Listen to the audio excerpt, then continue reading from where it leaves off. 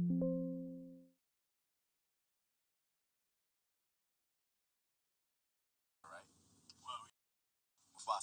you know we finally here, right? Mufasa, you know we finally here, right? It's Friday then, it's Saturday, Sunday, what? It's Friday again, it's Friday, Sunday, what?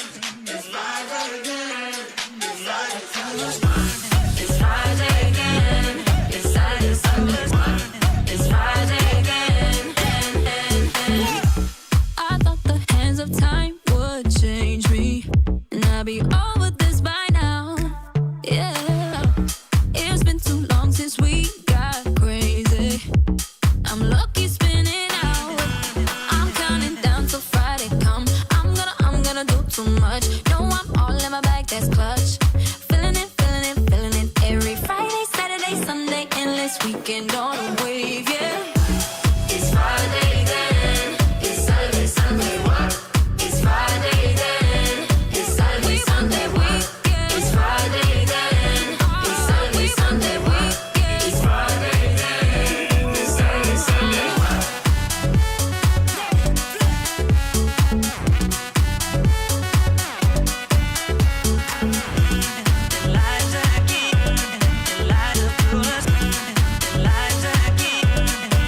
This can't be bad for me, 'cause I want more. Wanna feel the bass vibrating through the floor. So keep it playing. I'm on a wave, and I'ma ride it all the way. It's fresh cash. When it comes Friday. Look at that. Even the hit right there. Boom. It's Friday. It's Friday. We're doing it live at the BDH. We got a big day popping off here Friday. First off, we got special guest D Money here at the BDH today, the Patrick Wieland show. Hey, man, don't be laughing. You special. He's special. That boy's special. Good morning, chat. What a beautiful day to be alive. I don't know about you guys, but I do love a good Friday. Just something about it, man. You wake up in the morning, you roll over, you rub your face on some big old boobies, and you say, woo! It's time to party. And the funny thing is, I don't even party. My idea of partying is making a little bit of money this morning, going home, sitting on the back porch, looking at my boat and going, damn, Junior, damn, it's beautiful. What about you, D? You got anything planned tonight? The daughter, really. the party? I had my daughter the last few days. Oh, shit. So Well, your camera's dark. yeah, I see that. Yeah, D-Money. Yeah, guys, I had to. D-Money got tan yesterday. I went on the boat after the stream with PW, so got a little tan Got a here. little tan going on. Okay. So, okay. but yeah, had my daughter the last couple days, so I'm actually chilling. I'm gonna go look at a different apartment. Oh. Different building. Ooh. Somewhere where you got more parking for your G-Wagon. Yeah, you know what's going on there. So Yeah. I'll be looking at that this weekend, guys. Chilling out. Why D-Money so dark? I don't know, man. He went to the tanning booth yesterday. Guys, I went to the guess. tanning booth, guys. I blame the editor for that one. You know? It's always the editor's fault. When in doubt, blame the editor. Because he white as fuck and you dark. Something's going on here. Something ain't going on right. Dude, I'm fired up, D. Sunday. I think the last time that Logan Paul did a break of the Pokemon cards, that live stream got like 10 million views. Yeah, it's going to be right? lit. It got 10 million views. So, like, I'm not trying to toot my own horn, but, like, I'm going to be up in there. The whole time I'm going to shout him out. I'm going to shout out D-Money. I'll say, hey, everybody, tune into the D-Money show, Monday through Friday. Let's go. Monday through Friday, D-Money show. I got to put some covers on my Pokemon cards, sir. Just give me a second here. No problem. Let's see what we got. You're getting a little lighter. Getting a little lighter. He's oh, okay. Oh, right there. You know what it might be too, Jason, is that it's probably that light. That light back there. If you want to put it back on I put it up there, so maybe put it on the ground, point it up so you don't see it behind him. And like, yeah, bounce off that wall there. No, the other wall. No, no, the back wall. Yeah, that wall. Yeah, there you go. Yep. Okay, perfect. No, yep. Okay. Sure. Get out of there. All right. And then I think the camera It's just got to maybe point a little to the left. There you go, right there. How tall is Sony? Like 6'2". 6'2"? He don't look that big online. Yeah. He really? I thought he was like 5'8". No, He's 6'2"? Yeah, he's like 6. Damn. I was at him like a full ball. I'm like, you ain't that big? Now I'm like, damn, you kind of big. All right, okay. All right, I gotta figure out what color do I put on my Pokemon cards. The Pikachu. Everybody wants to be like me. Pikachu. All right, so D Money, you you're doing some house, some apartment shopping this Yeah, there's a new building. Oh, that new building. That yeah. new. Yeah, like it's not even, it's like literally a hard hat tour. You can't even tour it. Yeah. That's how rich D Money is. He don't even wait for the building to be done. He's already touring. He's already going and looking at the fucking penthouse before it's done. They called him and said, "Hey, Mr. D Money, if you would like, you can come to our construction site and you can tour it." You know, poor people, we gotta wait until the building's finished, but not D Money. Oh man. He said, "I'm gonna be there in my hard hat looking at that shit." Shout out PW guys, and shout out the chat. I appreciate the support. The chat, Let's y'all go. paying for his penthouse. every like. That's why y'all think the likes are just for fun, but really he getting paid by likes. Oh man. This guy's getting rich off the likes, man. Getting rich off the likes. Oh man, look at my little Pokemon card. I just bought another one of these, another Pokemon. I bet 18,000 on the next one, dude. I'm gonna go broke, guys, but don't worry, I'm gonna be rich in Pokemon. They're gonna be like, how much money you got? None. But I got Pokemon. You know, when I do something, I like to do it all. I like to go all in, D. You know, just like when I hired D, I was like, look, no trial period. You just get your own show, go for it. Have fun. See you later. I'm gonna go fishing. All right. Well, yesterday was a wild move, huh? Yeah. I got some of that action. I was actually opening some Pokemon cards on the boat, and while we were fishing, and I was watching the live stream, and you were talking about that short setup. Yeah. That thing fucking, dude, at 10:30. Oh my lord, what was that? 300, 400 points straight down to the downside. I got short on my phone and made money. You gotta love those days, right? When there's no, nothing needed, like no thought process. It's just like, look at it's a bear flag, get short, ride it. Yeah, melt it to the downside. Melt it yesterday to the downside, guys. What were you doing? You guys looking at shorts yesterday? Yeah. So after, it was the open was a little choppy. That opening range, tried the 5-minute opening range trade. Was green. It went green, red, got chopped out. And then once the 15-minute ORB set up for the shorts, look for shorts. Yeah. So your cousin has a first edition box for $30K. That's crazy. What first edition? Like the base set? I don't want to tell him that he's underselling himself, but I will buy it for $30K all day, baby. Yeah, no problem, bro. Send it on over to me. $30K for if it's a base set first edition. They're going for like over 100 grand, 200 grand online. So if he wants to sell it to me for 30, I'm all in, baby. Send it over. I will double down. I'll give him all the 30K he wants. No. Don't tell your cousin that he's underselling himself, please. Don't tell him that. Literally.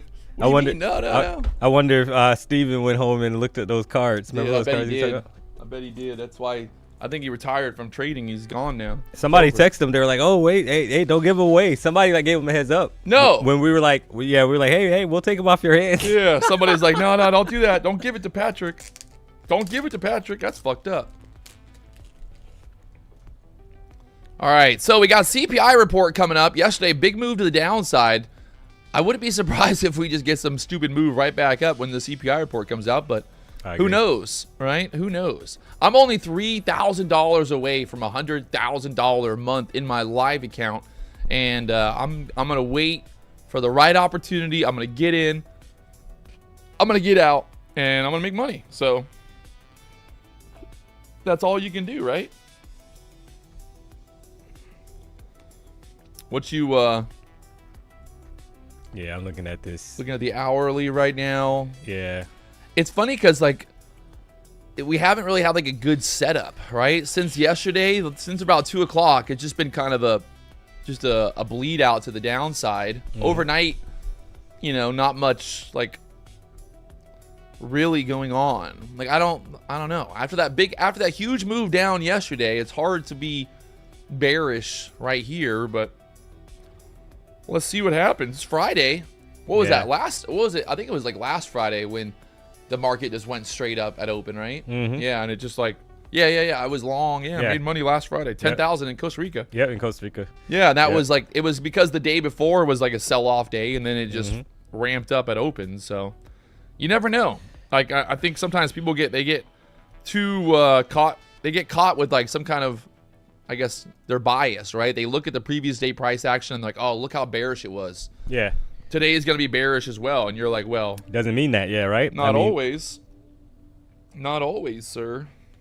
CPI first dump after pump. Yeah, it could be. I mean, guys, we're gonna so if you're trading CPI, the reality is if you look at yesterday's daily candle, so that's a lot of selling pressure to the downside, guys. Does not mean it can't continue, right? We're not saying that, because I know somebody's gonna come into the chat and say that, oh, you guys said that it couldn't go lower. Yeah, it can't go lower. You said it couldn't go lower. It could definitely go lower. But you had a 700-point range on yesterday's daily candle, guys, right? So that's a lot of selling pressure to the downside. So we'll have to see, right? Now, we do have that daily candle from February 6th, the low chat, 24,239.75, right? 239.75. That's the low of the February 6th candle. So that candle, right, and that's sitting right above the 200 EMA on the daily chart. So I do see that level down there. We do have a bearish EMA cross as well on the daily chart, but anything is possible with CPI, guys, right? It just depends on what they want. Happen. Yeah. Anything can happen. Like that? Or no, not like that? Different song? All right, well, don't mind me just taking care of my Pokemon cards real quick. I gotta have them looking good for the event on Sunday. You gotta, like when you go to Pokemon events, you gotta show up with like all your Pokemon cards. Like your top Pokemon cards. It's kind of like it's like a car show. It's like a car show. So you gotta like show up and be like, kind of whip out your box. Just trying to be like whip out my box at the Pokemon show. Like, look at my box, boys. I got some more cards coming. Ginger's actually waiting at the house right now for some more cards. I gotta figure out. I need to. Shout out Rio Trades, 1,000 here on the Realist channel. Out. Where are you guys today, Rio Trades? You're in ATL. Go ahead and hit that like button. Yeah.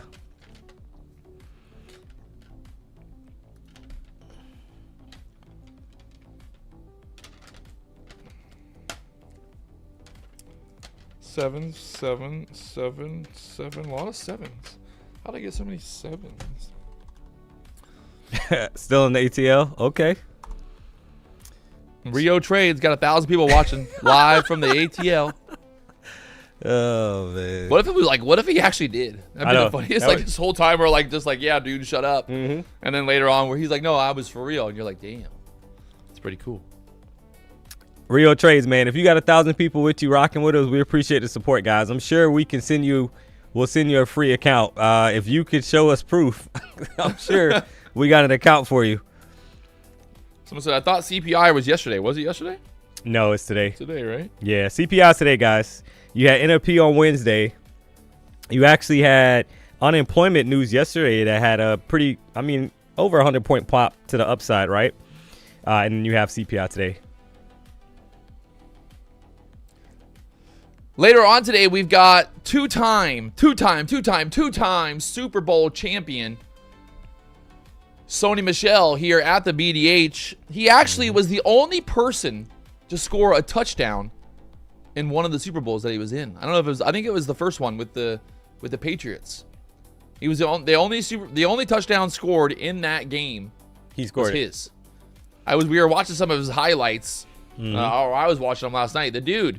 I'm gonna ask him first off. When he was in 8th grade, that man, he was a full-grown man.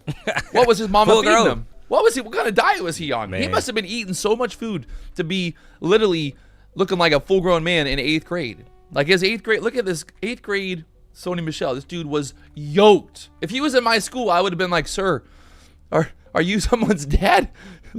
It's huge. Dude, look at this guy. How did he, like, what? This is 8th grade, dude. What the fuck? Oh, man. Jacked. Yeah. Insane. Yeah, that's insanity right there. Insane. Crazy. Some people are just born different, man. Just born different. Clearly, he was born different. That's an 8th grader right there, chat. That's an 8th grader. Living the dream. You know what's funny though? Because I remember, I don't know if you felt this way, but I feel this way. Because when I was in school, like 6th grade, I remember the 8th grade kids. They looked like adults, right? Like the kids like that were older than me that looked like adults. And now, like I see Landon, and I see the kids that he's like hanging out with, and I'm like, bro, y'all look like you're in 5th grade still. Yeah. You know, like they look like little kids still. I don't know if it's like, if it's just like, society or it's weird. It's like weird, I know. Because I remember being a kid and like I remember high schoolers, dude. High schoolers were they were so scary looking. I'd be like, oh, dude, that dude's got a beard. He's got fucking, that one guy's got pubic hair, and he's got fucking armpit hair. He's in 10th grade. He's got armpit. He's got pubic hair, and he's got a beard. I couldn't even grow pubes till I was like fucking 25. It's crazy. I mean, it's just weird. I don't know. Was I just like low on testosterone as a kid? I don't know. Chat, does anybody feel that way? Anybody feel that way? I swear it's a real thing.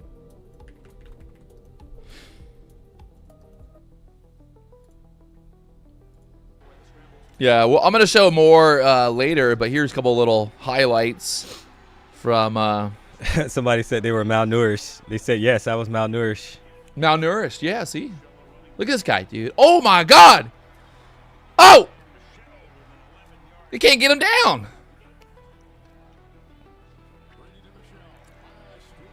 Oh! Squeaky. Yeah, he had one play, dude, where he just, like, full-on stiff-armed the guy, and it's so funny, because the guy just, like, fell down. He just, blah! Stiff arm. Like, whoa.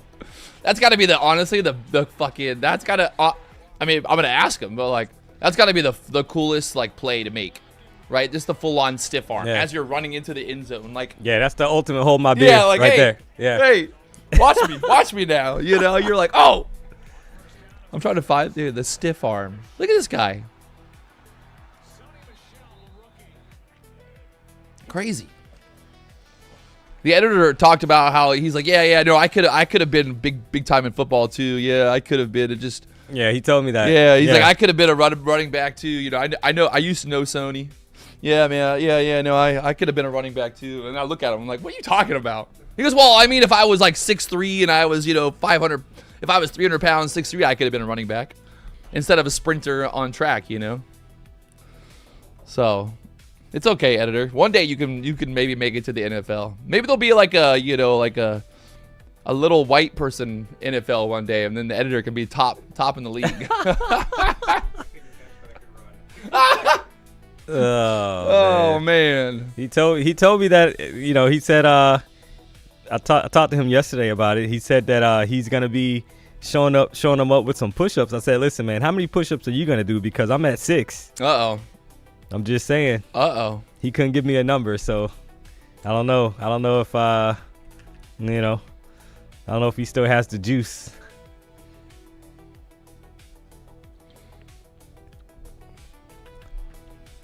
Yeah, it was crazy too, cause so he went to the Rams, right?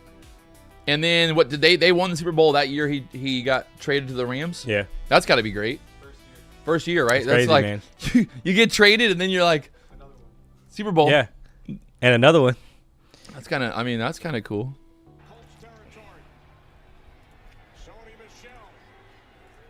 Yeah, I was trying to find the video of him fucking the stiff arm.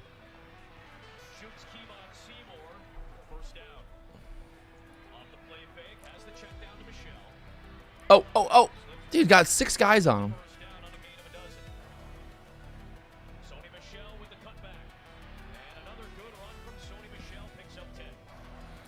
I mean, the crazy thing too is like, bro, I mean, he's he's absolute, like, he's running into a fucking wall of just monsters. Oh, without a doubt. Right? Like, Without you're a like, doubt. you're like, your head down. You're like, I got to get through 4 fucking defensive, I don't even know the name of the people, but the defensive players. I got to get through them. Oh. Hey, maybe go down a little bit on the brightness on D-Mug. Now his forehead's turning white. So he went from looking real dark to now he's turning white on screen. It's just like, I think it's like that. It's just like hitting on his forehead there. That's the good thing about being white is you just, no matter, even if it gets brighter, you still look exactly the same. Darker. Nah, see, I think it's just the fucking. Yeah, I don't know. I gotta. What? I don't know. I mean, how's it look on your end? Yeah, I'm just trying to save him for not having that big white spot on his head.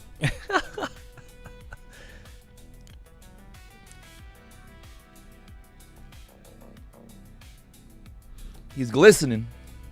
Money. Money looks good, baby. That was Jerome at 20. Yeah, that was Jerome in his prime, guys. Bro. That was Jerome back in the day in his prime. Jerome went to the NFL and told the stats, and they were like, no, your football stats. He goes, no, I robbed 7 convenience stores. I do a 100-yard dash. He's like, whenever I could run with 2 TVs underneath my arms, no problem. Ain't no one gonna stop me. Oh man, I always get to the touchdown. See, now we're too dark again. I think we just gotta you gotta like adjust the settings to try to get those highlights down or something. I don't know. It's just for some reason it's like peaking. You remember we went to lose the other day? Remember the parking lot when we were leaving? Oh yeah, dude.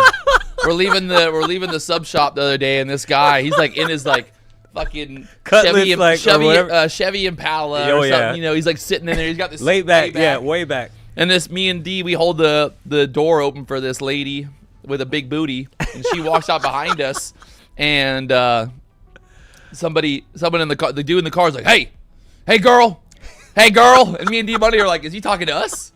And like it's this, the big booty girl. She kind of was like, she's like, nah, leave me alone. And he's like, nah, come here, I got something for you. Yeah. So then she walks over to the car, and we're like, me and D are like, what's about to happen? Man. I don't know if he gave her some money or what. Yeah, he gave her money. Her money. He's like literally yelling out, come here, girl. Yeah, he's like, I got some money for you.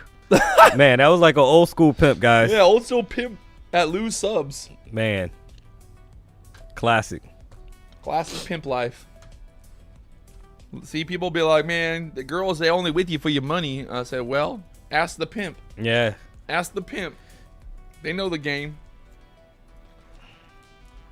We should, I still think we got to do the Jerome, the day in the life of Jerome. Oh, it's coming. Yeah, stay tuned, guys. We got to tell Jerome to come in and let the editor follow him around for a day. Be hilarious. Yeah, stay tuned, guys. We got some Jerome, unfortunately for me, great for you, but we definitely got more Jerome content on the way, chat. Jerome, my homie. Think he has some kind of under table deal with PW, so hey, looks like he's sticking around. Unfortunately. What can I say? I'm a man of the people. People like Jerome, man. Every time Jerome goes on camera, the views spike. I'm telling you.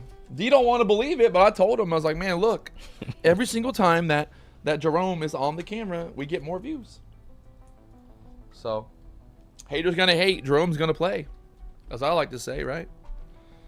Haters gonna hate, Jerome's gonna play. It's hard to like color coordinate which bumpers I want on my Pokemon cards. All right, we got CPI report coming out 8:30 today. We got Sony Michelle, the two-time. It's one thing to win the Super Bowl once, but did you do it twice? Did you do it twice? Look at this. Oh, he's unstoppable. That's how I feel my NASDAQ orders are sometimes. That blue line. Yeah. It's like I need that 10 yard. I need 10 yards, baby. So I think that's where me and Sony we're gonna relate, because I'm like, man, I know what it's like.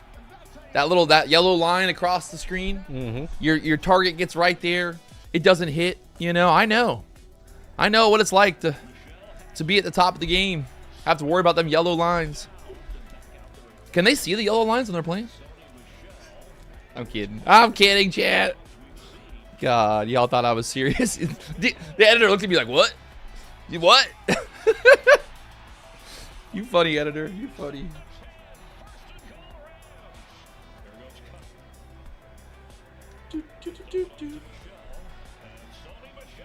Oh, that was the face right here. Wow, pushed him out. Oh, shit. We're going to see rings. Yeah, that would be sick.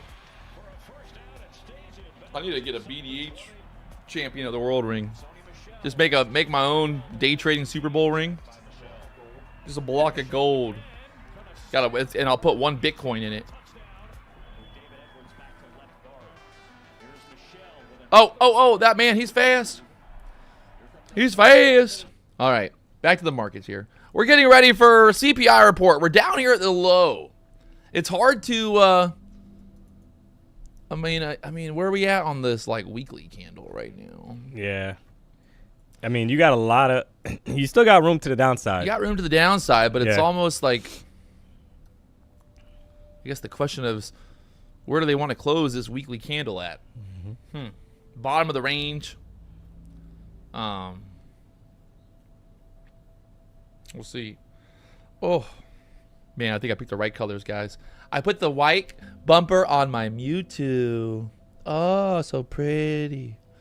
Chat, I'm cooked.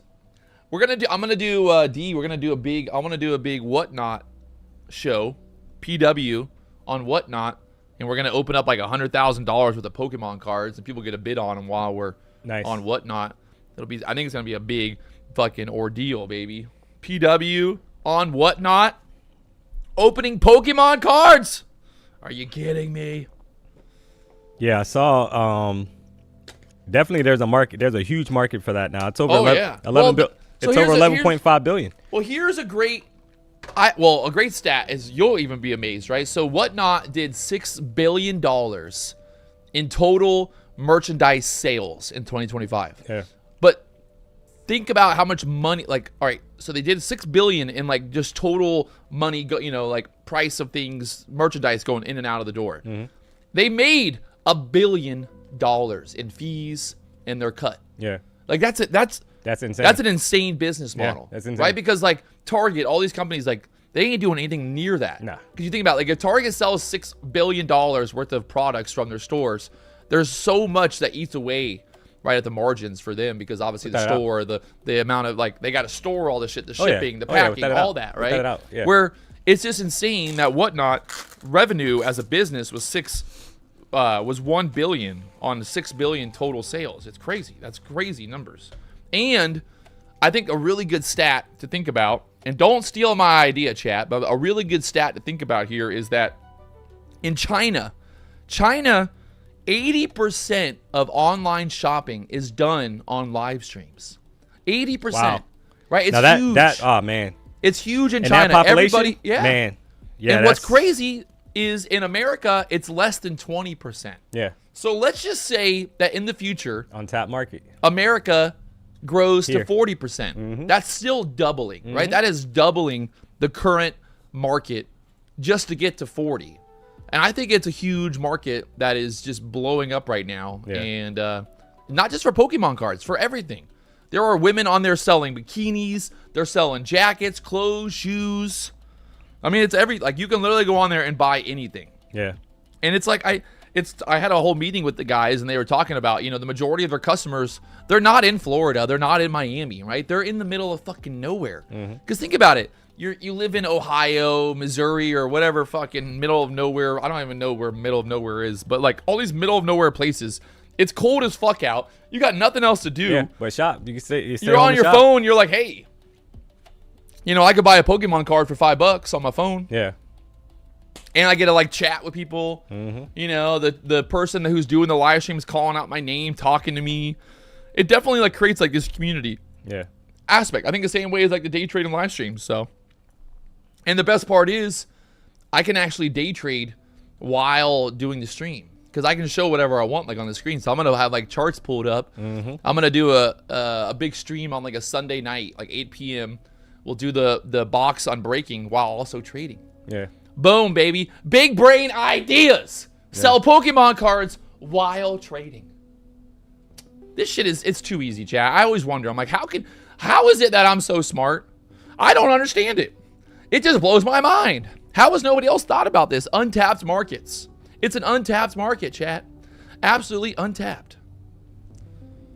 Marcio, come on, Patrick. You can see that and hear that D-Money does not like the Jerome character. Guys, for the last time, I created the Jerome character, guys. PW had nothing to do with the. I had no influence over the Jerome character. He literally he bought the afro and everything. He did. PW didn't even know about the afro, guys. He I didn't told even know. him, I was like, hey, come up with something funny, and he came up with the Jerome character. I had no influence at all. I literally got with Ginger and ordered the afro and all the props for Jerome, guys. That PW had nothing to do with it, honestly. I would say props to you though, because you thought you obviously knew it would be like funny for you to like play out, right? Exactly. You're like, oh, my funny cousin. Yeah. Right? Like that took some brain power to be like, because you could have been something stupid and be like, oh, I'll just like, I'll wear a fucking cheetah print shirt on Fridays. Mm-hmm. It could have been like Patrick, but but no, you created a whole new character. I love it. I think Jerome's funny as fuck. Yeah. And the best part is, people be like, oh man, we hate Jerome. I'd be like, but that's just D-Money's alter ego. When D-Money gets a few tequilas, Jerome's coming out. I know it. He says he don't, but I know. There ain't no way that Jerome is inside him all this time, and then when he gets a few tequila shots, he ain't doing a little tippy dancing. I haven't really went out and partied with D-Money yet because he's a busy man being a father, but I'm sure at some point we're gonna get in some trouble, and I already know that Jerome is gonna be coming out. There's no doubt in my mind, like it's gonna be a Jerome character out there. Oh man. Yeah, guys. So I'm literally being sarcastic, guys, when I'm saying that. Oh, like unfortunately, Jerome's sticking around, guys. Yeah. that's the entertainment part of like. It's just come on, man. Fun. We just having a little bit of fun. What time is it right now? 8:23. 8:23. We got 7 minutes till the CPI report, chat. 7 minutes. We got a big day. It's Fresh Cash Friday. Nobody's doing it as big as us. We got giveaways. We got all kinds of action. If we could break 7,000 viewers on the stream today, we're going to do a mega giveaway. I got so many accounts to give away, but y'all got to help me help you, right? Just keep on watching. Even if you don't like watching, just leave the screen up.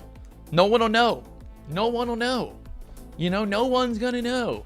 If you work at Best Buy, go around and put the live stream on every single TV, right? It's a team effort, chat. We're here to do this together. If you work at Walmart, don't be afraid to go around the whole entire store and put the stream everywhere, right? Help me help you. Let's get to 7,000 viewers today. We're so close. I think we were at like 6,600 on Wednesday. Yeah, we were. Yep. So like 400 more. That's all we need. 400 more and we break records. We're going to break records, baby. Come on. So funny, the whole Top Step thing. That's just the debacle online. And this right here. So, Michael Patag obviously has been saying that they have no issues, blah, blah, blah. But then yesterday at 10 o'clock at night, he must have been smoking some of that good Aspen weed or something. And he started on a little Twitter rant.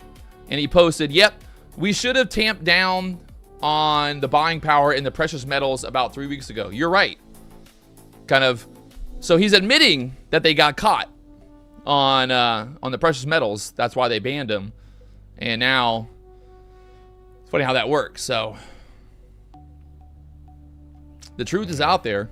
Top Step just fucking spiraling to nothingness. Man. This right here has to be the funniest shit I've ever seen in my life. So MP posted yesterday that everybody should go read this article, right? Like, oh, go read this article, guys. Yeah. Right? It's an article about Top Step. Like it. Like, oh yeah. You guys should read the article, guys. Yeah. Guys, go read the article. Well, what's hilarious is click on the article. First off, it's on a fucking PR website.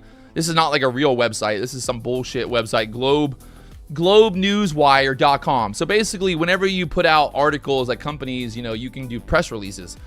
The best is Top Step brings elite performance to trading with champion half-pipe skier Alex Ferreira. First off, ain't nothing cool about fucking skiing. I don't give a fuck what you say. I ski half pipe. Yeah, well, I bet you also smoke the pipe.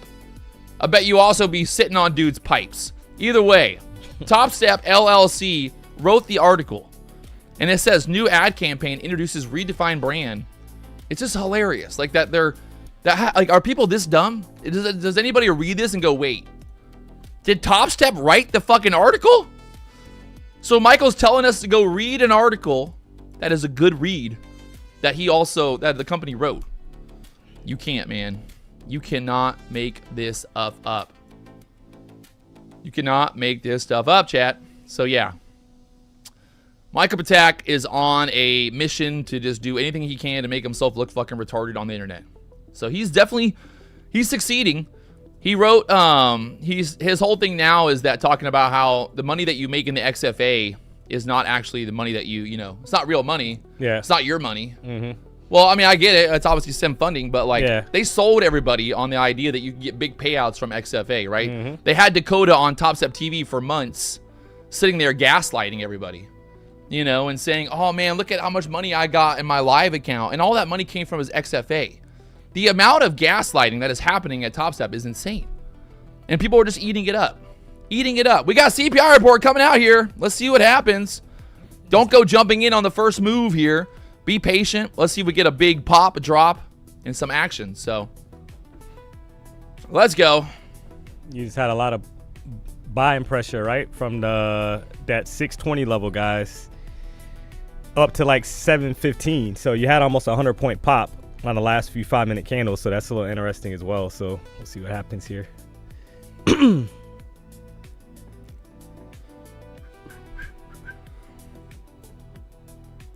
I need to make just a couple $1,000s a day. A couple $1,000 a day is a good day for me here in my live account. Fresh Cash Friday. We got about 2 minutes here till the numbers come out. And let's see what happens. Pump before the dump. Or maybe the dump after the pump, the dump. Something like that, Gonna get crazy either way, chat. We just trying to have a little bit of fun. Everybody wants to be a kung fu fighter. Because they are fast as lightning. Do us a solid, guys. If you haven't already, hit the like button. If you're not subscribed to the channel. Wait, they haven't hit the like button yet? Oh, yeah, we got 385. Wait, hold on. You got to hit the like button, chat. We're going to turn this thing off. Yeah. D-Money said if you don't get 2,000 likes before the CPI report comes out, he's going home. I don't know, man. He getting the celebrityness of him is getting bigger and bigger by the day. He told Ginger the other day he doesn't want no green M&Ms. That she got to take out all the green M&Ms from the candy jar. Man. I'm like, bro, that's a little much. He goes, no, I can't look at them green M&Ms. I said, okay, sir, no problem. We'll get rid of the green M&Ms. So yeah, for anybody out there, if you're watching, don't ever give D-Money green M&Ms. He don't like them. He said, got PTSD. I guess Jerome at one point terrorized D-Money with green M&Ms. Don't want to get all deep into it because it's a sore subject, but I'm sure at some point Jerome going to talk about it. Well, you know how Jerome likes to tell all. I heard Jerome's actually shopping right now. He's out. He's trying to get a Dateline, 60 Minutes, to do a piece on you. The truth. He wants everyone to know the truth on D-Money. Oh, man. The Jerome truth. This guy, man. He said D-Money don't know what he's doing. He wants everybody to know the truth. All right, we got 10 seconds. CPI report, up or down. Which way do we go? Put your hands in the air like you just don't care. The roller coaster is about to go wild. They popping it right up there to the VWAP for now. Right there, 780s through the 55s. Bam, bam, bam. Shake your man. Still pushing. No pullback here yet. No pullback. Straight up out of that little bull flag through the VWAP, through the yesterday's close. 760s, 800s. Still going. 24,000. 24,000. This is a 1 minute candle. We got 100 points there on the CPI report straight up. Let's go. Like I said earlier, guys, look at this chart. That hourly chart was just looking prime for a pop. Mm-hmm. Even if you thought it was going to go lower, you're thinking they were going to maybe want to cause some pain to the upside. I think I've truly adopted a new theory in the markets, right? If I don't see pain, I don't want to play. Yeah. Because the way I think about it is, if somebody else has not already experienced pain, then that means I'm going to experience it, right? Like if I enter a trade here and the market has not caused pain to somebody, then I'm like, fuck, am I going to get, I don't want the pain, The pain's gonna get me. Damn it. No pain, please, sir. Please, no. I don't want the pain. So, I mean, that's just like, you know, a theory, obviously. But remember, we talked before as well that we can't remember the last time. You said that last time the CPI report came out. We can't remember the last time it was bearish. Yeah. Yeah. I mean, the streak continues. There we go. I mean, straight up. No pullback, just straight up there. So, you got to love it, man. You got to love it. Right now, up here above the 800s now. It pushed up there right to the 820s. Is there still more room to go? CPI report. It's hot, hot, hot. Oh.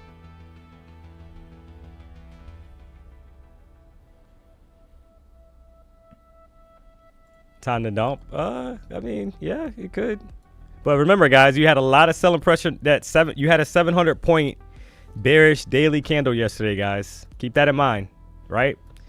Talked about that on stream yesterday. Making a point. Yeah, is that we had a lot of selling pressure to the downside yesterday, right? So today could be a reversal. Like, right, we could, maybe you push down a little bit here, retracement, going into the open at 9:30, and then you get some upside momentum. Who knows? Either way, we're going to try to join that momentum, obviously, at market open.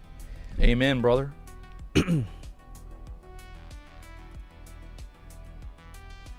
All right, we got the trap to the upside right now, so the pain is happening to the bulls. Now let's see if the bears get paid.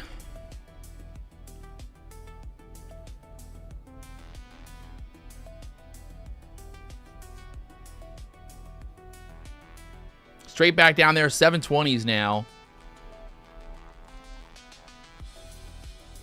If we lose that 700 level, well, look out downside. But I think as long as he kind of holds 700s, could be some more momentum back to the upside here. This is the 5-minute candle right now. 1-minute candle pulled back to the VWAP. Bouncing there at the VWAP for now. Got to see if they're going to ramp it back up through the 800s again. A little pullback before another push or maybe a dump. Either way, we're going to find out.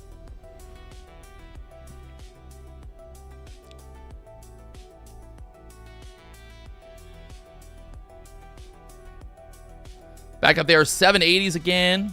See what happens. I think it's like if we get above 800s, look for more push to the upside. Kind of break out of that 5-minute range there. Kind of got the 5-minute range on that data candle. Got 2 minutes to fill or close there, I guess. So watch that 780, 800 level. If we start to push, should get more momentum to the upside here. Just to kind of retracement some.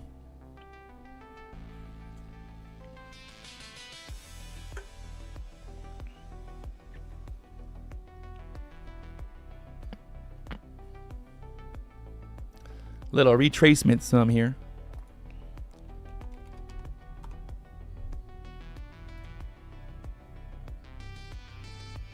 There's that 780 pushing again. Trying to push.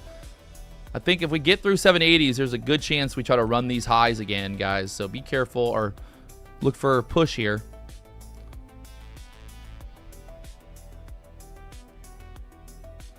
Yeah, so it looks like the number came in, guys, at 2.4%, right?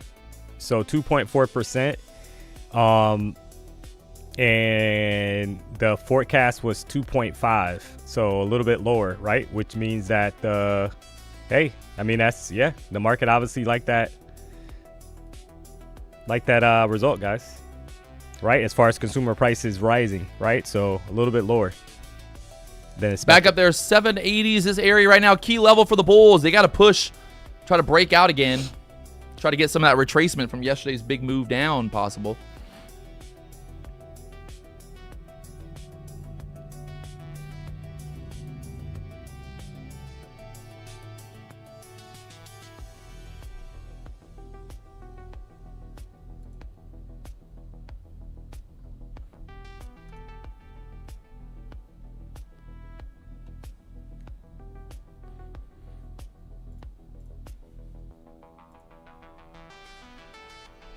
New 5-minute candle just open. See if we get a wick off that VWAP level and then more push to the upside here. Kind of holding the middle of that last 5-minute candle. Holding the middle of that last 5-minute candle. Again, back down.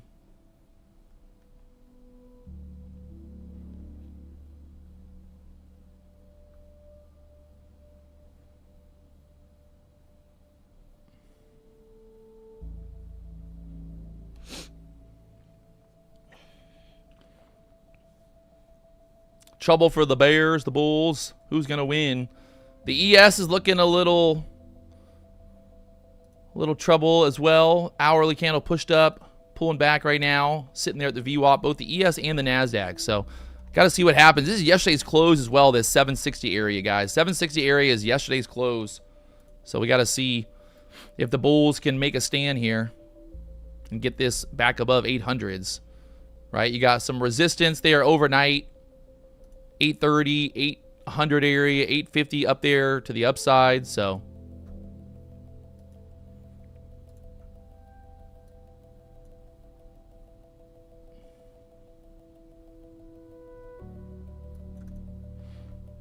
$750s again, bouncing.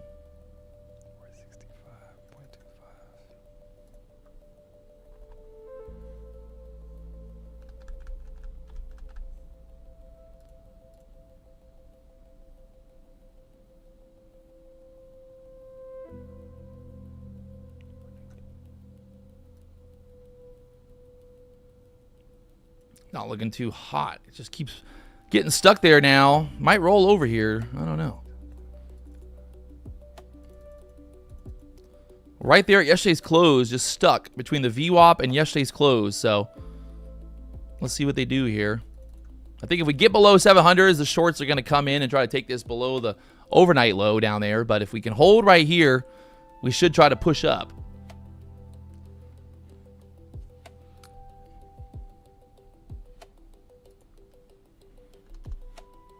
$760s again, a little bit of resistance. I'm still just watching to see if we can get some momentum to the upside here. Nvidia looks to be all right. NASDAQ's trying, there's that little push again. But we're right there at yesterday's close. So yesterday's close right now acting as that resistance, that dotted line, 780, 800 level here. Needs to push to get through there.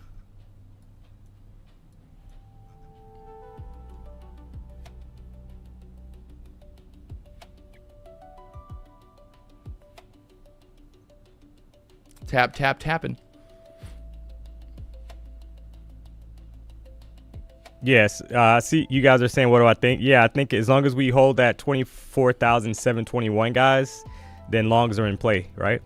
That's how I'm reading it.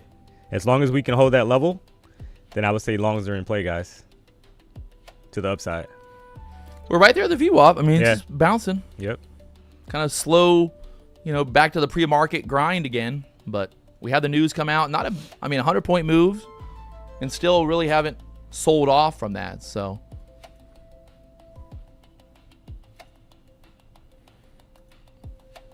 getting stuck. So I think now it's like 740s basically is the line in the sand for the bulls, the bears. If the bears get it back below 740s, then some more downside to kind of break this trend here. But right now they're still holding there. So 740s needs to hold for the bulls. This is that push again to test the 780s.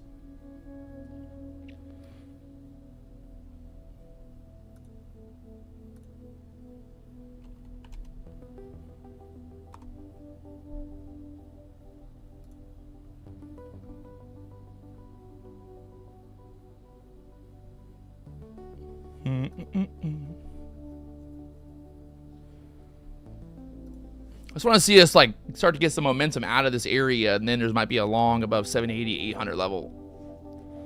Right now, just kind of stuck there. When it's stuck, I don't want to go, or I don't want to play. I like to get in when it's going crazy. Crazy, chat. If it's not crazy, I don't want it.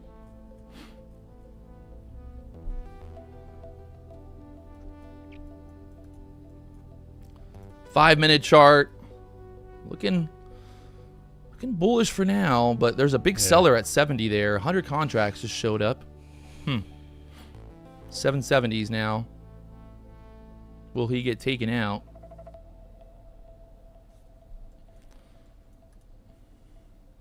Looks like he got taken out. So let's see if they start to push through here now. Once again, 780s. The bulls, they want to push. They want to push it. Got to get it above 800s, and then the bears are going to be in trouble because they're going to be trying to short here, thinking this is going to be the resistance area, and then what happens? They're going to get screwed like Charlie Brown. And you got a crazy looking bullish engulfing candle, guys, on a 1 hour chart right now, right? Crazy looking bullish engulfing candle. Engulfing actually, it's trying to engulf the last previous 3 bearish candles, guys, on a 1 hour chart. So there's a lot of buying pressure in the market, right? Obviously, we got 18 minutes left on the current 1 hour candle, but would not be surprised if we can close as if this candle closes, guys, as a bullish engulfing candle, then I would say that we're probably going to get a lot more upside coming as well, right? So 50 EMA is sitting at 24,991 on the 1 hour chart. So that could be a potential target area. And maybe that happens after the open at 9:30, but look out to the upside, guys. Look out, Charlie Brown. All right, 790s wanting to push through the 800s here again. I think we'll get that push up, at least try to take out that high from the data candle, right? Just to try to cause some pain to the bears. Yeah. The bears want the pain. Daddy wants to play.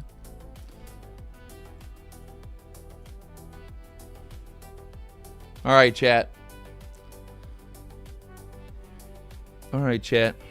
I'm done. I'm done. I've done it. I did it. For the month of... What's this month? February? February, yeah. Yeah, I'm making so much, but I forget what month it is. In my live account, I'm gonna close this out and be done for the day, because I don't want to like fuck around here and try to like make more money, because I already know like I'm gonna go on tilt, and I'm gonna like, because I passed the 100K by $100. Yeah. Right. So if I take another trade and I lose 500, oh yeah, you're gonna. Oh man. Then I'm gonna be on tilt. Yeah. So like right now, the plan is I'm going to pay myself $80,000 for February, and then that's like my month. My month's done. Right. Like at that point, I've already made 80 grand on the month. Yeah. And then I'll start back with 30 grand. Right. I started this account this month. Yeah, so I had 30,000. I took a $70,000 payout, 75,000. You can see basically I had 105. I took a $75,000 payout. I made 14 grand the first day, so you can see my balance was 44,000 after that. So for the month right now, I mean, we're chilling. So it's just like I've made more money this month than 99% of traders will make their entire lives in 1 month. And this is just 1 month. This ain't even the whole year. I mean, if you look at the year right now, I mean, you know, pretty much 2026, I'm the best to ever do it. For the year right now, we're up 173,000 in the live account. Live account, 173,000, chat. I might not be the best to ever do it, but I mean, I might be the best to ever do it. I don't know for sure. I'm going to ask Sony Michel later on what he thinks. You know, what qualifies somebody as being the best to ever do it? Is it like, is there a number? Is there a, you know, is it just a thing? Do we just come to a consensus? How many people have to be in the consensus? Like if I ask D Money and I ask Jason, the editor, and then I ask Ginger if I'm the best to ever do it, and 3 people say that I am, does that make me the best to ever do it? Like how many people need to be polled? Yeah. You know, that's the question I need to know. I say, hey, I asked 3 people and they all agreed. So, I mean, I must be right. Must be right. Oh, man. What a time to be alive. I'm just very, very, very happy, right? I'm just happy that, honestly, after all the trials, the tribulations, the ups, the downs, just everything, man, you know, it's a battle. Trading is a battle. It's not easy. You're not going to get rich quick. You're not going to figure it out quick. But I think this is proof, right? Proof to everybody out there that, number one, I didn't go to college. Number two, I'm not smarter than anybody else. I mean, I might be smart when it comes to like, you know, social media and rage baiting and all that stuff. But when it comes to like actually trading, there's nothing that makes me special other than just like doing it long enough and trying and going and keep coming back. But what makes me, I guess, now profitable is I got rid of a lot of the bullshit. Right? At one point in my life, I was, you know, when you first start out as a trader, this is how it goes. Like, you think about it like this. Like, you go from, like, You're starting out, you get a little bit of success. It's great. You think you're the best ever. On top of the world, yeah. And then all of a sudden, it's like, right back down. Yep. And then you're like, okay, you start again, you start finding a little bit more success, you start finding a little bit more success, and then bam, it's right back down.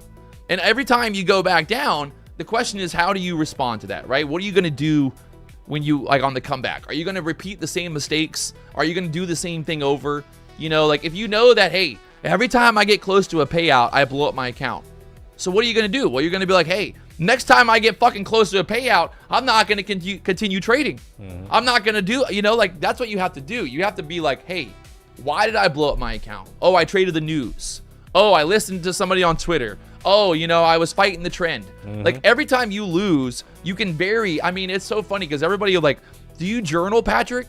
Do you journal? Yeah. I'm like, I don't need a journal. Yeah. I know when I fuck up, right? Like, either it's me oversizing, it's me getting greedy, it's me just trying to force trades, it's me, you know, trading in the middle of the night. Yep. Like, some of my worst trades happen just like randomly. Because what happens, like, I'm on Twitter, I'm looking at Twitter, and I see somebody posting about how NASDAQ's moving big. Yeah. That, you know, in the middle of the night. And I'm like, fuck, well, let me go see what's going on. And then I'm like, wow, it's moving. Yeah. And then what do? I get in, and all of a sudden it reverses, and I blow up my account. Done that so many times, guys. Right? And it's just like, those are the reasons, like, that is why people fail. They don't fail because they don't know how to trade.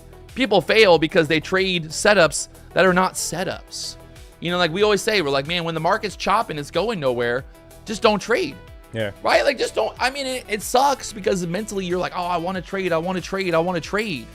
But at the same time, it's like, is it worth it? And people are like, yeah, put it on small size. But even putting on small size in a choppy market can still get you from green to red really quickly. And your mental too, yeah, right? The mental, because it's like you just get burnt out. Yeah. Because you take 5 trades and they all lose, and you're just like, fuck it. Fuck it. I mean, the chats, they see me, right? Like, I get in that mindset where I just don't care anymore. I'm either gonna blow my account or I'm gonna make $500. And that's the crazy part, right? Like, we're so committed to a small amount of money, but we're willing to risk everything to make another $100. You're like, hey man, I'm up 100, I'm up 99,000 in my account. I just need to make one more 1,000. Yeah. And that's when you go from up one more 1,000 to just, she gone. She gone. Yep. You know, so not to like get all inspirational and motivational here with you guys, but I think it needs to be talked about, right? Because again, it's like, why do 90% of traders lose? It's not because they don't know what they're doing.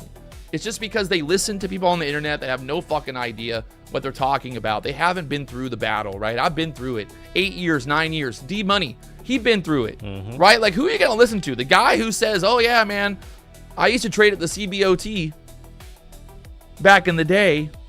And you're like, well, what's that got to do with me?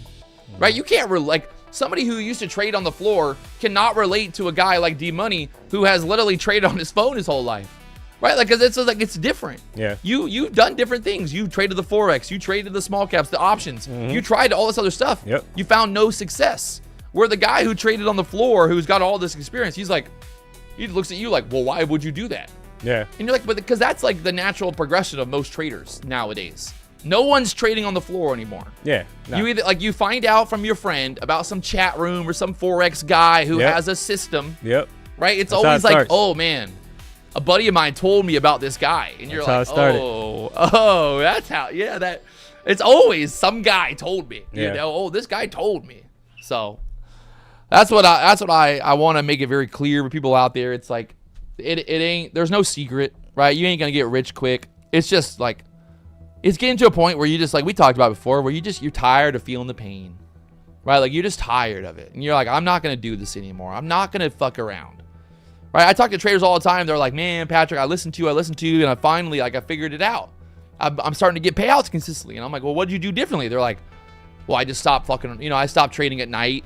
Yeah. I stopped trying to trade when the market wasn't moving. Like, I had a guy the other day, he told me he's been trading ICT for 3 years. Never had any success. He's like, I started watching the D-Money show. He's like, I'm getting payouts now. And I'm like, well, why? What is it? What is it that I think it's just like when people see other people doing something very simple and trading in a very simple way, they're like, wow, right? Like, so I don't need to know every little candle formation. I don't need to know every little, word for every little line on the chart. Yeah. I just wait for a good setup, and then I get in, I get out, and then I make my money, and I'm gone. So I don't know. I hope if there's anything that people learn from me, it's that you don't have to pay some guru thousands of dollars to learn their system, because I promise you, your guru, he just trading bull flags and bear flags. Yeah, he's just calling it. He's making up some other name. Yep, he's making it. And you look at the chart, and you're like, wait, is that a bull flag? He's like, no, that's a POC reversal unicorn Pokemon setup. You're like, no, it's not. Oh man, guys. So the thing is, chat, PW is 1,000% correct. So you got to know yourself. I think the key to it, guys, is you got to know yourself, and you're gonna have these triggers. You have like these. It comes like a point where you start to realize like your triggers, right? Yeah. What triggers you to go on tilt, basically, right? And if you start kind of deep diving into it, you're gonna notice it. I've done it a million times, guys. I mean, right? it's humans, right? Hey, I'm gonna trade tonight because for me, it's like, oh, hey, I got my daughter. I don't have my daughter tonight, so let me trade. Some people going out to bars and party, and D Money's like, I'm gonna go trading. That's how wild trading is, right? Like, yeah, it's like you got to get to a point where you're not like, you don't enjoy like trading when you're not supposed to, right? Yeah. You're almost like you got to shock yourself a few times. You're like, hey, I ain't touching my computer at midnight. Yeah, I don't give a fuck. I don't care how bored I am, right? Because it's always those boredom trades. Yep. Even like when you're, I do it, you do it. We're on the live stream, and it's like there's no good trade, but you take a trade just because, and then it ends up not working. And everyone's like, yeah, you suck, and it's like, like I never would have taken that trade. Like why did I take that? Like the power hour is the worst. Oh man, I've been doing the power hour, and I'm like, it's been and nasty. I'm like, everyone's like, put a trade on. I'm like, all right, I'll put a trade on, and then it goes against me. They're like, look, you suck, and I'm like, no, I don't suck. I normally don't trade this. I promise you. Mm-hmm. Oh man, but yeah, I like I said, I'm at that.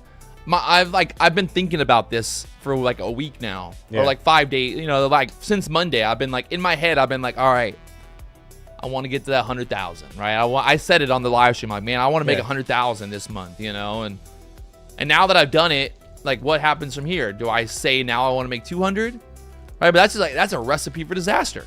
Yeah. Because now it's just like I'm just trading my P&L. Like I'm not even trading anymore. I'm just like thinking about the numbers in my bank account more so than like what's a good trade or not.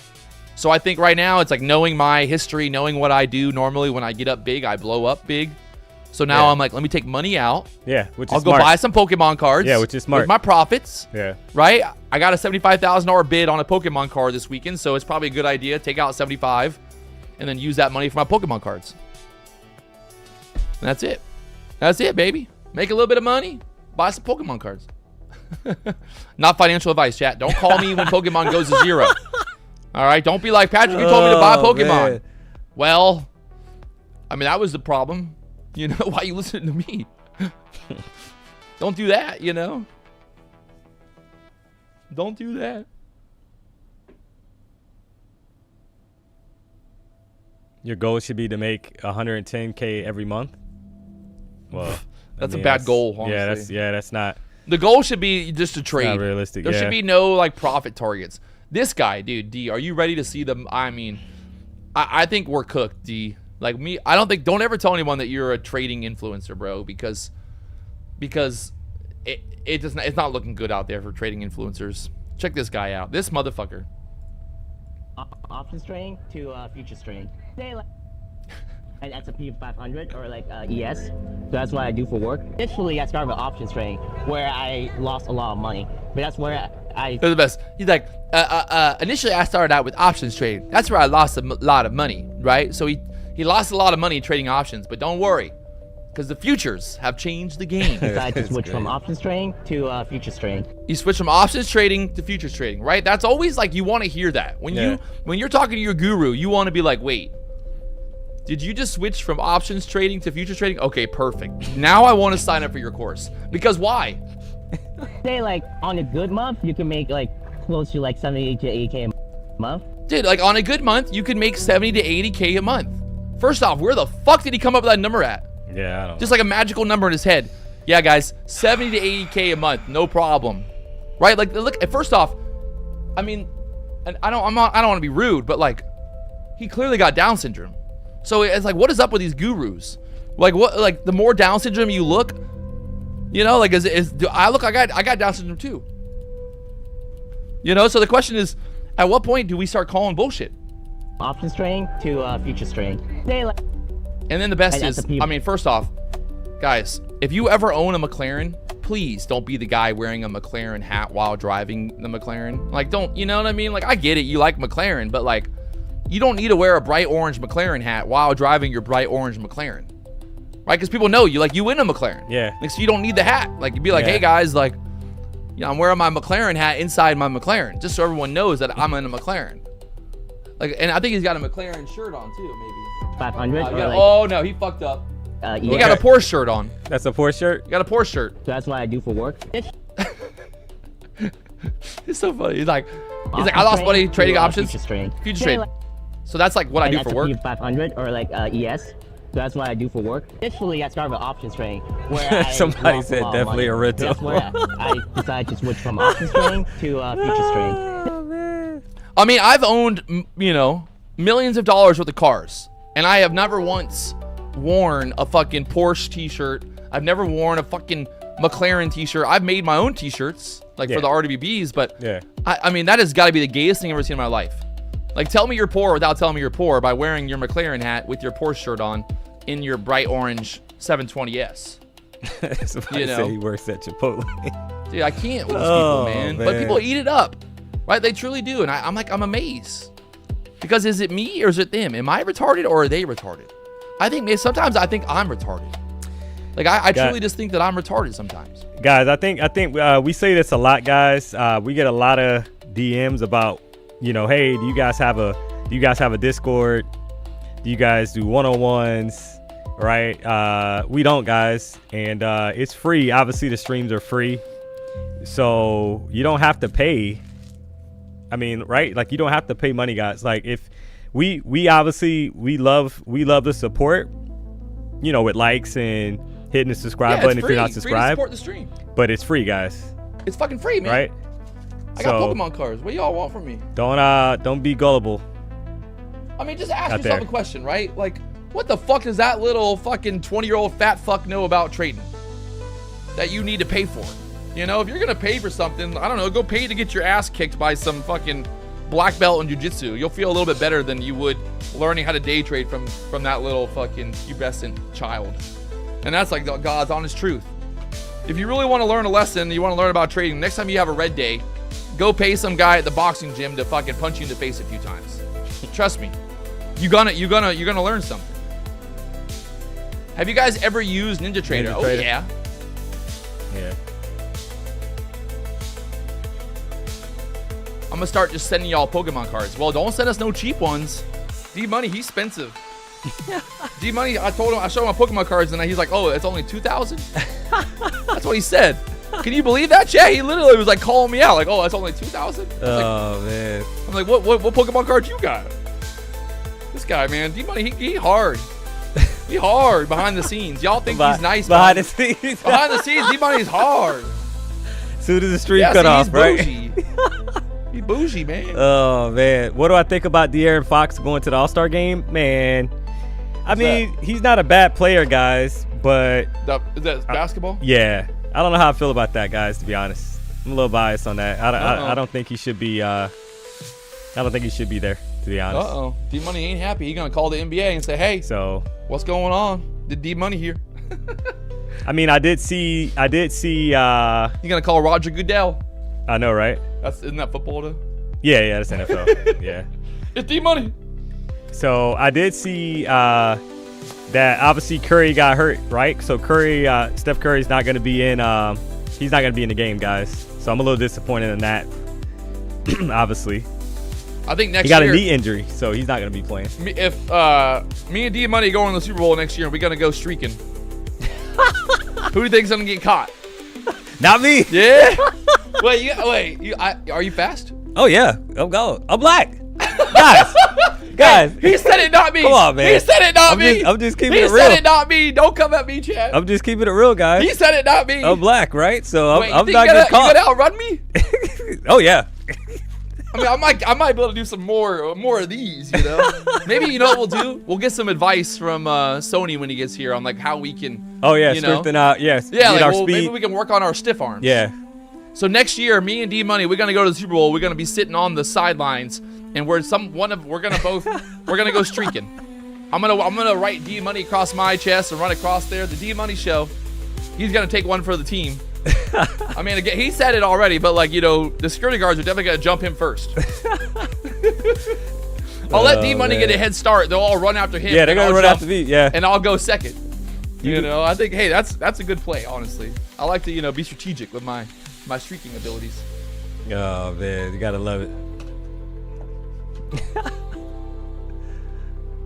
Dude, I'm so fucking hyped up for Sunday, bro. Like, it could be the worst night of my life because I spent $400,000 and I might just walk away with an absolute fucking goose egg of nothingness. But yeah, hopefully that's gonna not the case though. I just need to get a couple good hits. I'm gonna be on the Logan Paul live stream Sunday night. Millions of people watching. Monday, we won't be live on Monday because President's Day, but Tuesday, the live stream could have fucking 20,000 people watching. I'm just saying. So get ready, D. The people are going to be showing up in droves. They're going to be like, oh my God, are you the guy? Are you the guy, Patrick? I'll say, I'm him. I'm him, chat. I was the guy on the Pokemon opening. How was the fishing? Zord caught a sailfish. Yeah, I saw that, yeah. So that's nice. Zord got a sailfish. D Money caught a sailfish. Not yesterday, but I'm trying to get everybody on my team catch a sailfish. People were like, how do you pay your employees? I pay them in sailfish. We don't have any money. We just go fishing. All right, well, there we go. Like I said, NASDAQ needing to kind of hold that 740 area. As you can see, we are holding it for now and pushing up there. So, will the market be open on Monday? I think futures will be trading, but the actual stock market is closed because of President's Day, which I'm very excited for because I'll be in Pennsylvania or Philadelphia. I've never really been to Philadelphia. I'm actually looking forward to kind of just walking around the city on Monday. I might, hopefully, gotta get it. It might be a late night. That live stream's gonna go You gotta get a cheesesteak up there. Yeah. Oh yeah. You gotta at least travel, right? Yeah. You gotta Philly cheesesteak. Yeah, for sure.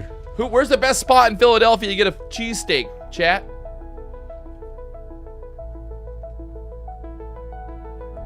Someone said, "Yo, PW, never fish or never trade again." Is that like a question? Like one of those questions that people ask? I choose neither. The other day, Victoria, she showed me this meme. And the meme, it said like, you know, you can have everything you want, but you can't, but not all at once. Yeah. Right? And I said bullshit. That is some beta fucking mentality. Because if you work hard enough, you can get everything you want and more. And sometimes what you want ain't what you get, and you find out later on after you get it, that's what you wanted in the first place. That's kind of a funny thing, right? Like I didn't think I'd have a relationship, to be honest. At some point I was like, man, I'm gonna be Mr. Playboy Mansion for the rest of my life. But yeah. When I met Victoria, I told her, I was like, I'm not looking for a girlfriend. And she's like, well, I'm not looking for a boyfriend. I'm like, well, perfect. And then fucking 2 weeks later, we just in love. I love you. I love you. She's the best. She's my little honey boo boo. You got some recommendations there. Oh, we got recommendations. Yeah, they got some Geno's, somebody put Angelo's. Geno's is definitely the one, huh?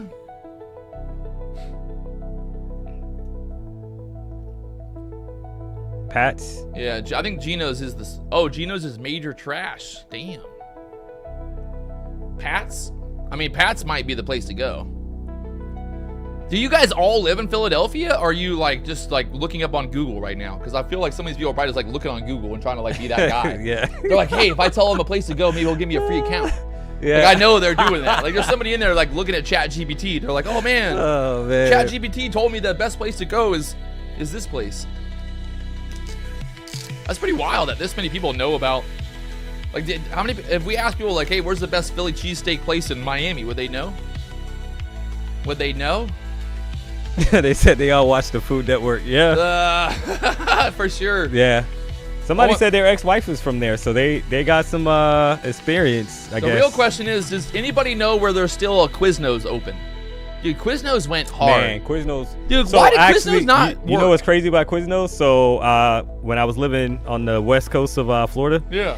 so one of the guys went to college with, he ended up opening, he had Quiznos? one. He opened one, yeah. He opened one. And man, they were booming, man. It's so good. Man, it's so good. So good. So like, good. Toasted subs? Man. Come on. Yeah, And they the best put- is like Subway tries to do it, but it ain't the same. Nah. Subway They- just like- yeah, they put they them to just- shame. They put it in like the Man. microwave thing and they pull it out and it's just like a brick of Oh, like, yeah. of like, it's like charcoal. You're like, I remember one time we went to fucking a Subway in Hawaii and like, it was like me, the editor and like the fishing guys. We all walk in and there's nobody in there. Yeah. And there's like this girl and she's like sitting there in one of the booths. She's got her headphones on and she's just like on her phone. And she's not wearing a uniform. I'm looking at her, I'm like, does she Are work you- here? You know, so like after 5 minutes of us all standing there, I'm like, well, maybe this is like a self-serve Subway. You know, you make your Yeah. own subs. Yeah. So literally after 5 minutes, she gets up, she pushes the chair in, she's like slowly walking to You the gotta be thing. kidding me. And You then gotta she's be like, kidding me. oh, you guys want something? We're like, You gotta be kidding me. we've only been here for fucking Yeah. 10 minutes now waiting. The classic you're inconveniencing her for, you know. Oh yeah, hating life. Man. I went to I go to the to Smoothie King every morning, and there's shout out to my girl at Smoothie King. There's a woman or girl, whatever you call her, and she's in there every morning. She loves me. I walked in this morning. She's like, Patrick, I already got your smoothie ready. You're good to go. And I told her, I was like, you know, you're. I talked about it before, but like you're exemplifying, right? Like what it is, and I was like, I get it, right? Maybe working at Smoothie King ain't your dream. Yeah. Right, but like going in there and being miserable the whole time, it ain't gonna make time go by quicker. It's not. Right? My daddy used to always say, he's like, you know, crying about it ain't gonna make it better. Yeah. You know, sitting around going, oh, D Money gets more likes than me. You know, like I can't just cry about it. I gotta be better. If I want to get more likes than D Money, I just gotta show up and get more likes. You know, so the challenge is on. Next live stream with just PW, we're gonna get 4,000 likes. I might just hire some Indians to like it, but I'm gonna win. You know, hey, dog eat dog world, D. Dog eat dog world. Yeah. D Money's every time we get off the stream now, he goes, you see how many likes we got? I'm like, fuck. Every time, man, he's always bragging about the Oh likes. man, guys. He texts me every day. Guys, I do not text. Swear to God. Every day after the stream, he texts me, he goes, you see how many likes we got today? I'm like, are you kidding me? How'd you get so many likes? This guy, man. People, I'm just jealous. People love D Money and they hate me. I'm just gonna leave now. Break down the market here, D, before they all leave anyway. Yeah, guys. So, what are we looking like at open? I saw a lot of questions on that. So, what am I looking for? So, to be honest, I think it's smart to let these. I'm gonna let the opening range play out, guys. Right, because we're hanging out right now above that 24,721 level, which is yesterday's daily candles low. Right. So, as long as we can stay above that 24,721 level, then there could be some bullish momentum, right? Obviously, the previous 1 hour candle, guys, it closed as a bullish engulfing candle. It engulfed basically the last 3 bearish candles on the 1 hour chart. So that's extremely bullish, right? Right now, we're getting a retracement back to the downside. Yeah, put in a wick, right? So I would say, guys, that if we can get back above 24,774, which is the 14 EMA on the 1 hour chart, then we will more than likely attempt to put in higher highs, right? Maybe go up and re-challenge that 24,984 level or higher. Keep in mind, guys, the 1 hour chart, the 50 EMA is sitting at 24,984, right? So that could be in play. If we lose this daily candle low with a lot of momentum to the downside, guys, then obviously new lows right below 24,600 could be in play. So gotta let the market open up, right? I'm gonna let it open up. Obviously, we had a pump to the upside on the news, CPI news release. We're hanging out right at that low, right? Yesterday's daily candles low. So we need to, I'm gonna let this thing open up, look for the momentum, and try to join the party in that direction, right? That's the play. That is the play. The man, the myth, the legend. That's the D Money play. All right. If you guys have not already hit that like button, subscribe button, we do appreciate it. It's not because we're greedy little bastards that want more likes. We just like to love. We love to like. We're just all about spreading the likes around here. So if you like it, don't be afraid to hit that like button today.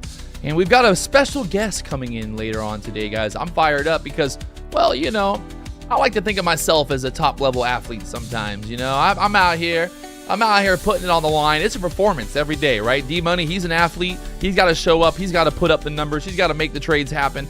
And we've got a two-time Super Bowl champion coming to the BDH at 11 o'clock. So if you guys have not already seen who I'm talking about, you've probably seen him score some touchdowns before. He's the real deal, American football or running back. And I'm excited to kind of just dig in, man. Ask some questions. Yeah. And it's funny because, like, nobody's doing this, by the way, guys. Yeah. Right? We got Sony Michel. He'll be here. So, Played for the Patriots and he played for the Rams. So make sure you tune in later on. 11 o'clock. Look at this guy. He's unstoppable. Look at him. They can't stop him. Oh, look at that. Touchdown. That's how I feel whenever I give out a good trade. Yeah. You know, like a good trade setup and it Yep. hits. Touchdown for the chat. So that's at 11 o'clock today. Make sure you stay tuned. No autographs, chat. But we got some questions if you guys can hang out. Let's all be courteous today. We don't need the trolling and I know people are gonna already be retarded about stuff, but let's try to keep it professional here, chat. Let's make a good impression, right? We want more people to come to the BDH and share their stories. So don't be that guy. Don't be that guy who ruins it for everybody else. So we got giveaways as well. If we hit 7,000 views today on the stream, Let's go. we're giving away like 20, 30 accounts. So you got to stick around, man.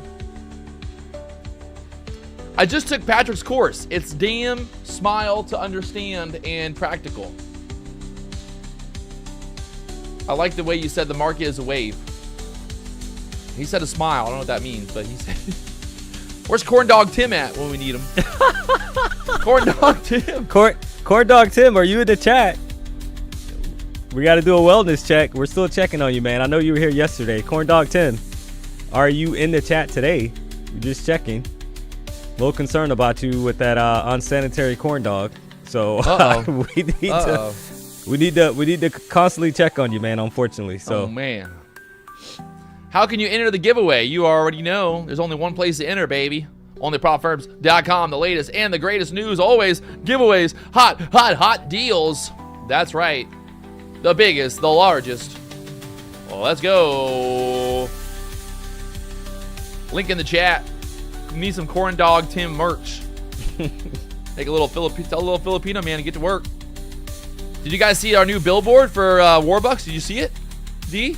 Yeah, I saw it. Did you see it, though? Yeah, I saw it. But did you see it? Did you see it, D? Oh, man. The chat is going to love this. Check this out, chat. Yeah. Oh! New billboard in Miami for Warbucks. Come on. Who's doing it like this? And yes, this was my idea. Right? What can I say? Trade BBC at warbucksbtc.com. And you might wonder what the BBC is. It's big boner candles, guys. Come on. Come on now. The funny thing is that there's literally a billboard in Miami that says Trade BBC on it. Like, it's just too funny. It is too funny, man. Yeah, they're gonna fix it. It's not all the way done yet. This is when they were installing it. They gotta stretch it all the way out. But you can see the Warbucks take it over, man. Oh Lord. Why didn't you get the tall one? What? Bro, it's the what?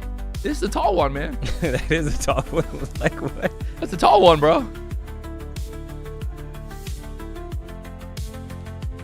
PW and Sony Michel is the most random duo of all time. Well, you know, I don't want to toot my own horn, but I'm pretty interesting, actually. I think people don't understand that. Like, I actually am pretty cool, right? Like, you know, I think people forget that, like, I actually am, you know, I'm doing something here, chat. I'm somebody. I'm somebody, chat.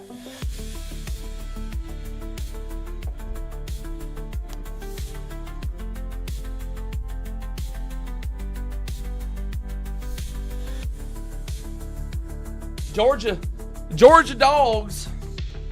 Yeah, I wonder how Sony feels about how the college football players are all making millions of dollars now. He would have made millions. Oh yeah, you know he has an opinion on that. Oh man, that's got to be rough. For sure. Because imagine, like, yo, I played football. I was one of the greatest college football players ever. Man, and these guys were Well, I mean, you know, that was a talk for a ton of years, right? How much money college football was generating.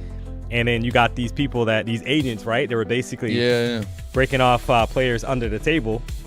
Like, look at Reggie Bush, because, you know, Reggie Bush had an issue with that, right? Yeah. They took away his trophies and all that, Heisman and all that stuff, and he was fighting with, I mean, it's crazy. And now look. Johnny Manziel. Yep. The biggest college. He made the most money in college football ever. Mm-hmm. It's crazy, man. Illegally. And look at him now. God, that whole thing was insane.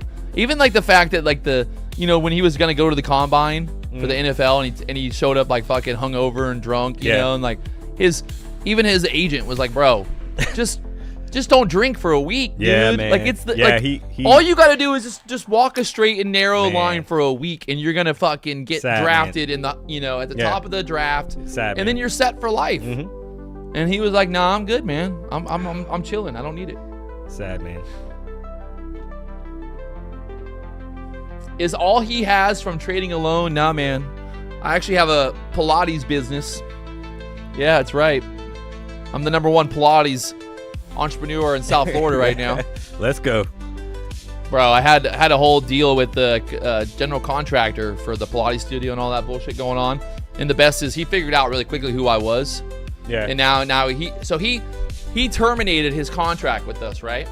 And then after figuring out who I was, he then emailed back and was like, "Hey, Victoria, I can cancel the termination, right? Like I can cancel that I terminated the contract because I sent an email saying that I canceled it, but I can cancel it." Come on, man. And I told Victoria, I was like, "No, just respond saying no. Our attorney will be in contact." Yeah. So now he's freaking the fuck out because he figured out really quickly who he's fucking with. Yeah. The best is that he literally asked me like, "Who are you?" And I said, "I'm the fucking guy that you don't want to talk to because if I'm here, there are issues." Yeah. Right? The only reason that I'm here right now is because Victoria's having an issue. Yeah. And that's why, and I don't want to be here. I want to be on the boat fishing. Mm-hmm. I don't want to be fucking sitting here telling you that you're retarded for putting a wall mount electrical outlet on the floor. So, he gone.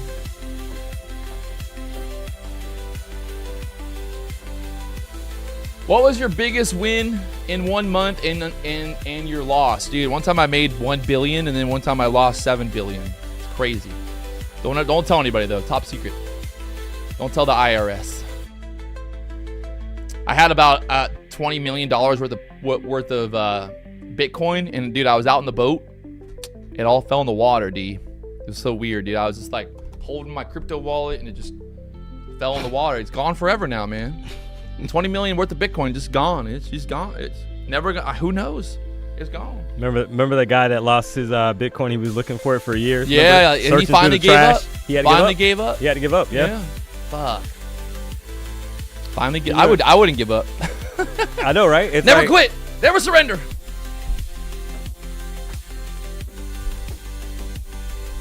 Crazy, man. Feelings for today. Pulling up or down. Honestly, I'm more leaning towards the idea that maybe, we get a move down at open. We try to swipe these lows down here. And then we pop it back up. Just to kind of, if you look at the weekly candle, right, it kind of makes sense. There's like, obviously not a big wick on the bottom here, but we did have a big wick the previous week. So it's kind of like maybe we get down into here and then we wick it back up. I guess the other thought process is that we are going to go all the way down to here. But then it's like, are we going to close? Is the body of that weekly candle going to close, down there? Or are we going to... I feel like there's going to be a wick here at some point. It's just the question of how low do we go first, right? Yeah. Right? It's just hard to think that like, you had that huge wick the previous week. I guess you kind of... yeah, I don't know. We'll see. We'll see. The best part is you don't have to really predict what's going to happen. You just got to trade. Yeah. So we got the 5-minute range coming up, the 15-minute range. Someone said it's Friday the 13th. It is. Do you feel unlucky? I mean, I'm up 100K this month, so Daddy's feeling real lucky right now. That's my support and resistance. Pretty much, the wave resistance, the wave support down there. Hey man, what level indicators are you using? I use the Pivot Points Standard. Pivot Points Standard on TradingView. It's free to check it out. Sign up. Pivot Points Standard. Looking very, very good right now. For me, I need that new lockout feature from Tradeovate. Yeah. You can see right now, Yep. Tradeovate's coming out with the lockout feature very soon. But check this bad boy out. We're up $100,000 this month.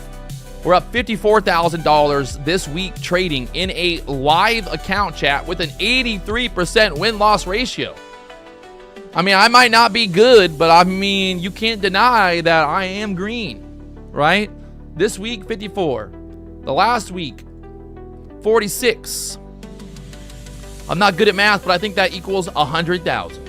So this month alone, we are now up 100,000. I'm gonna pay myself today $70,000, the same thing I did last month. That way I'll leave about $40,000 total, right? I started out with 15. I then took another 70. I then had 30. I now will have 40. So it's kind of just like house money, right? Yeah. It's like this Yeah. is money that, like, if I do blow the account at this point, You took out. I took plenty out of profit. 70%. Exactly. Right? 80% of it, and I paid myself. If I do blow, let's say I take out the money and then I blow the 40. Well, then I would be done for the month and be like, hey, I'm done for the month. Yeah. Right? But the last thing that I want to do is blow the whole account and then have to refund it. You know? So, like, take the profits, be happy with it, and then we on to the races. Right now, it's 9:22. We got 8 minutes till market opens. This year so far, we're up $173,000. $173,620. So with a live account, you can see live. It's real money. It's real. It's real. It's real, chat. So 77% this year is pretty fucking good. I don't care what anyone says. I know Steve Kalajian never loses money, never has a red day, but me personally, I do have losses. It's part of trading for me. But 87% win ratio, pretty happy with that. I could definitely be better about my cutting off my losers, I think. Again, this is a perfect example, right? I lost 30,000. I made 130. Well, obviously that's total P&L is 100. So even the best traders in the world, guys, you're going to lose. You're going to have losing trades. Yep. The question is, what do you do when you have a losing trade? You continue pushing it. You can see here, it's funny because my average losing trade is 4 minutes. My longest losing trade is 10 minutes versus the opposite. So there's clearly, you know, for me, I need to focus on cutting off my losers a little quicker.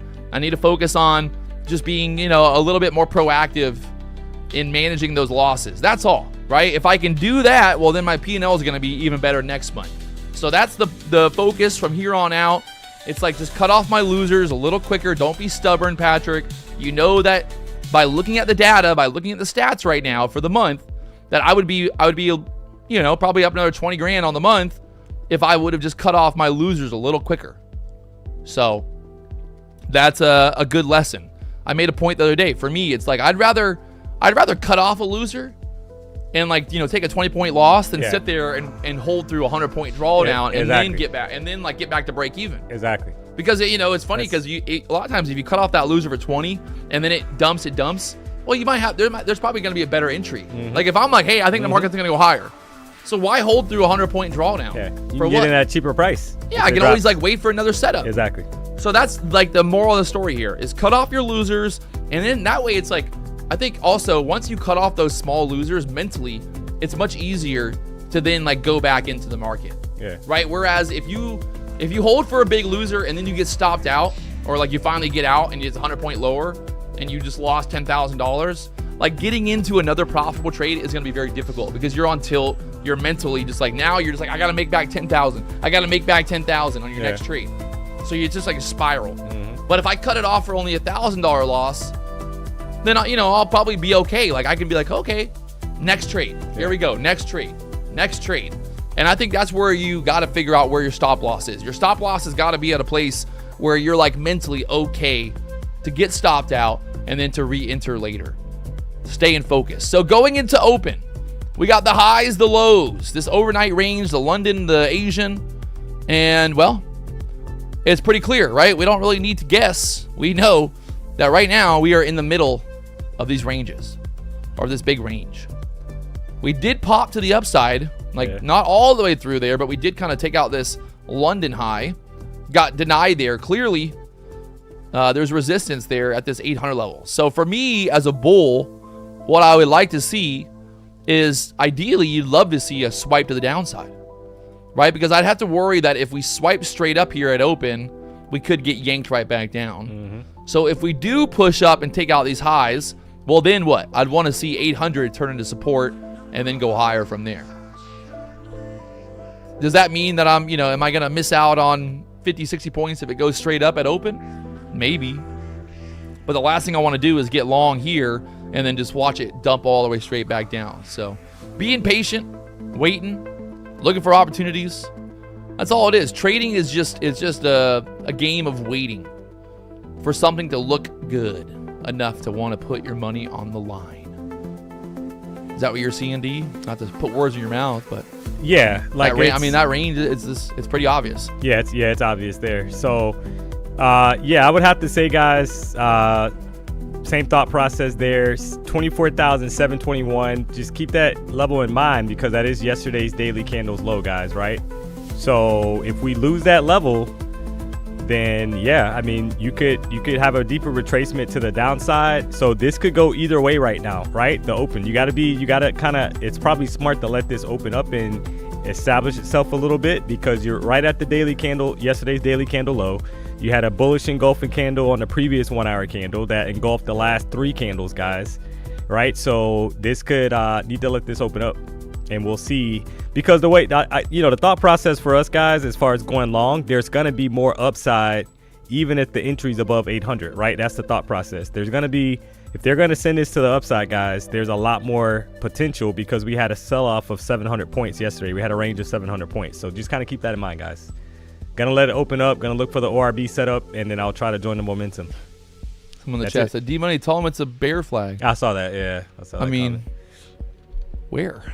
Yeah, like it's, guys, keep in mind, don't forget yesterday's candle, chat. I'm just gonna say it, right? 700 points. 700 points. Basically, if you pull up the daily candle from yesterday, it's extremely bearish, guys, right?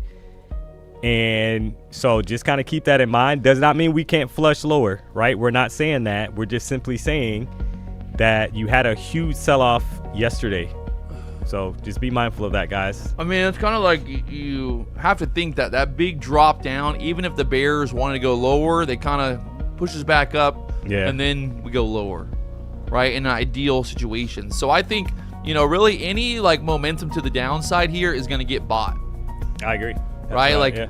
Maybe we drop straight down at open, but I just feel like at some point today, the 10 a.m., whatever it is, like it would get bought to try to push back up, put in that wick on the weekly candle. I don't know. I do see obviously 24,200 down there. Yeah. Can we go that low, 500 points from here? Yeah, 100% we can, but it's just waiting, right? I think the 5-minute range will give us a pretty good idea. The 15-minute range, let it play out, and then look for a trade. We know there's volatility. We know there's there's going to be some ups, some downs, some movements. So why try to predict every little move? Just wait, and then we'll hit it when we can. Oh, thanks, Dre. We sound like professionals today. Hey. Shit. You gotta love it. I'm the most professional motherfucker you ever seen, dog. The biggest, the largest. Here we go. She open.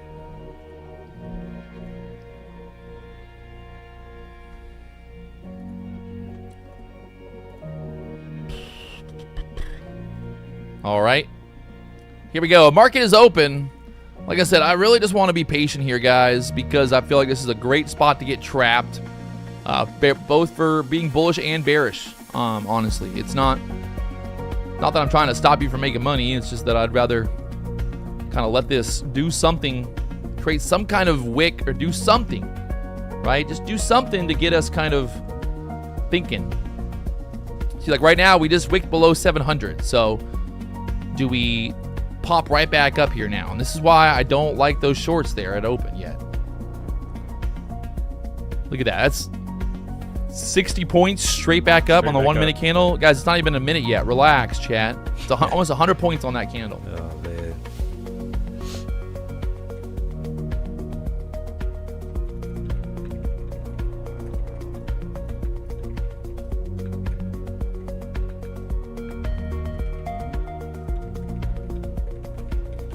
Chat, we're doing something big today. We got some big giveaways. We got some big action later on. We got Sony Michel, two-time Super Bowl champion. He'll be here at the BDH at 11. So make sure, just stay tuned, man. Just hang out with us today. It's going to be a good day. We're going to be talking stocks and trading and football and just a good old time. We got D-Money here with us right now, and it's going to get better and better as the day goes on. So right now, perfect example, guys. Look at this, Wick City. If you're putting on trades right now, you're going to get in trouble. So I want to stay out of trouble. Like Will Smith told me one time. He said, you get in trouble, you get out of trouble. I said, damn. Now that, my friend, is the truth.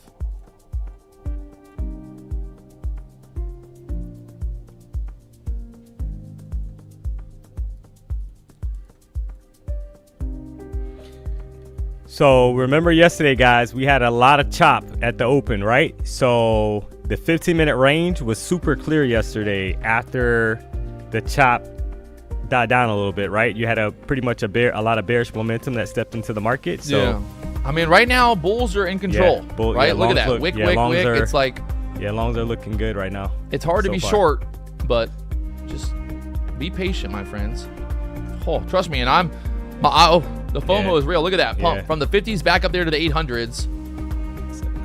Nice little pump there. Very wicky, though. Be careful. If we break 800, we should try to squeeze up through this yellow line there next. And then after that, it's hard to say exactly. Right? So here's that attempt of breaking out there.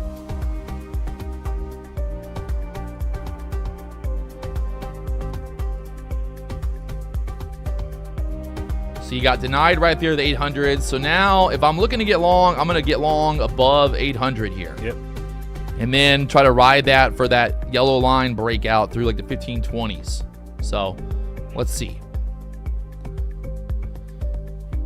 Just don't want this candle to just fucking go straight back down. Ooh. Some buyers, they're stepping in. You got about 30 seconds left on this 1 minute candle.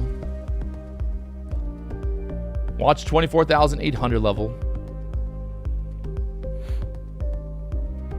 Denied. So, phew. Yeah, some accounts are gone right there. Phew. Look at that. Look at that. This is exactly what similar to yesterday, guys. That's right? nasty. That first 5 minute candle was nasty yesterday. That's nasty right there, chat. So they kind of suckered in those longs, and you saw me getting FOMO. I thought about getting long, not gonna lie. I thought, oh my, look at that, right back up again. But this should kind of reject off 780s again. Let's see.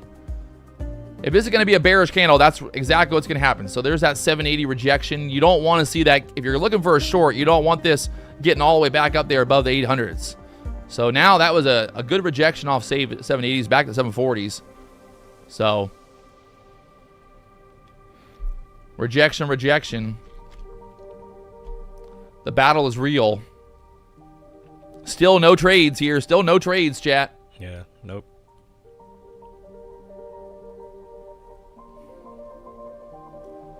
I mean, if you're looking for an aggressive short, there could be an aggressive short here, 720 through the 680s next.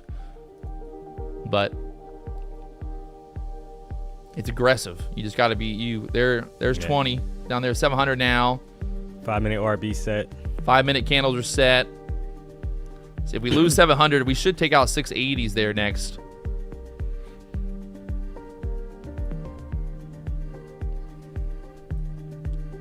But again, very wicky. Very, very wicky right now. 5 minute candle. Big doji on the 5. There's that dump. Almost to the 680s now. Go ahead and give me the WWE in the chat. Just kidding. You don't have to. But that's about 40 points down there. 680s now. And look at that. Right back up now. Wow. Fresh Cash fucking Chop Friday. Man, they playing games. I thought they would at least swipe that low. I guess they kind of did, though. The low of that candle is 85. The low of that candle is 86. So they did swipe that the 5 minute range kind of to the downside. Yeah, and then pushed it right back. Like one little point below it. So if we flip above 780s, now you're thinking that there's a chance that they could kind of wick up into here now again. All right, 740. So 740 to kind of could get that little wick back up 780s or so. So the range is real. No direction. Hard to make money when the market's going nowhere. Similar to yesterday, guys. Right, the 15-minute ORB was the wave yesterday. That was the play, guys. 15-minute ORB. 5-minute chart, very nasty looking. Still very much in the range. Right, we know there's a good trade coming. We know it. I will guarantee you, chat. I'm guaranteeing you, and I can't guarantee a lot of things, but I'm guaranteeing you that there is a good trade coming. You just got to be patient here. If you blow up your account right now in this chop, what are you going to do when you get that 300-point move that's beautiful later? And we're all screaming, going, oh my God, it's amazing. Yep. Look at that. It's amazing. And that's, yep. Right? Let's not do that.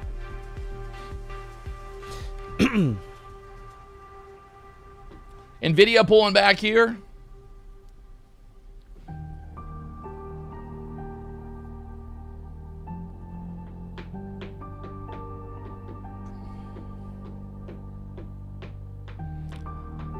Guys, I'm up $100,000 on the month, right? So, I mean, you could listen to me. You could say I'm an idiot, but I think there's a little bit to be said about, you know, maybe agreeing with me that there will be better trades coming. I just like, why trade this shit right now?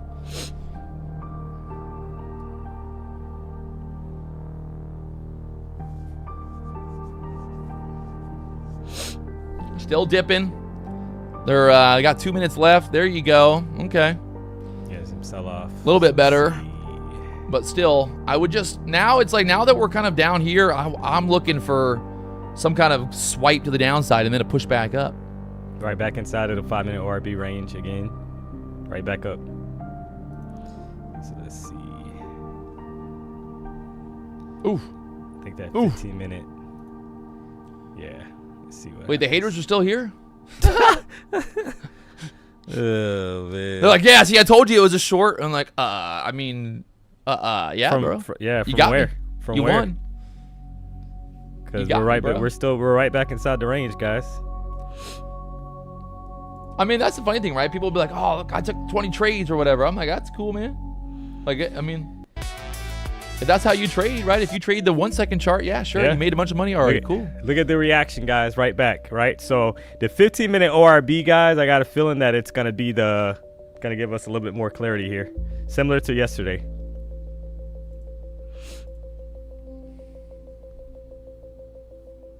So just got to be patient.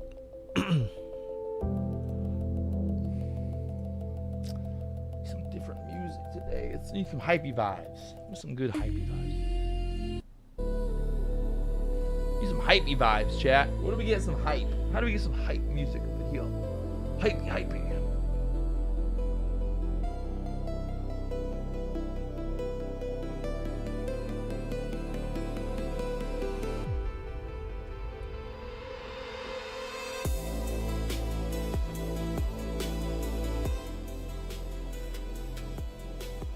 All right, again. 673. Pulling back here again. Nasty looking trades. This 5-minute candle is about to close. There it is, down there, the 680s now. See if we're gonna run those lows now. Hey, that's short off the 740 area. If you took that, you're printing right now. It's 100 points back 640s now.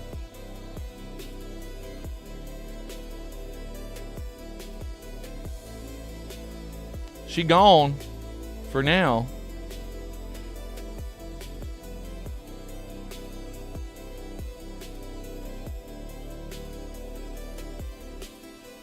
Yeah, this is looking similar to yesterday's price at. Yep. Yeah.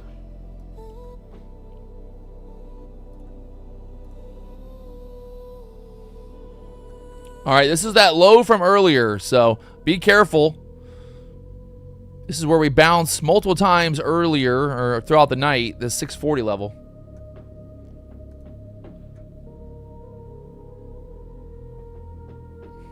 There's 620s now. Big reaction again off those lows.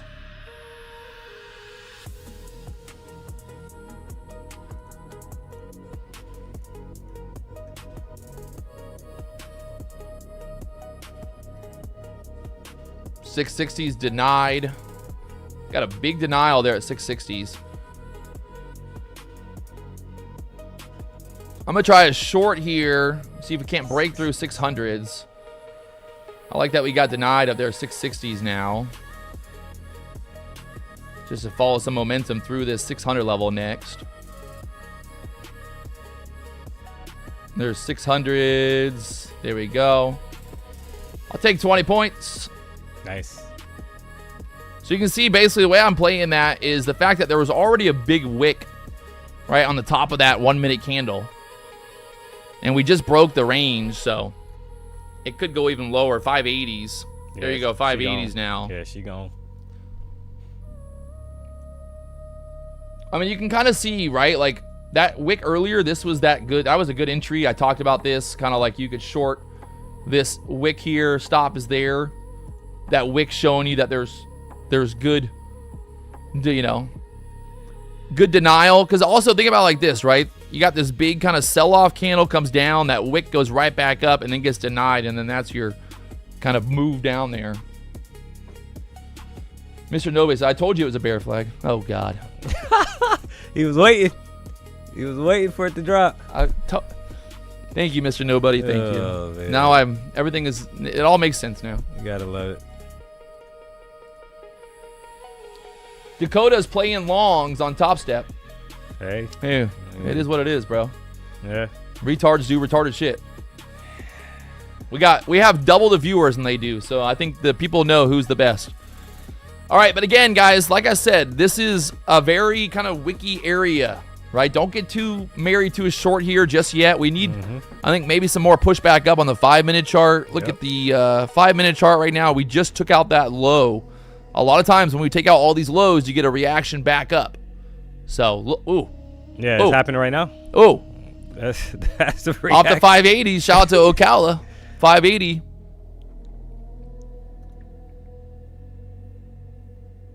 Oh, Lord. You got about a minute and 15 seconds left, guys, for the 15-minute opening range to be set, right? So that's what I'm mapping out here. And look at this reaction, though. This is not a bearish reaction, guys. Wow. That's 100 points off the lows, chat. Yeah. 100 point off the lows. Holy fuck. Yeah, this is not ideal, guys, if you're a bear. Right, so obviously the 15-minute candle, we got I'm gonna try a long here. Yeah, this thing is. To see if we can't just rip up through the 700s. We got some buyers stepping in there strong, so let's see if we can ride that momentum a little higher here. Need a little bit more. Oh, come on, just get me filled. There you go. W's in the chat. W's in the chat. I want W's in the chat! Let's go. All right, ORB is going to be set. About 10 seconds. We got 6,200 people watching right now. Almost 20,000 views this morning so far. Guys, there's nobody doing it like this. Nobody is doing it like this. Look at this push now. I mean, come on. Come on, D. Yeah. We have mapped this whole entire move out. The whole move has been mapped. They should call me fucking Galileo. I'm motherfucking Galileo, boys. Galileo. Still ripping. I only take profit early because I get scared. Because so many people are watching me.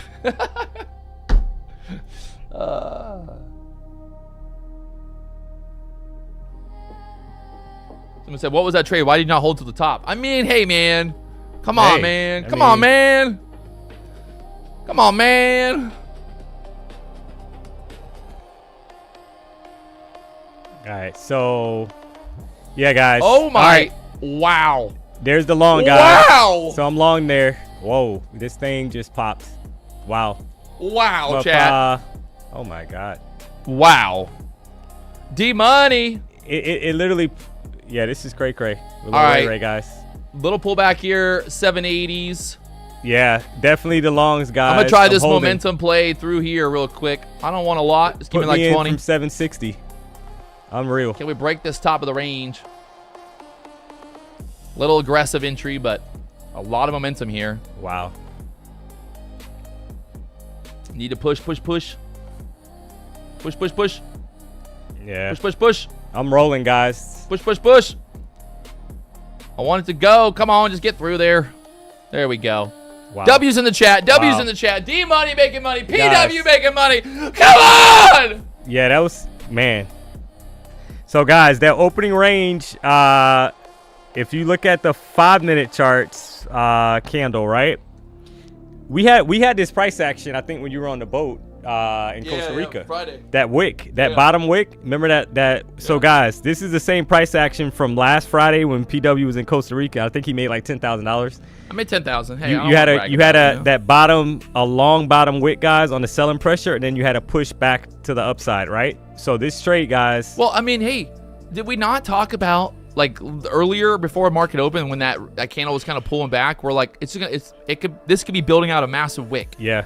Because look what we did, right? We swiped all those lows overnight, and that's the trap. The pain is real, guys. I'm telling you. Man. No one believes me, but I know what pain feels like. I truly do. Like, I know what the pain is. And look at this. It's still going. The pain is real. The pain is real, D. So keep in mind, guys, we called out pre-market breaking this high, guys, this 800 level. We kind of talked about, I think, 820 level being in play, right? If we hold 24,799, guys, that's yesterday's daily candles high. Lord. She's gone, guys, up to 25,000. No, I think it's gone right now, Yeah. sir. Oh, She yeah. gone. To 25, yeah. She gone. That girl gone.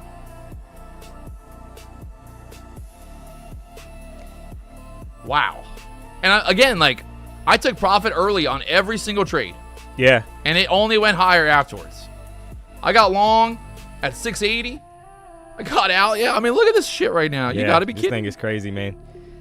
So I think this is a great example, right? Sometimes taking profit early, it's fine, right? It works. And then other times, look at that. But that's the thing, right? Because I think traders really have to understand that at the end of the day, if you take if you get in long and it goes higher afterwards, that is just confirmation that you were reading the market right? It's like, Yeah. that is just Without like, a doubt. that's a thumbs up. Without a doubt. The market's saying, good job, D. Yeah. You got long, and the market continued going higher, Mhm. right? You had a setup, you took your profit, and then you locked it in. Yeah. But the worst thing that you can do is, like, let's say if we were short from the bottom still, and we were holding through this whole move going, guys, it's going to reverse. It's going to reverse. Yeah. It's going to reverse. And then it never reverses. No, so it it's never like, reverses, yeah. The bottom wick, guys, somebody's saying, why did I get long at 760? The bottom wick, right? The bottom wick that started to form, guys, right? So once we push back above 720 with momentum chat, which was the daily candles low from yesterday, I was looking for longs, guys. I mean, you can't deny that, right? The momentum. yeah. I mean, someone said that this is where we might reverse. You're 100% right. Yeah. Right? That's like, we took out the low, we took out the high. So what are we going to do now? Now we're probably going to consolidate again. Yeah. Right? Like, we're going to consolidate here. Cray with Lil Ray Ray, guys. Do us a solid. Hit the like button if you haven't already. Looks like we're at 1,400 likes, guys. We just dropped a lot of sauce. It's only 950. So do us a solid. Hit the like button if you haven't already. If you're not subscribed to the channel, you know Right what to back do. to the middle of the range again. Right back to the middle of the range again, guys. Don't be greedy. Nothing wrong with taking profit. I think we really got to get rid of this stigma that, like, it's if you take profit early that you're a bad trader. Yeah. I'm telling you. Yep. I never lost no money taking profit early. Someone said it's over all the way back down now. I mean, maybe. You know, I mean, I'm flat, so I don't really care. Yeah. Guys, it People are went like, out. "Oh, man." Guys, it went all the way up to 852. So if you didn't take profit, I mean, that's you gotta take some ownership there. To be honest. It ain't D Money's fault. Yeah, you gotta take some ownership there. Maybe you got a little greedy. But the moral of the story here though is if you were short off the bottom, Good luck. and you held through that whole move, like Yeah. you've gone, Yeah, you've blown up your oh, account. for So sure. it's just like you really gotta be very cautious in this market, Yeah. right? That's why I try to I want to play into like the momentum, right? Where I just see that there's like a momentum to get through a level, get in that momentum, and then get out. Yeah. And then when it starts reversing the opposite direction, I'm not gonna try to like fade the momentum. No. I'm not going to sit there and try to like short into the pop back up. Yeah, I'm not fighting it. So guys, a pullback can be expected. It doesn't mean that. So now, what it does here, you got to wait and see, right? Because we did put in a higher high. We swept those highs up there, sitting at 24,823. You're getting a pullback. You have to see what happens, right? But keep in mind, if you mapped out the 15-minute opening range, guys, that bottom wick, right? That's what I'm referring to. The bottom wick on the 15-minute opening range candle. If you kind of measure that out from 578, you got a 136-point wick, guys. Bottom wick. So just be mindful of that. Well, I want to know who the fuck got this card graded. PSA 3 Charizard. Who the fuck graded this thing? Chat, what do you think about my... I think the yellow bumper on the Charizard goes hard, right? Yellow bumper on the Charizard. Look at that. It just... Oh, dude, I think yellow bumpers on Charizards go hard. Oh, man. All right, sorry. I got problems. D-Money, should we always map out yesterday's close? I think it's a good idea because it gives you context for where the price is currently at, right? PW talks about that a lot as well, guys. He's like, hey, we're inside of yesterday's daily candles. You know, he'll say we're inside of yesterday's daily range. That's important, guys, because a lot of times price tends to consolidate inside of the previous day's candle, as an example, right? So, like I said before, the market opened at 9:30, guys. You have to be semi-bullish above 721 because that's yesterday's daily candles low, right? And you're technically bearish. You got to be semi-bearish below 24,721. So, right? Like, that's just how you have to play it, because you know that if they had, the way I look at this, guys, if they have enough strength or momentum to keep price above a candle's low, then that tells you that somebody's willing to take price higher, right? Buyers are willing to take price higher. Look at this reaction, guys, back to the upside, right? I think if I was you guys, I would look at your Pokemon cards for a minute, because we're just in this range right now. Let it play out. Yeah. We want to get out of this range and then show some momentum, right? Yeah. Break above 800 with momentum, guys. Yeah, I mean, it's patience time. Yep. We had some insane volatility right there, and now we're just back in the middle of that range. So, like, we did the objectives, right? You got to ask yourself, what did we do, right? We took out the low, we took out the high. Yep. So what now happens? Now we have no fucking clue what happens. When we were pushing back up, everyone's like, oh, it's going to take out the high. But now it's in the middle. It's like, well, just let it do what it's going to do. Yeah. Somebody called out and said my Pokemon card's whack. Dude, this is an OG. If you don't know about, look at this. This is from 1997, boys. This is a hard-ass card. Very limited production, very limited population. It's a Gem MT. Oh, man. This is OG fucking Charizard right there. Look at that thing. From Japan. Japanese. All right, well, NASDAQ just holding up here. Yeah. PW, you get manicures? No, I just bite my nails. I bite my nails, man. I'm a nail biter. Victoria always gets mad at me. She's like, stop biting your nails. I don't know. Whenever I'm like, I'm like, just bite my nails. I don't know. All right, last Pokemon card I'm going to show, I promise. This one is my little baby girl. Wait, is Pikachu a baby girl or a boy? This is like a $12,000 card. This is what all the Chinese billionaires buy for money laundering. I swear, people don't know, but like the whole Chinese billionaire thing right now, the reason that Pokemon cards are going up so much is because the Chinese are buying them and doing it for money laundering.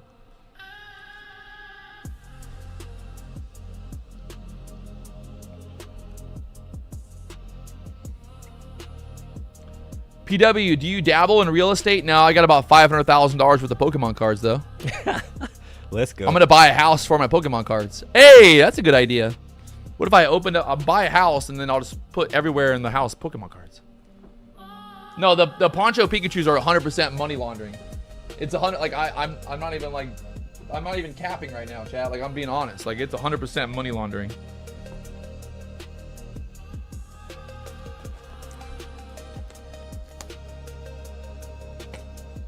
PW, is there a limited amount of light that the cards can take so they don't fade? Good idea. That's a good question, actually. Yeah, I mean, I wouldn't take the cards on the boat with me. That's for sure. Yeah. I wouldn't be walking around wouldn't be a outside good with idea. them, you know? Dude, I pulled yesterday on the boat while I was fishing. I pulled 2 Venusaur holos from weighted packs live on Whatnot while we were fishing. Fucking, I'm an animal right now. I'm an absolute animal. I think How long has Whatnot been around? for a while, honestly. It's been around for a while. Yeah. On Saturday, chat, I really, really, really hope that you guys show up the Logan Paul live stream on Saturday. It's going to be huge. Millions and millions of people are watching it. YouTube's doing a big push. Netflix is going to be there filming. It's going to be a big deal. And guess what? I'll be there as well. So if you're in the chat on Sunday, hit us up. Let us know. Let Logan Paul know that the BDH fam is real and we out here. It'll be on YouTube, on Logan Paul's YouTube channel on Sunday. We're going to dinner with Logan Paul and the crew on Sunday, and then we're doing the live stream at 9 o'clock, opening up a bunch of Pokemon packs, and then the auctions for the most expensive Pokemon card in the history of Pokemon. So, shout out to Logan Paul. He also gave me $100,000 worth of Pokemon cards to open. Nice. What a legend. I mean, I spent $400, but I got 100,000 back. So that's pretty good. Hey. Hey, man, you can't be greedy. Yeah. You can't be greedy. Thanks, Logan. So, Sunday, not Saturday, guys. Sunday, guys. Sunday night on Logan Paul's YouTube channel. Are we trading today? Yeah, we just traded. I made money, guys. Come Where on, you man. at? Where you at, chat? We just called out. I just called out 3 trades in a row that were winners. Come on, D-Money man. calling out trades. What are you talking about? Come on, man. We're in the chop right now. What are you going to do here? This is a good place to get blown up. Look at these candles right now. Right? Like, this is a nightmare. Win Pokemon channel. I mean, BDH Pokemon. I think we can start a BDH breaks on Whatnot. Get D-Money on there, open up some WNBA cards. D-Money will be our WNBA streamer. Let's go. Because you can actually day trade. We can day trade live on Whatnot and sell Pokemon cards, basketball cards. You could have the editor in there selling something. I don't know. Just do all kinds of stuff. Any giveaways today? We are doing a giveaway today. We got Sony Michel, 2-time, guys, 2-time champions of the world. Trying to find the highlight reel of him again, but he'll be here at 11 o'clock. You guys are gonna want, I mean, come on. When do you get access to a 2-time Super Bowl champion? Come on now. We got to get 3,000 likes for giveaways, guys. Come on, man. Yeah, D-Money said he ain't giving no giveaways. Yeah, we had 3,200 likes the last time we doubled up on the stream, guys. We got to be over 3,000 likes. Do us a solid, guys. Hit the like button if you haven't already. If you're not subscribed to the channel, you know what to do. This is Tom Brady, Gronk, and Sony Michel. Super Bowl. I think this is the Super Bowl. They only scored 1 touchdown. Yeah, 1 actual touchdown. Those are field goals, right? Yeah.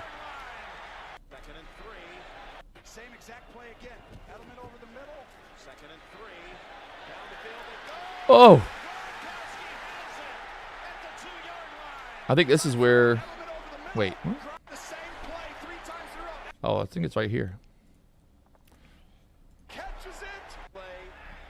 All right, so I think this is when Sony ended up scoring. Yep, right there.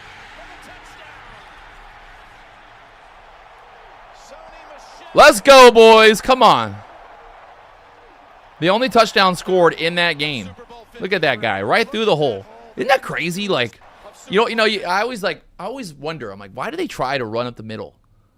Yeah. Right. Like, I'm gonna ask Sony today, but like, instead there's of like proof. the other, yeah. I know, but like, why? It's always they're like looking for those little gaps. Holes, but yeah. you would never from think the there's a hole blockers, right yeah. in the middle. Yeah. And like you can see right here, like there was a huge hole in the middle. Yeah, from that view up top. You Yeah, can see like it. look at that hole there. Yeah. Like he went right through there, didn't even get touched. They didn't even know, dude.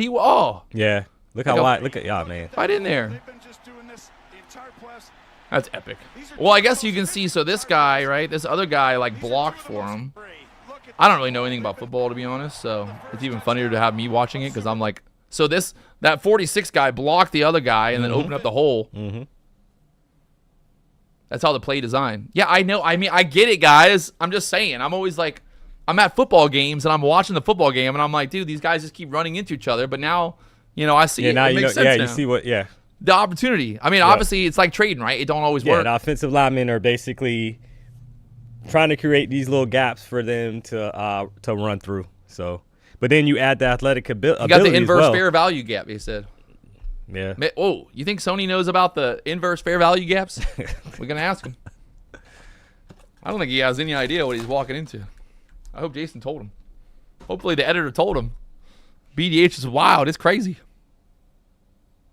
We're at 1,900 likes, guys. So once we get to 3,000, we'll look at some giveaways here. So do us a solid, guys. We got 5,500 people tuned into the show. We appreciate the support, guys. We don't get paid off likes. I know PW said I get paid off. Why don't lie to people? He gets bonuses every time he gets a like. Dude, how you got G? I got to pay the rental on that G-Wagon, dude, monthly. It's expensive, guys. That G-Wagon rental, it's like $500 a day. Oh, bro, I'm out here just fucking. My child, Landon can't go to college because D Money fucking got a G-Wagon. Y'all joke. Why is everyone laughing? Oh man. You gotta love it. Crazy.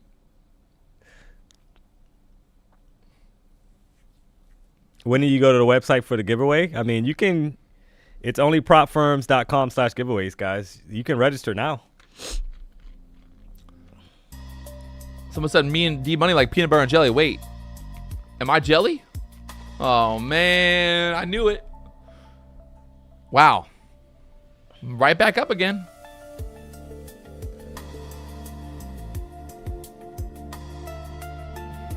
Right back up again, chat.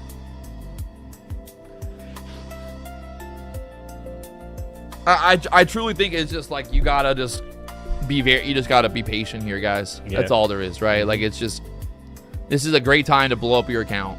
Because if you get long right here and it drops 50 points, what do? You get stopped out and you just go on tilt, And I think people too, they watch the live stream, right? And they see people in the chat like talking about how they took a short or a long or whatever. Yeah. And they're like, oh man, some guy in the chat said he made a bunch of money because he got long or short. But it's like, well, you know what they ain't doing? They ain't calling it out when they lose. Yeah. Right? Like when the short don't work out, they ain't telling anybody. Facts. So like remember that, chat. Just because you see some guy in the chat talking about how much money he's making shorting right now, trust me, he didn't talk about earlier when he blew up his account. Yeah. Right? So like just be cautious. The funny thing is I don't even know why people like they get mad at us for like trying to err on the side of caution. Yeah. Like you guys suck. Why don't you trade, man? Look, the market's going up and down. Yeah, they're gonna find out. Yeah. We're still inside of the 15-minute opening range, guys. Someone said, what do I think is gonna be the move? I mean, there is no, we're in the middle, guys. Yeah. Flip a coin.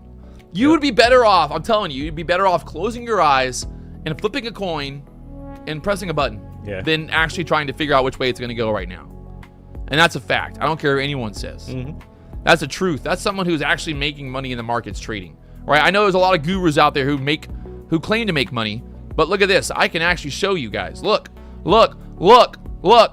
This week alone, $54,000, 83%. You're going to tell me that I need to learn how to trade? You're going to tell me that I need to figure out that I don't know what I'm doing? Come on. I mean, this is all real. This is a real live Trade Evade account. It's a real account, guys. 91% last week. This year alone. Right? Is this not life-changing to you? If somebody in the chat, would you be happy making $173,000 a year trading? Right? Like it's only February. I'm a gambler. Yeah, I get it. Whatever. God. The funny thing about being a gambler is like if I was truly a gambler, how the fuck would I be at 77%? I would be at 50%. It's mind blowing, man. People don't. Yeah. You'd be at 50% if you were truly a gambler. Yeah. It's crazy. Someone said PW is exhausting. Hey Yemo. Well, you know what, bro? Guess what? The live stream's free and you don't have to watch it. But what I'm trying to make a point here, guys, is that all the people in the chat yelling and screaming about putting on a trade right now, I'm guaranteed that their stats don't look like this. So who do you want to listen to? The guy that actually makes money and tells you to not trade this? Or the guy who sits in the chat with the fake name going, guys, it's a short, it's a short. That's all. I'm just trying to, I'm actually showing proof that when I tell you it's a good time to not trade, it's a good time not to trade. Because if it was a good time to trade, I'd be trading it. Yeah. D-Money, he'd be trading it. Yeah. Like we're not afraid to trade. Yeah, we're stuck. We just don't want to get into a bad trade for no reason. That's all. Look, I mean, it's getting so tight right now. Something big is coming. Something's coming here. Something's coming. Momentum, guys, above 800 level could be juicy for longs, right? If we can get above 800 level. So if you want to know what I'm looking for, I would be looking for a break of the 800 level with momentum, guys, right? Strong, convincing candles, and then the higher time frames aligning with that, and then yeah, there could be more upside coming. Joe Black, I think they're confused. This is a live account. This is not a prop firm account. I didn't buy more accounts to trade. What are you talking about? He's sitting here saying that I just buy more accounts. This is real. Crazy. Like this is the whole year. This is one account for the whole year. It's a real money account, guys. Like this is real money. I think you're confused. I don't think you know how the real world works. You can literally see how much money I put in this account. Right? Like literally go back here. It's real. I think you're very, very confused. Look. January 14th, I put $5,000. January 16th, I put $5,000. I had a $10,000 account. This is all here. There's no way to fake this. This is real. Like this is literally the most real proof in the whole entire world that I know how to make money trading. There's no more proof than this needed. I don't need to make a video on YouTube. I don't need to fucking tell you that I'm the best. I can literally just show you that this is exactly what my account has done over the last year or this last 2 months. It's all there. Not one red day. Doesn't mean that I won't have a red day coming up soon, but you can clearly see there's no way to fake this. There's no way to doctor it. It's all real. It's all real. Live account. So again, here we go. NASDAQ holding up here, 760s. Yeah. Like I said, guys, above 800 for me, like a closure, a solid like momentum candle closing above 800 level for me is extremely bullish. Above 800? Yeah, above Fuck 800. Yeah. I like it. Yeah. Hey, shout out to Joseph, guys. He's my daughter's godfather, brother from another mother. Known him since high school, guys. One of my best friends. He's in the chat, so shout out to Joe. Joseph, what up? Call me, bro. Let's talk about what it was like growing up with D-Money. I want some inside jokes. Call me. Yeah. Let's go. Call me, Joseph. I want to make fun of D-Money, but I need some secrets. He's quiet, man. He don't tell us enough. I want to know all the secrets. Who was D-Money's first girlfriend? What did D-Money look like in high school? You know, tell me something. The same. Shit. Oh, You're probably looking exactly like he looks like right now. The same. Fuck. Oh man, you gotta love it. Well, here we go again. Attempting 24,800. Yeah, there it is.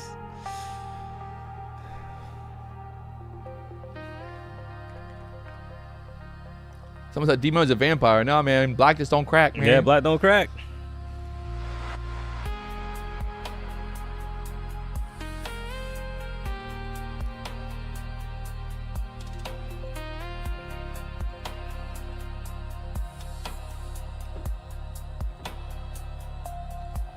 So yeah, so you would want to push down, guys, on the current 5-minute candle like we're doing now, and then take out 808 and then head up to maybe 848. All right, if the momentum is going to continue to the upside. Yeah, I mean, you just want to see some commitment. Yeah. Right? When we say commitment, like the commitment is like we want to see candles closing. Up there. Like every time we get up here, what do? We just get wicked out. Absolutely, yep. Right back down again. Like we want to see the same way that we're getting stuck at 800, we want to see the opposite, right? Where we push above 800 and then we're bouncing off 800. Like where 800 is just like, wow, we can't go below 800 now. Yeah. Right? Like if we can't go below 800, that's where I want to get long at. Or I don't want to get long at 800 where it's fucking just pushing, getting stuck. Remember, guys, it's Friday, right? Nothing worse than having a red day on a Friday. So there are plenty of opportunities coming. We just got to be patient. I like that we're getting back up here now. Look at Yeah. this. We're trying to push. D-Money Yep. said, hey, Yep. we're going for the 800 area. Well, here we are. Now let's see if the bulls have some power to get through. Yep, there you go. They pushing. They're trying, guys.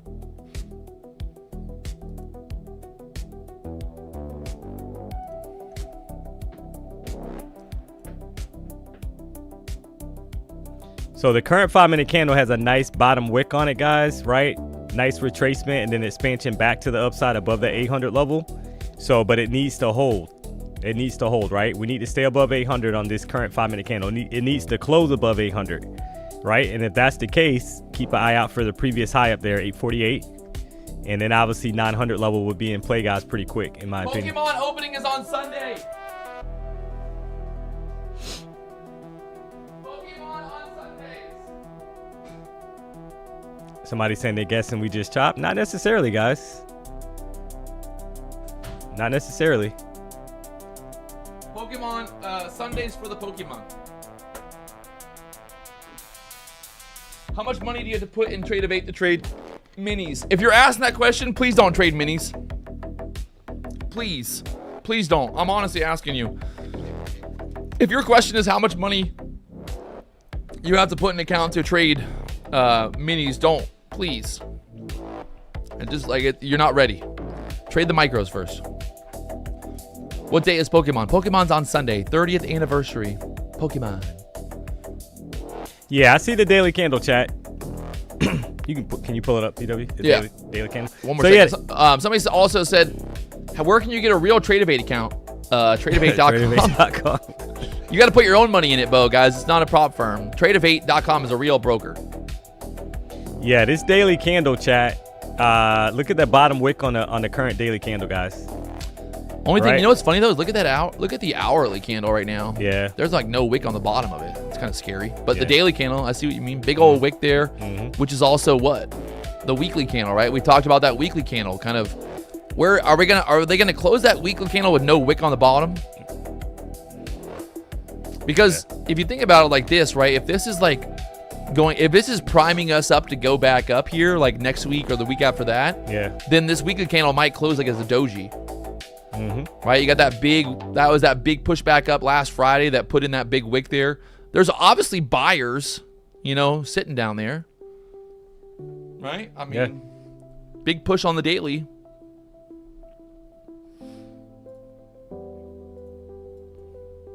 So, should bring Trade of 8 to the stream. I mean, hey there. PW, do you prefer trading your own money or prop? I mean, I love trading my own money because it's I don't have to do any profit split. But that's, after 9 years, 9 years of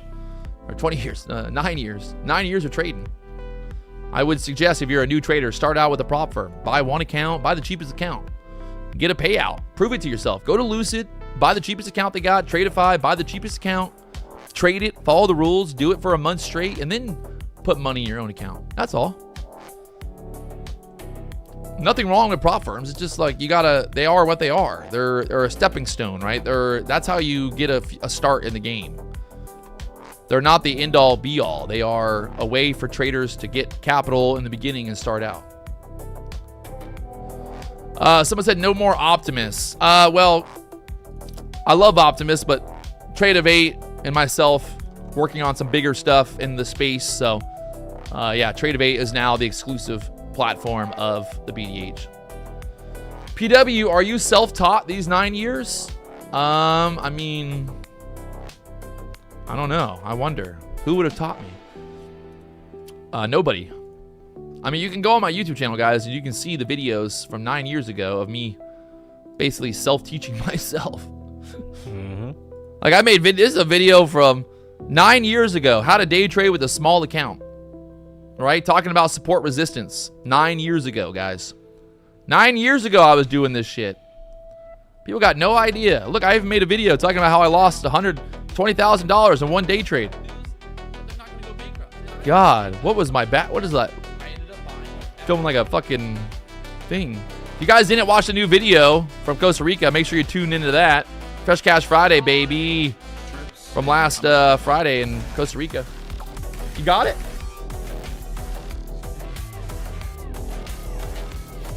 All right. Just make sure you text Ty in them. What's going on? It's 5. Oh, just tell Ty in them. In Costa Rica, it's fresh cash. If that card don't get picked up, someone's fired today. Ginger, she can't miss out on the party. She just had to come to the BDH. All right, NASDAQ again. Right back down, yep. This is why we said, right? We didn't want to just get long there because Yeah. why? Well, the trap was set once again.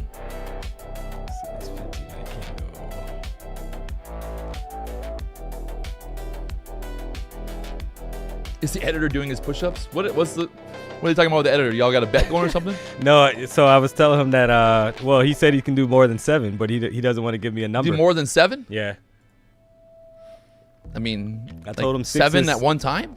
Yeah. That was his claim to fame. Well, you know, I got 6, right? I was 5 Yeah. last year. I'm 6 this year. He said he can do more than 7, but he won't give me a number. So just a little running joke. I don't think he can actually. He says he curls 40 pounds. Oh, Like, bro, man. you only weigh 80 pounds. What you talking about? Somebody said 7 in 1 month. 7 in 1 month. There you go. Can you copy trade multiple personal accounts? I mean, why would you need to do that? Like, guys, why would you need to copy trade multiple personal accounts?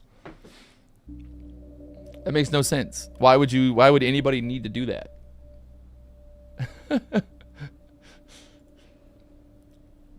Yeah, I have 20 personal accounts. That's crazy. Yeah, that would be crazy, guys. I mean, there would be no purpose in that. Like, it would make no sense.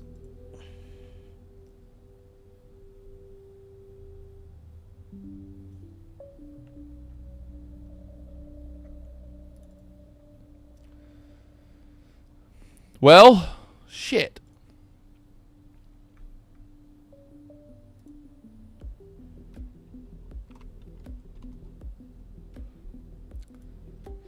Are there benefits to copying prop firm accounts? Yes. So the benefit of copying a prop firm account is very simple, right? Like with Lucid, if you think about it like this, right? You only have so much drawdown per account, right? And the whole idea of copy trading a prop firm account is, let's say, if you have the black accounts, right? Let's say you got the black accounts and you've got the 50Ks, right? So the drawdown on these accounts is $2,000 max loss.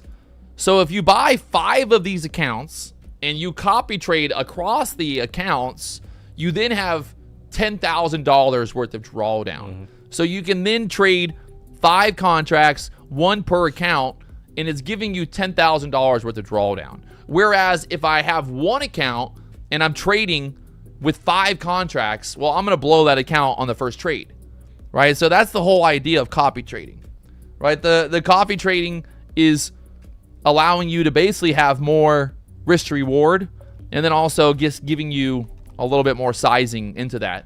And, you know, I tell people, like, you don't have to copy trade all the accounts together. You know, you can have a 50K account, you can have a 100K account, you can have a 25, you can have 3 or 4 different size accounts. Yeah. And then trade them separately if you want. You know, first trade of the day, trade 1 account. The second trade of the day, trade a different account. Yeah. And that, it's Spread like it out. also you're spreading out your risk reward. Exactly. And let's say, you know, the goal here is to get payouts, right? Like if you're not trying to get payouts, well, then you're wasting your time. You know, it's not about trying to make the most money ever. You saw how Top Step basically fucked everybody with the XFAs. You only get 20% access to 20% of your, you know, money that you made in the XFA account. So like there's really no purpose to try to have like a big balance. A big balance just makes it harder to get a payout. Yeah. So you might as well just aim for the bottom, you know, the lowest possible target. Like with the 50K eval, you know, it's $3,000 to pass it. So, well, you don't need to make 20,000. Right now, the NASDAQ just absolutely going nowhere. Yeah. I mean, the range is real. It's getting tighter. There is definitely a move coming.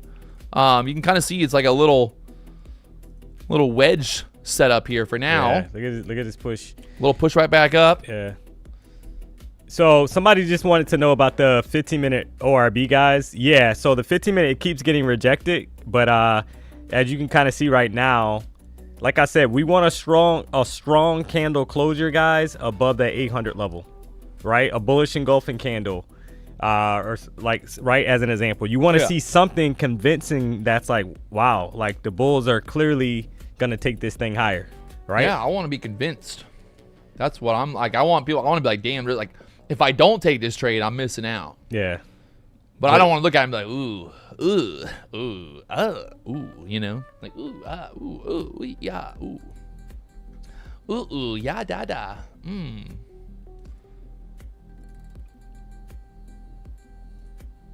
So we were able to put in a high, guys. Obviously, we swiped the CPI candles high at 9:45, right?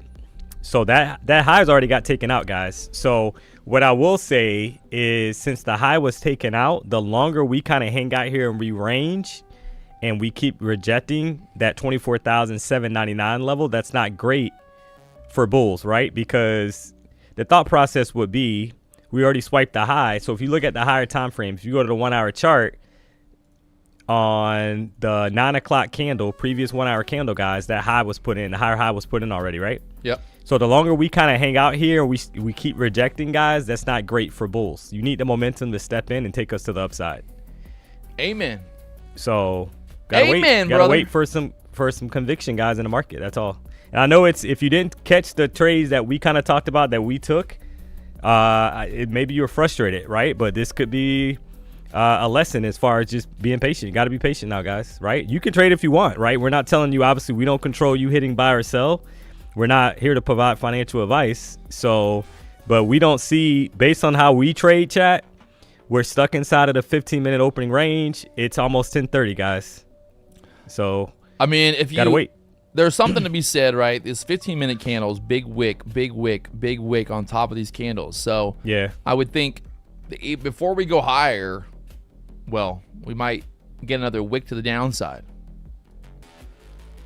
So you got to be just cautious, like, and that just keeps me out of the longs for now. It doesn't mean that I want to get short, but it's just like, just waiting. You got 6 minutes left on this 15-minute candle.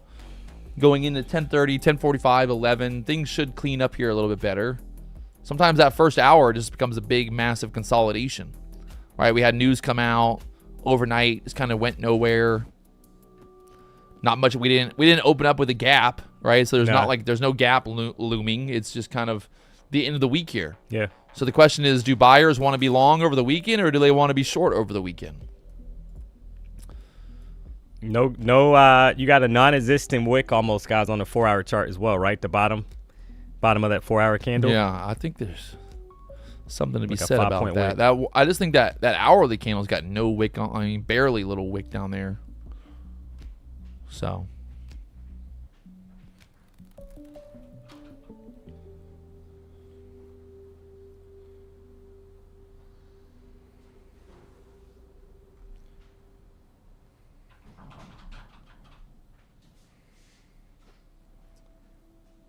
Do we have a 4 hour trading method? Yeah, I mean, we just talked about it, guys, right? So I'm looking for wicks on the 4 hour chart, because wicks, guys, they're going to tell you. So if you look at the opening range, candle, right?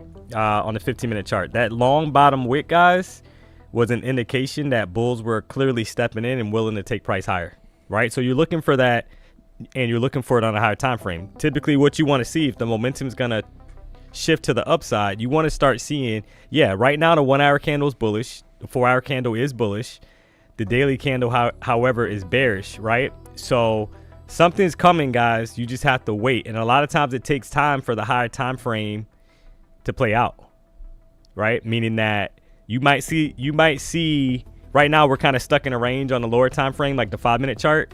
We're having a hard time staying above the 24,800 level. That doesn't mean that we can't pop violently to the upside, but it's just a matter of when, right? So you have to so all I'm doing is, guys, I'm looking at the higher time frame, I'm looking at momentum, whether it's bullish or bearish. I'm going down to the 5-minute chart, and I'm trying to mirror. I want to see the similar, basically, price action pop up on the lower time frame on the 5-minute chart. So if we're bullish on the 4 hour, I want to see bullish momentum step in on the 5-minute chart, and I'm looking to join the party in that direction, as an example.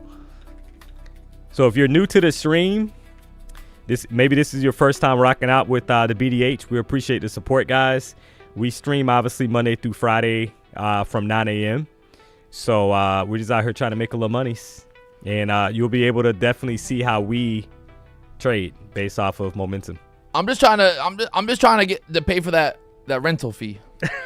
Right? I made $300 today. I got to make $200 more so I can afford the rental fee, dude. Renting a G-Wagon from Hertz is expensive. Right? Like I don't want people to know, but it is expensive renting the G-Wagon. So just a shout out there.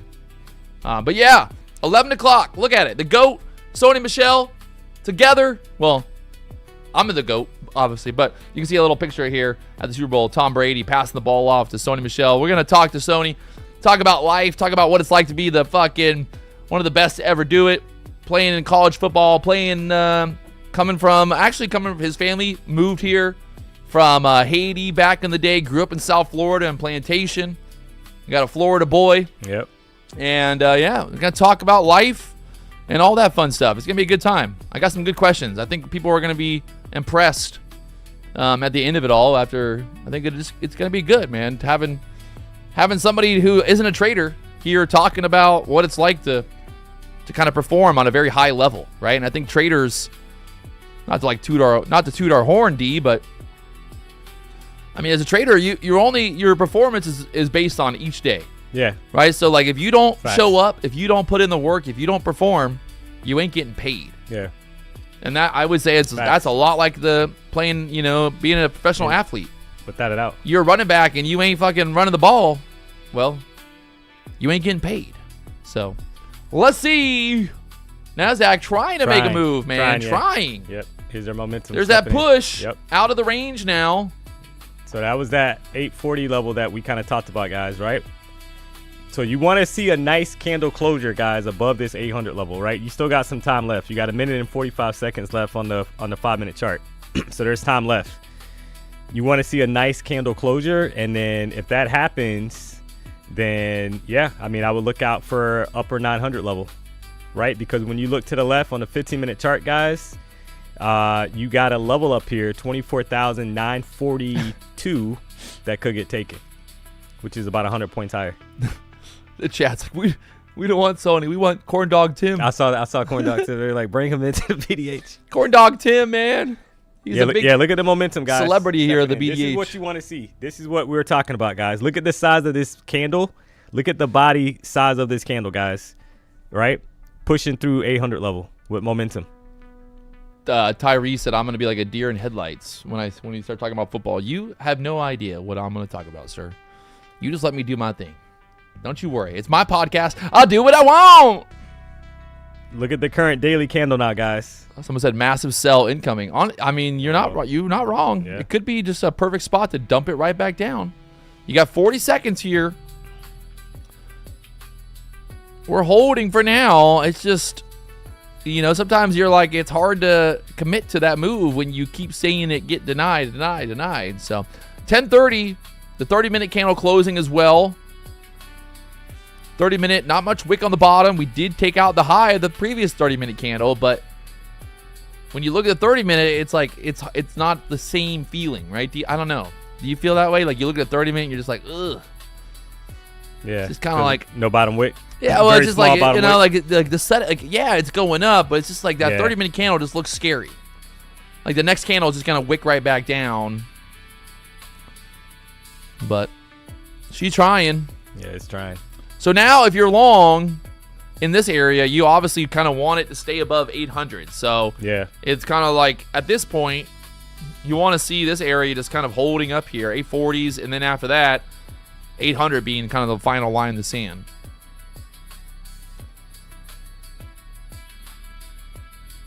Someone said win code DM. If you use the code DM, then D Money won't have a G-Wagon anymore. So please use the code man. PW. I won't be able to afford to pay for the G-Wagon if you guys start using the wrong codes. Yeah, keep an eye out here, guys. Right?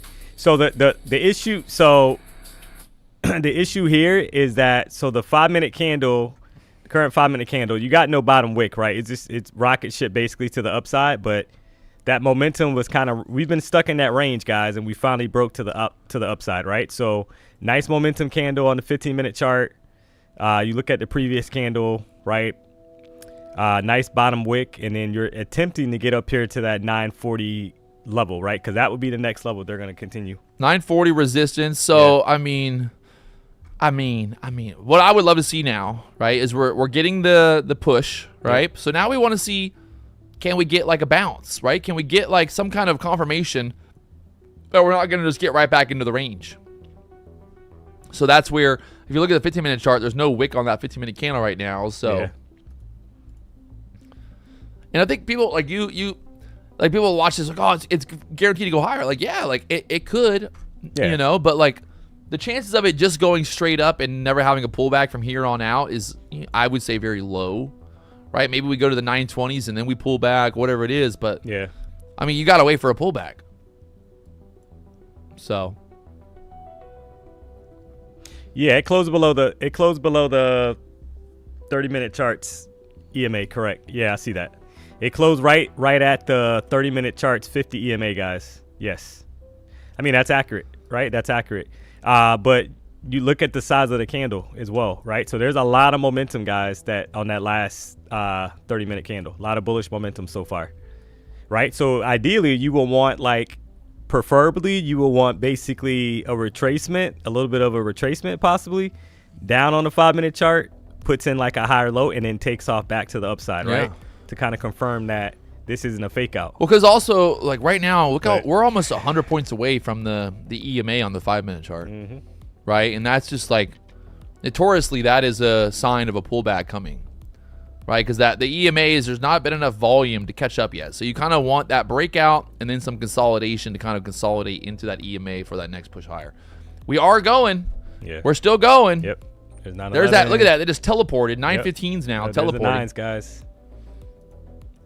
Just teleporting now. She's going. Keep an eye out for that 940 level, guys.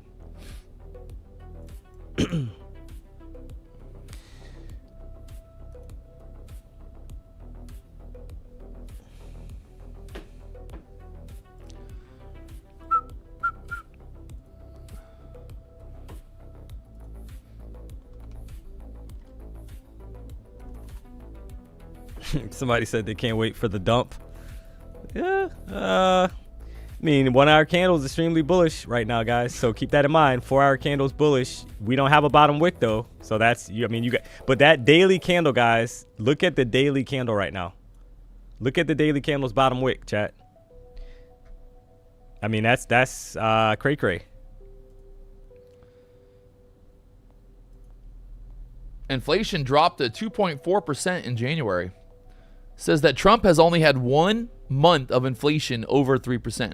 Biden had 39 consecutive months with inflation at or above 3%. So Trump doing what he said he was going to do, getting prices down.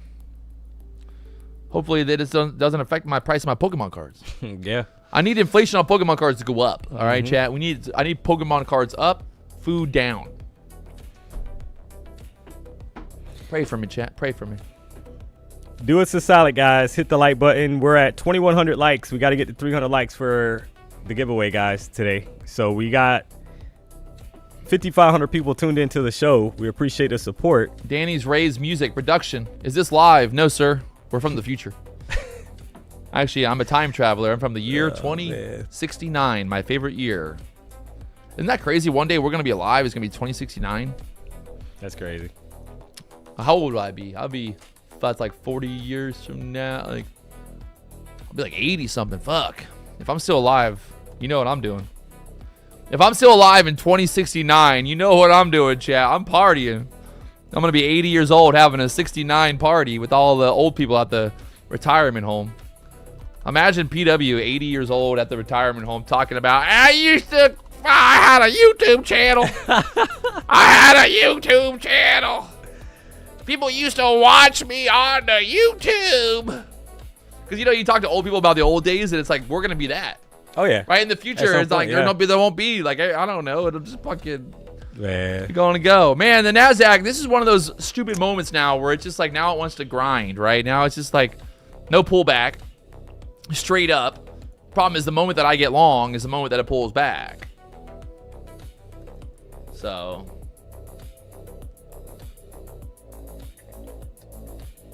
gonna be in the villages. I heard there's a lot of sexual activity going on in the villages. All them old people just having sex. A lot of what do you call it? Lubrication being sold. The hottest, the top selling product in the villages, lubrication. Lubrication. Yeah, if you didn't catch it, guys, on the close of that candle, basically at 10:30, right? 5-minute chart at like 8:50 area, then yeah, you want to pull back. You want to pull back here, guys. Benson Zenda 883. Is it cool for Trump to play with kids? I mean, you got a son. How do you feel about that? I mean, you show me the proof, and we'll talk about it. But until then, I'll feel exactly how I feel.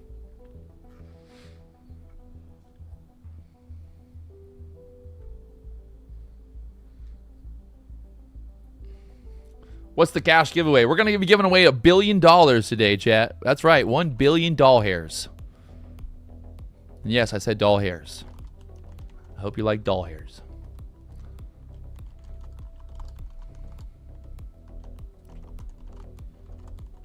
Why does everyone... I mean, you think... Oh, so full of shit. The people...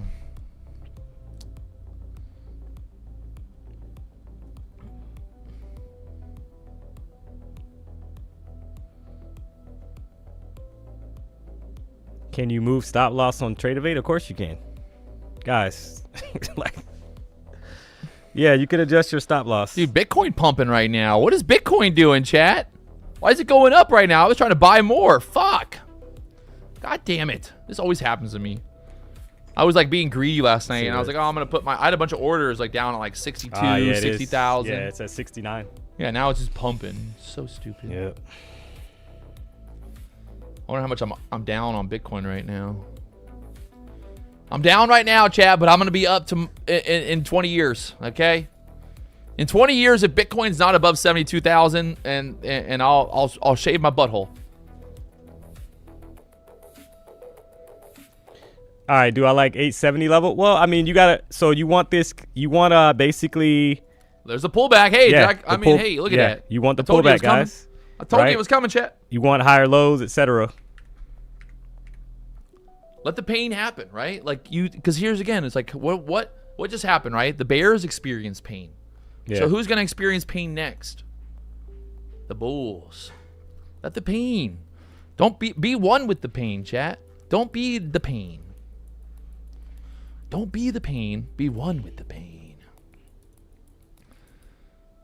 Yeah, my orders did not get filled. Damn it. That's the hardest part about like being patient and buying more Bitcoin. You like it drops and you're like, oh, I want to buy some, and then you're like, no, I'll wait for it to go lower, and then it does something like today where it pops straight back up, and you're like, fuck. Where did you have an order at? I had an order all the way down at 61, 63. Yeah. Just like, thinking like, oh, if it dumps overnight while I'm sleeping, I'll get filled. Yeah, you'll get filled. It's fine. I think I still got plenty of time. I think no matter what, we're still gonna go lower at some point, right? So, we chilling. We chilling. All right, heavy retracement back down, guys. Right, 100-point retracement off the high. I do love it. Yeah, I do love it that we were right once again. Yeah. So now, yeah. So if you got high at 900 plus, I mean, you're stopped, right? So your account or your account's gone if you held it. So now, yeah, you want to start. You got to wait, guys. Right? I would wait for like some kind of higher low to be put in. Showing that bulls are stepping back in to take this thing back higher. Yeah, I mean, it should, like we said, we realistically, this is not like a good pullback, right? Because like this is, you don't want that big bearish candle like that to just take out that whole fucking move up. Yeah, you want to wait. I wouldn't be buying the dip right here. Just, I'd have to be patient again. Yep. Let's see.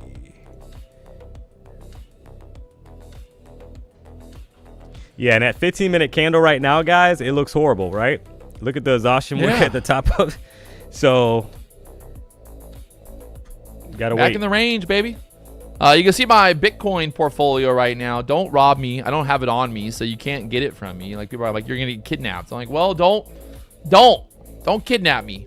I'm currently down about 17,000 on my Bitcoin position. I got 4.5. I'm trying to buy more though. I want to get at least $1 million worth of Bitcoin this year. This is the most Bitcoin I've ever owned at one point. Well, no, actually, when it was way cheaper, I had more. But this is the most that I've had recently. So I'm trying to basically average into Bitcoin this year. That's kind of like my goal. If I can average into Bitcoin, we'll be chilling. So that's what I got right now. Just full transparency. Full transparency, chat. And by the way, we got Sony Michelle coming up here at 11 o'clock, chat.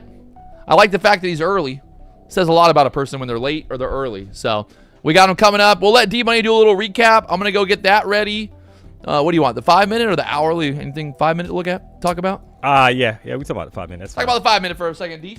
Yeah, guys. So on the 5-minute chart now, right? Ideally, what you would want is, all right, you're getting a bullish reaction so far, right? But there's 2 minutes and like 50 seconds left on the candle.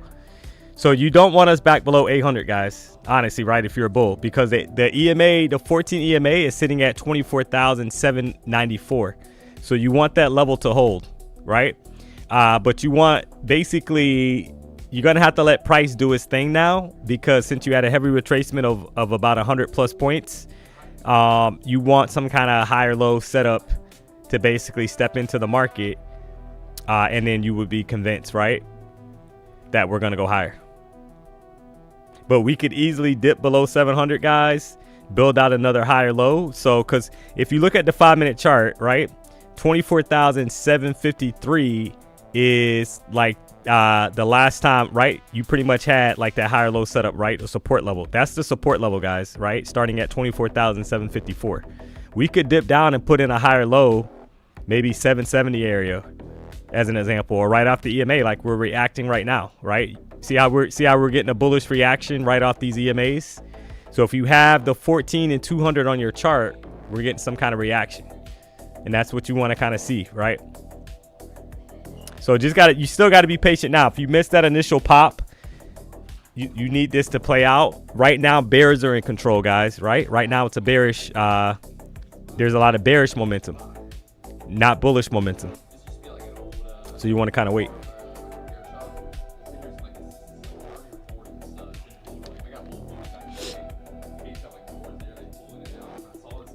I used the 1450 and 200 EMA. 1450, 200. I posted that earlier, guys, in the chat.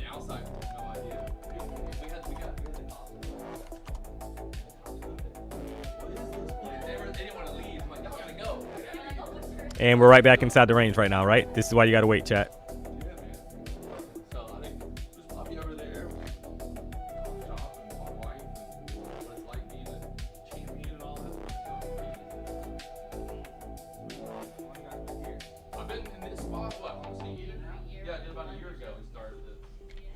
Tired of waiting.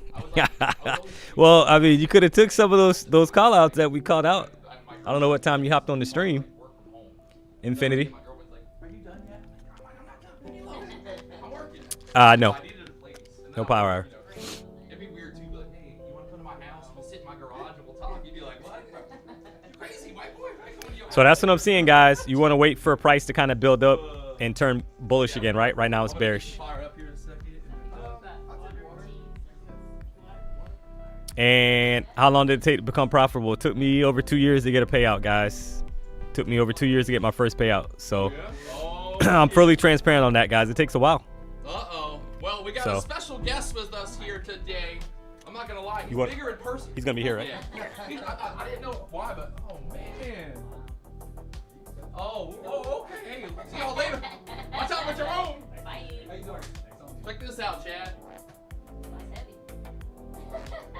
The real deal. So I wanted to get a little hyped up here.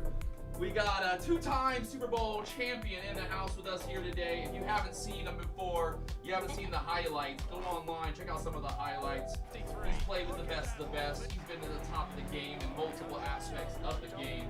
And we're stoked to have him here today talking with us and sharing the love. So, yeah, mic's up. You're going to get him in here. You just go right over there, Sony. This table might be a little small for you, but we'll get you in there. I got some jacks.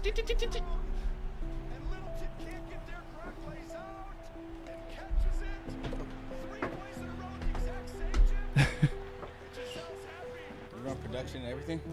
Oh yeah, we own production, baby. I call the editor. You know him as Jason, but I just call him editor all the time. It's funny because people are like, why don't you call him by his real name? I'm like, he's the editor. Part of the story. So yeah, no, stoked to have you here, man. Appreciate you having me. Popping out there. Yeah, you basically have your mic there. Jason, will you go a little? D Money, he a little short. Call him D Money. Awesome. Let's go. All right. Well, I mean, I'll be honest. I don't think I've ever had a Super Bowl champion here at the BDH. Hey. No, we definitely haven't. So, what's good? You're from South Florida originally. Yes, from South Florida, down in Hollywood. Yeah. Or now West Park. Okay. Florida. Grew up down there and kind of just moved my way up as time went on. I always stayed in the Broward County area. Okay. So, went from West Park to Plantation because I went to high school in that area. Then made my way more up north, towards Georgia. Yep, Georgia. Came back to South Florida. Yeah. So, just made my rounds. I got to ask you a question, and I don't know if you can answer this question or not, but like, how did you were a full-grown man when you're in the eighth grade. Bro, I saw someone was like, oh, yeah, this is in 8th grade. I'm like, what? He's 8th grade? If I was 8th grade and you were in 8th grade, I would have been like, that guy's going to kill me. Nah, maybe I hit my growth spurt early. Yeah, no, you had to have. But no, that's... It was so crazy because I thought it was normal. Everyone, I was like, why is everyone acting like... I mean, it had to be weird, right? You got all these kind of older guys going, man, this guy, he's going to be somebody. Like I guess... That was kind of one of the things I wanted to ask you about, right? Like, at what point did you like kind of realize you're like, oh man, like, I'm different, Like, I have a 13-year-old son, right? And I try to tell because I think he's getting to the point where he's like, he kind of figuring out, like, I'm a little different than everybody else. Yes. So, at what point did you feel that, right? Ooh. Or did you never feel that? It was just like kind of did you feel like people put the pressure on you, or did you kind of get to a point where you're like, I feel different? I would say people put the pressure on me first, but I think I knew I was always competitive. Yeah. And I always wanted to either be able to compete with whoever or just be able to just be in the mix.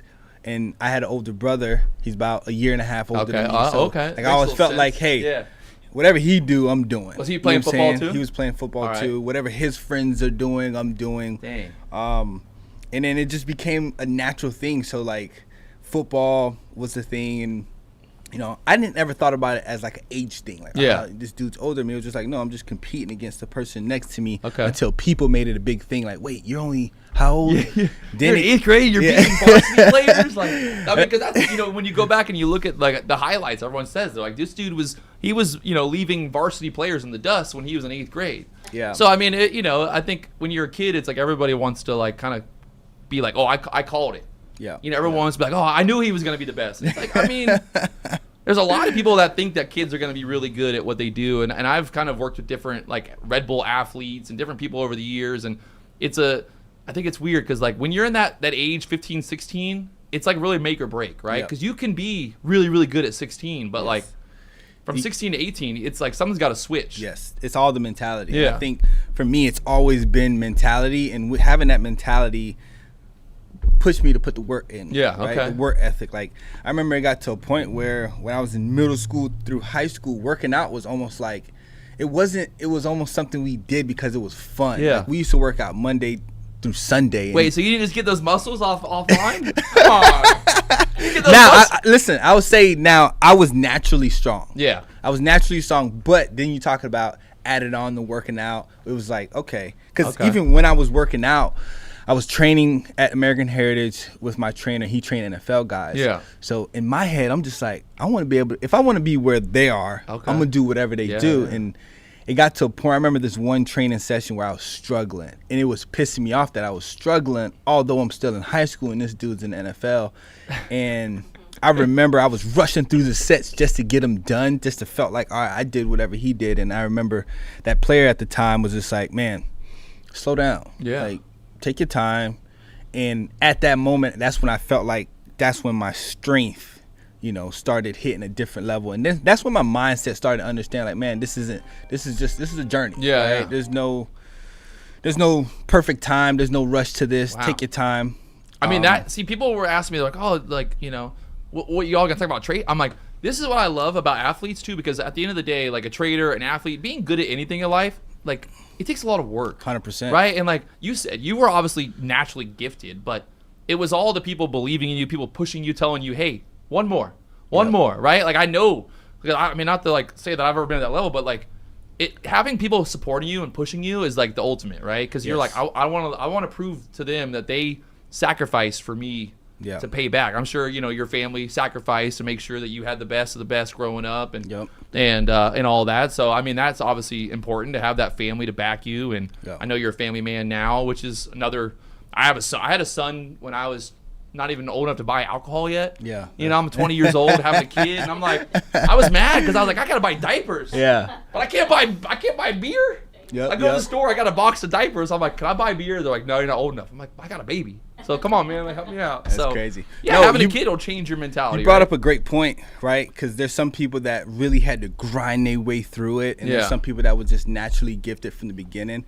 And I think I was one of those kids that was naturally gifted, but I always looked at it as, yes, there's a pro, but there's also a con, because there are expectations. You can't fail. So now the pressure got put on super early, because now every year that I didn't beat my yardage from the previous years, like, oh, he lost a step. It was always something. So then I'm just like, man. And even in high school, like when I had all these scholarship offers, right? For me, it was pressure. It was like, man, I got 100 offers, but I only can make one right decision. And if I make a decision that's not right, my whole career, the trajectory, my life can just be shifted, and now I'm gonna be like, oh, well, he didn't pan out to what he was supposed to be. So there was a lot of pressure in that aspect too. I mean, I think that's funny, because I'm like, not trying to toot my own horn, but like, you know, me and like D-Money, we go live every day on YouTube, right? And you're not always gonna have good days, right? That's everything in life. Like, you're gonna have good days, you're gonna have bad days. But people, they think every day we're gonna win. And when you don't win, they're like, oh, you suck. It's like, yeah, but I won for the last year straight. And they're like, nah, man, you just lost $1,000. You suck. And you're like, So like you said, it's like, dude, I've been delivering, but it's like, hey, maybe this is down a little bit, but like, it don't change who I am. Yeah. And then, like you said, the critics, right? The cheap seats. Yep. I mean, I'm at 1 million subscribers here on YouTube, and I have every level that I got to, it's just been people saying, he can't go. He ain't gonna go no more. No one's gonna watch him. When I first started in YouTube, everyone was like, no one's gonna watch you. I was like, all right, we'll see. And no one did watch. Yep. And I was like, at a point, my girlfriend was like, when are you gonna give this up? And I was like, I don't really want to. Like, I don't want to give it up. I want to keep. And that motivated me. So I think you probably experienced that, right? You want to prove people wrong. Yeah. Because they're all like, he can't do it. And you're like, I'm gonna do it. And that's the even kill mindset, right? You know, when you win, you treat it as if like, okay, I'm gonna celebrate a little bit, but I'm gonna keep it right here. And if I lost, I'm gonna keep it the same way. I'm not gonna get too high. I'm not gonna get too low, because, like you're saying, there are ups, there are downs, right? In order to achieve greatness, you have to go through that journey. You have to go through that period of time where everyone's gonna doubt you, and people are gonna doubt you, and you have to believe in yourself and what you can put out there. I mean, that right there, my friends, that is literally trading. That's anything in life, right? It doesn't matter what you want to be. If you want to be just good at anything, you got to put in the work, got to put in the time, and you're also going to go through the downs. Like they always say, like, you know, Michael Jordan, he missed, you know, more shots than anybody can count. Yep. But no one talks about that. No. Nobody talks about the shots that he missed. They talk about how much he won at the end of the day. And it's like, I think, you know, he probably had moments where everybody's like, oh, he's washed up. He can't do it anymore. You know, he can't score no more. And then it was like, all right, let's see. You know, Tiger Woods, great example. Everyone's like, oh, he'll never get back into shape. He'll never be able to play again. It was like, I'm going to go to the Masters and show you how I do it. So, no, I love it. I love being the underdog. I love, like, being at a high point where it's like when you're at the top, everybody wants to, like, bet on your downfall. Yes. And there is nothing better than just continuing to win. Me and my friends, we always have this discussion, and I always ask them, I say, who has more pressure, a first-round draft pick or an undrafted guy? Yeah. And I always say, first-round draft pick. I'm all going because, you know, the eyes are on you from day one.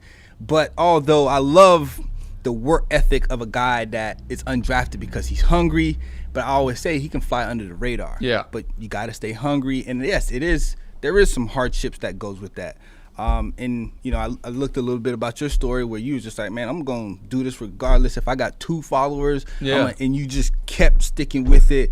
And it's that, you know, that mama mentality that we talk about. Yeah. in sports is just that, man, no matter what's going on, you believed in yourself and you were just kind of grinding it out. Like, yes, I'm going to take losses, but I'm going to also win, and I'm going to celebrate these wins regardless of who's watching. Well, there was a point in my career where, a lot of stuff, my mom passed away, my brother passed away, and I've been very open about that, they passed away from opioids. My mom got addicted to opioids, my brother got, and it was a downward spiral. And when they passed away, I kind of went in this victim mentality where I was like, why me?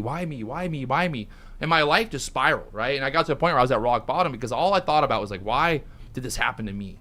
And then finally one day I was like, I got to stop thinking about why, and I got to start thinking about what I'm going to do now. Yep. Right? Like, instead of sitting around crying about it, I got to be like, hey, I got to figure it out, right? Like, the last thing my brother would want me to do is sit around crying. He'd be out there go, hey, you better get back out there. You better paddle out again, because you got the opportunity, right? And that's like the blessing that we have. The blessing is that we still have, the story is not written all the way, right? It ain't over yet. So, no, I think that's the truth to anything. You got to keep going. No, that's awesome. And I always tell people this, like, man, no one's coming to save you. Nobody. I don't care. Yeah. Well, I think, you've experienced it, right? When you're at the top of the game, everybody wants to call. Everyone's calling you. Yes. Everyone's texting you. Yep. And then, when things change, you find out who's your real friends real quick. 100%. Because all of a sudden it's like, hey, that guy's not calling me no more. I wonder why. I guess he never was my real friend. So, playing in the NFL, so obviously you played Georgia. Yes. You were they've wrote documentaries about you and stories about your play there in college. How do you feel now about seeing, college players making millions and millions of dollars? How does that feel? You know what? I'm still trying to figure that out. Right now I'm on the side I'm glad I didn't have to deal with it because I think, I don't know how players are feeling, but maybe there could be a lack of motivation to want to go to the NFL. Yeah. Well, why go to the NFL? Like, why go to NFL? Like, I'm making $500,000, but the false reality of that is that's not real money. Yeah. You know what I'm saying? Like, you need to make it to the NFL to try to get to that second contract to make, money that can change your life forever. Yeah. Now, with this kind of money, that can change your life if you spend it the right way, but 9 times out of 10, ain't nobody spending the right way. You talking about the first million, it's gone instantly. I made my first million. I looked at my bank account and said, "Where'd it go?" They go, "Oh, you pay taxes, you pay this, you bought a car." I'm like, okay, another million real quick. Yeah. So, I mean, and I always had that in the back of my mind. So, I remember my first million. I screenshotted it and sent it to my brother. Oh yeah. Oh, I got the screenshot. I got it. This is crazy. Yeah. Right. And I took some time. I did sit on it for a little bit. I didn't buy the good thing is I had some endorsement deals, so I didn't have to buy myself a car. Yeah. So I was just like, man, I'm gonna sit on it. Although I wanted to go buy some ball out. Yeah, ball out. Yeah, everybody wants to. But I'm gonna take my time and try to strategically plan it. And I'm glad I did it because it's helping me to this day. I was able to make some investments, buy some properties. So those kind of things kind of help me in the long run. Yeah. Yeah. That's honorable, I guess, because I guess some guys, they might be butthurt, like, oh yeah, it's bullshit. I can't believe they get paid. Well, I didn't get paid. So I like that you look at it from both perspectives. Now, I mean, do I want some back pay? So there is some back pay coming, but it's not enough. Yeah, it's like each player is different depending on they cut it off at a certain time frame. I think the COVID year was the initial cutoff or whatever. So my back pay is $50K, and I'm just like, dude, no, I need more than this. Yeah. So I am on that side of the ballpark where it's just listen, I want my money and I want what I was worth. You know what I'm saying? So there is my money, I want it now. There is two sides to the story. Well, it's interesting to hear it from somebody who actually has played, right? Because everybody just hears it online, influencers and this people and the people sitting there behind a desk talking about it. And I always say, it's if you ain't actually done it, then you don't truly know. But right? You know what? I appreciate it that these guys are getting paid because they also get to treat themselves as a business now. They also get to see the business side of things, let alone that they're getting paid and really making money off of their name. But they get to start learning the business side of any business, right? Yeah. It's just this is how you need to conduct yourself. This is how you need to handle things. This is how you need to orchestrate it. Now you get to understand how to build your team before you make it to the big leagues, right? Because sometimes it is hard not being paid, everything's kind of taken care of, and then you jump And into then the day big one leagues. draft. Now you got to figure out, Yeah, yeah. man, all these other things, because it can get tough. It can get tough. So I'm glad they're getting paid off their likeness, but I'm also glad that they get to structure their life as Yeah. a professional. Makes sense. Kind of a good starting point. Good starting You point. know, like if you don't go to the draft, at least you got a little bit of, nest egg to get kind of start a business, do something for yourself. Yeah. I So like that. I remember someone was telling me, like, man, rookies are pulling up in, all types of crazy cars now. Like, back when we're pulling, like, guys are catching the team bus to practice. Yeah, Right? Because, okay. people didn't really have, if you didn't get drafted high, you didn't get a signing Yeah. bonus. So some guys didn't even have cars. Did I guess from your experience in the league, did you feel like the guys who were like the more flashy, the guys who spent the money and did stupid stuff, did you feel like maybe they were less dedicated to the team? Like, because I feel like that is kind of the problem now with some of the draft guys, where you see them go lower because they have a very big personality in college. They're big on social media. They're into drama. Yeah, And yeah, it's like, if yeah. I'm a team owner, I'm like, I don't really want that player. Yeah. I'd rather get the guy who no one really knows about, who's going to put in the work. I think there is yes. There's a fine line to it, right? Yeah. Because there are guys that are just trying to capitalize off their likeness, but Yeah. then there's guys that are too invested in not keeping the main thing, which Yeah. is football. So you have to try to read between the lines. I guess it's all predicated on someone's character, Yep. right? Who is this person when no one's watching? Obviously, we understand that this person want to be online. They want to be on social media, do their thing to make money. But is this what they're devoted to? Yeah. Then it can affect the play on the field. And there is guys that I see that I'm just like, ooh, Don't do that. from year one to year two, like the receiver from Alabama, Ryan Yeah. Williams, he got this little podcast and, do your thing, but also focus on football. His play has dropped. Yeah, yeah. And now he got to try to pick it back up. So there are instances, and just like you're saying, if I'm a GM or a team owner, I'm watching this stuff. I'm like, Yeah. all right.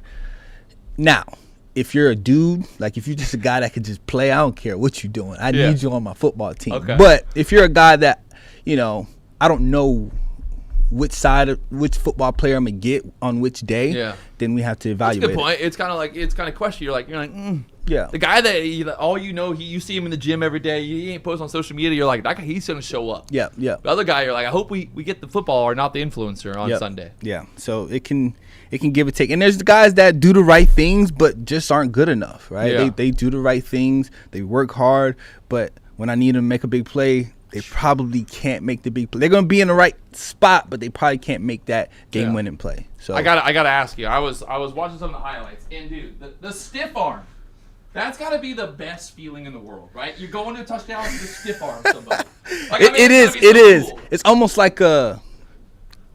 almost like get down. Yeah, like Get back. But there's also another side. There's two sides to everything. You have to be careful because you don't want to get tackled by a stiff arm as Okay. well, because Yeah, somebody yeah. grab your arm. But a stiff arm is a legit good feeling when you can pull one off. Yeah, 100%. I mean, I've been to obviously the games and just the noise, the energy. I mean, I cannot imagine what it feels like to run into the touch and to Now, run in, hold the ball, running through someone. running. Yeah, that's not just running through a wall of 300-pound men. yeah, like looking at a grown man and just being like, yeah. I don't know if I can use profanity. Yeah, like I but was, I'm I was yeah. watching some of the, I'm like- watching some of your plays, and it's remarkable. Like there's like just the tiniest little hole, and you just head down and you threw it. Yeah, And you're yeah, like, how did yeah. he do that? And I'm sure the other players are like, how did he do that? How did he get through And there? part of it is how the play is structured, but Yeah. also I think the position running back, you got to be. I like to call it now. You got to be somewhat of a genius because your Okay. body and your mind have to be aligned Yeah, to be able yeah. to see something and make it work. Would you say that you are a scientist of the game? As like a player, did you feel like you really you knew kind of how people were going to move? You thought like that guy's going to move this way and he's going to move here and I'm going through there. Like, did you have the vision of like this is how it's going to play, or is it kind of like just naturally you're going? I would say natural instincts. Yeah. Now, there is a side where I can watch film and see some tendencies, but I used to, as a running back, I have this thing where running backs, I don't really believe they should do too much film work. Okay. Because it takes away their instincts. Yeah, yeah. Because a lot of stuff is reaction. Yeah. Whatever you do, I'm going to react off of that. And I Okay. think that's what makes good running backs, because all plays aren't perfect. And what makes a good running back is who can create when Okay. it don't look so good. you're creative with this. I would say it's if more like if the shit is in the all moment. jammed If up, something changes, can you make it happen? Yeah. Can you adjust? because you don't want a robot. You don't want a guy that just the play's drawn this way, so you're always going that. Yeah. So there's different ways you can look at it. I mean, that's a good way to look at it, right? So some people might think that like players would be like a scientist aspect, where you're just kind of looking at the odds of like, well, if I go here, someone's going to be there. But like you said, as a running back, you have to be creative. It's almost like you're painting a picture. Yep. Hey, I get to control what the defender's doing because he's trying to tackle me. So like, if I'm breaking a long run and the safety's coming down, I'm going to act as if I'm running full speed this way, although I already know I'm about to cut back. Okay. But he doesn't know that. So he's running full speed thinking he's about to tackle me. I love that. And you put your foot in the ground. So epic. And you get him. Yeah. No, I mean, it's so cool to hear from people like all the little insides of it, because you think differently. You watch the game, you watch what's going on, you're like, oh, I wonder what is actually like creative and what's actually like kind of a spur of the moment. Now there's times where I'll pull something off and I'll be like, I don't know how I just did that shit. Like, trust me, I do the same thing sometimes. I don't know how I just did that. Or I'll see another guy at my position go in and they'll do something and I'm just like, damn, I don't know how I'm gonna top that. Yeah. Like, how can I go in there and compete with that? So okay. It same thing I'm sure with trading. Not that have much knowledge on the trading aspect, trade world, baby. But it's a little bit of, there's some talent, there's some strategicness, and there's a little bit of luck. Well, that's like, people always ask me with trading, because sometimes I'll take a trade and they're like, well, what'd you see? And I'm like, I don't really know what I saw. Like, I can't like put it into words, right? Like, so it's hard to like explain it. But that's just the experience. Like you said, you had the experience and you kind of, like, hey, what I can do to trick somebody out and do this. So it's like you're playing into that experience, and that's just being a football player for as long as you did. I mean, all those games, just growing up playing games, like you said, you loved it, right? When you first start out, there's no money, no one's paying you. You just go into the gym, working out with your friends, you're pushing each other. That's the same thing with trading. When you first start out trading, you're not making money. Yeah, like you're really not. Like you're just grinding, and you're like, there's a point where you're like, why am I doing this? And all of a sudden, it starts clicking, and you're like, okay, now it's working. Now, would you say there's people that jumped into trading early, and it's like they hit? You know what I'm saying? So, but like, it would be, honestly, you know what it would be? It would be like the kids who go to a football camp and their parents are like, oh, he's going to the NFL 100%. And you're like, I mean, relax a little bit, like, and the dad's like, hey, what? I want this kid. I want him doing all this. And you're like, I mean, he's 7. Let him have some fun. Like, this is a game of fun before it's a game of money. Yep. So yeah, it's the same thing with trading, right? When you're overconfident, when you just think that you're going to get rich overnight, that's when you lose everything. Yeah. So it's, I mean, you got to keep everything in perspective. It's a long journey, and I think people see football players first pick of the NFL draft, like, wow, look, he made it. And it's like they don't see the last 20 years of the late nights at the gym, the late nights getting yelled at by his coach because he didn't do something. It's like, it's a grind. It's crazy because I remember being at practice in the NFL, and one of the coaches was just like, looked at us and was like, y'all wives think y'all out here just throwing the ball around, laughing, giggling and shit, and we out here cussing y'all out. And I'm just like, damn, that's actually reality. Like, we're in this position where we're grinding it out, and people only see the touchdowns. But Monday through Saturday, it's a grind. I guess a good question as well is how much would you say? Like, obviously everybody like wants to say, oh, the like this player was the secret to that team winning. I mean, I think there's a lot more to it, right? One player does not make a championship team. No. Like, it takes the owner. Everyone's got to come together and like believe in what you're doing. Right? It starts with ownership. The ownership's philosophy. Yeah. Head coach. Obviously, you need some good coaches because there's just certain strategic things that can get called in a game, either plays or situations. How to react. Certain. There needs to be a good coaching staff. Yeah. And then, good players. You got to have some good players on your team. Now, I do think the quarterback position is a position that's like, if you don't have a quarterback, you're not winning. You're not winning anything. But the quarterback is like, really, he's the driver of the team. He's getting people lined up. He's like, all right, let's go.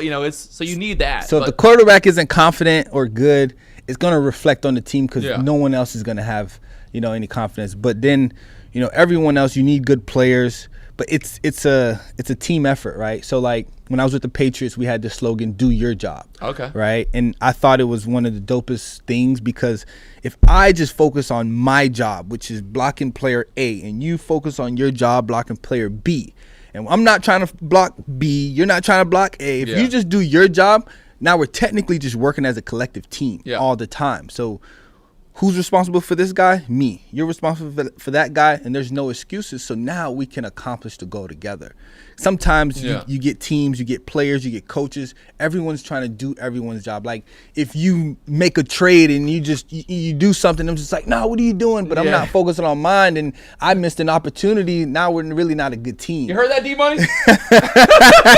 So, You heard that, D-Money? Stop looking at me. so I'm doing my job, D-Money. there's times where, people got to do their job so we can be a good team. Yeah. And I've been in locker rooms.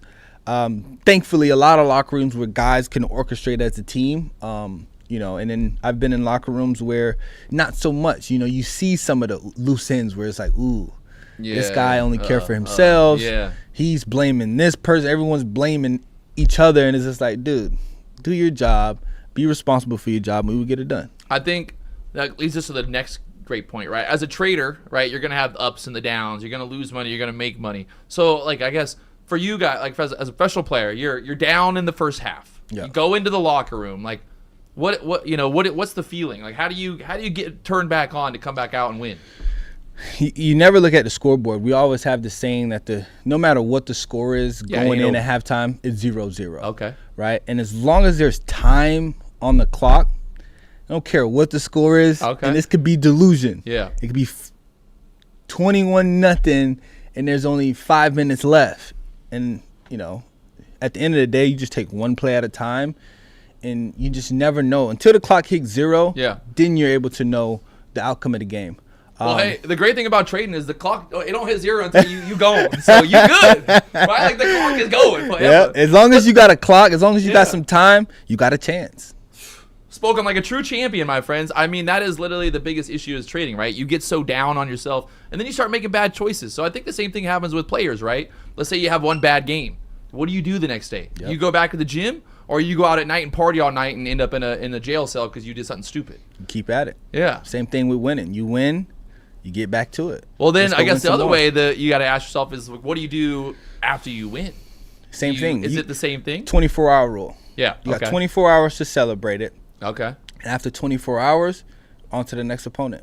We're not even focused on, our wins. Yeah, we can. If you guys played Sunday night and you won the game, how soon are you back at practice? So we go and watch film on Monday. Okay. Tuesday we're off. Wednesday next team. Okay. So by Tuesday, that's your day off. That's your time to figure out. All right, let's get ready. You're prepping for the next team. Yeah.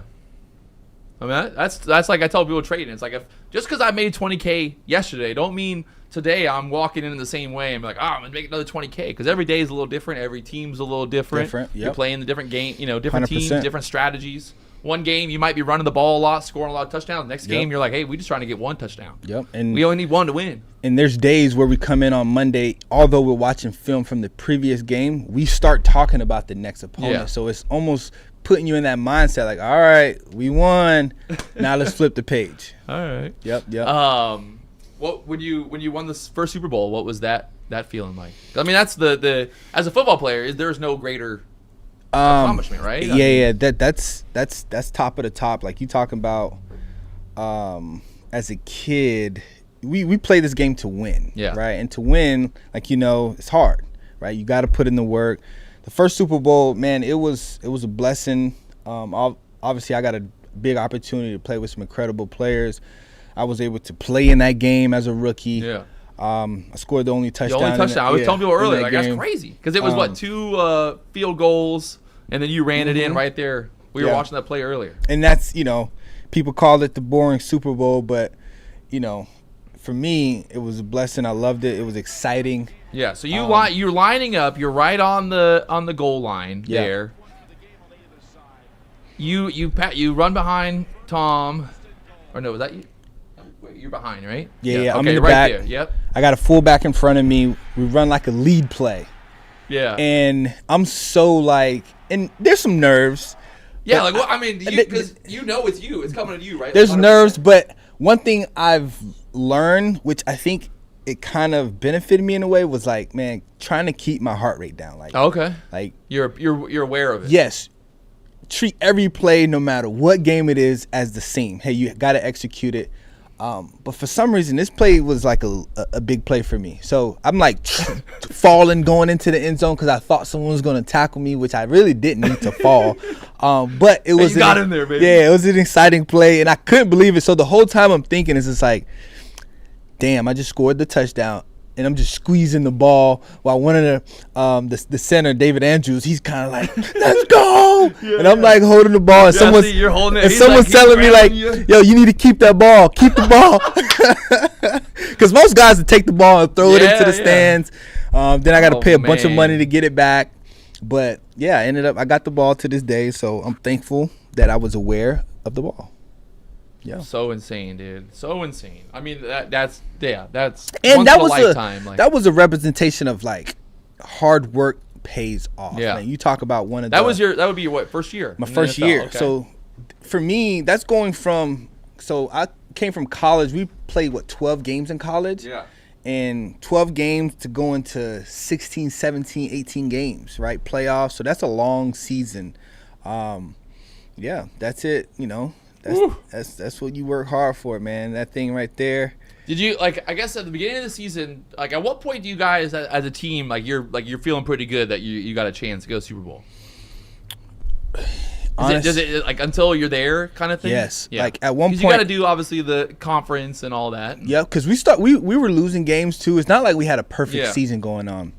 Oh, so thing's heavy. At one point I asked one of my teammates. I was just like, yo, are we Super Bowl? Like, are we good enough to go to the Super Bowl? Like, I know the Patriots been going to the Super Bowl a lot, but how does it work? Like, we've been losing a couple games in a row. Like, are we even good? And he was looked at me like, dude, yes, like anything can happen. And I'm just like, all right, whatever. And then each playoff game we win. All right, next one I'm just like, oh, maybe we might lose, and if we lose, we go home. We won, and then we got to the AFC Championship game, which was a super close game. We played Kansas City Chiefs. We ended up winning that one. And that's when I was just like, oh, this is real. Like, we're going to the Super Bowl.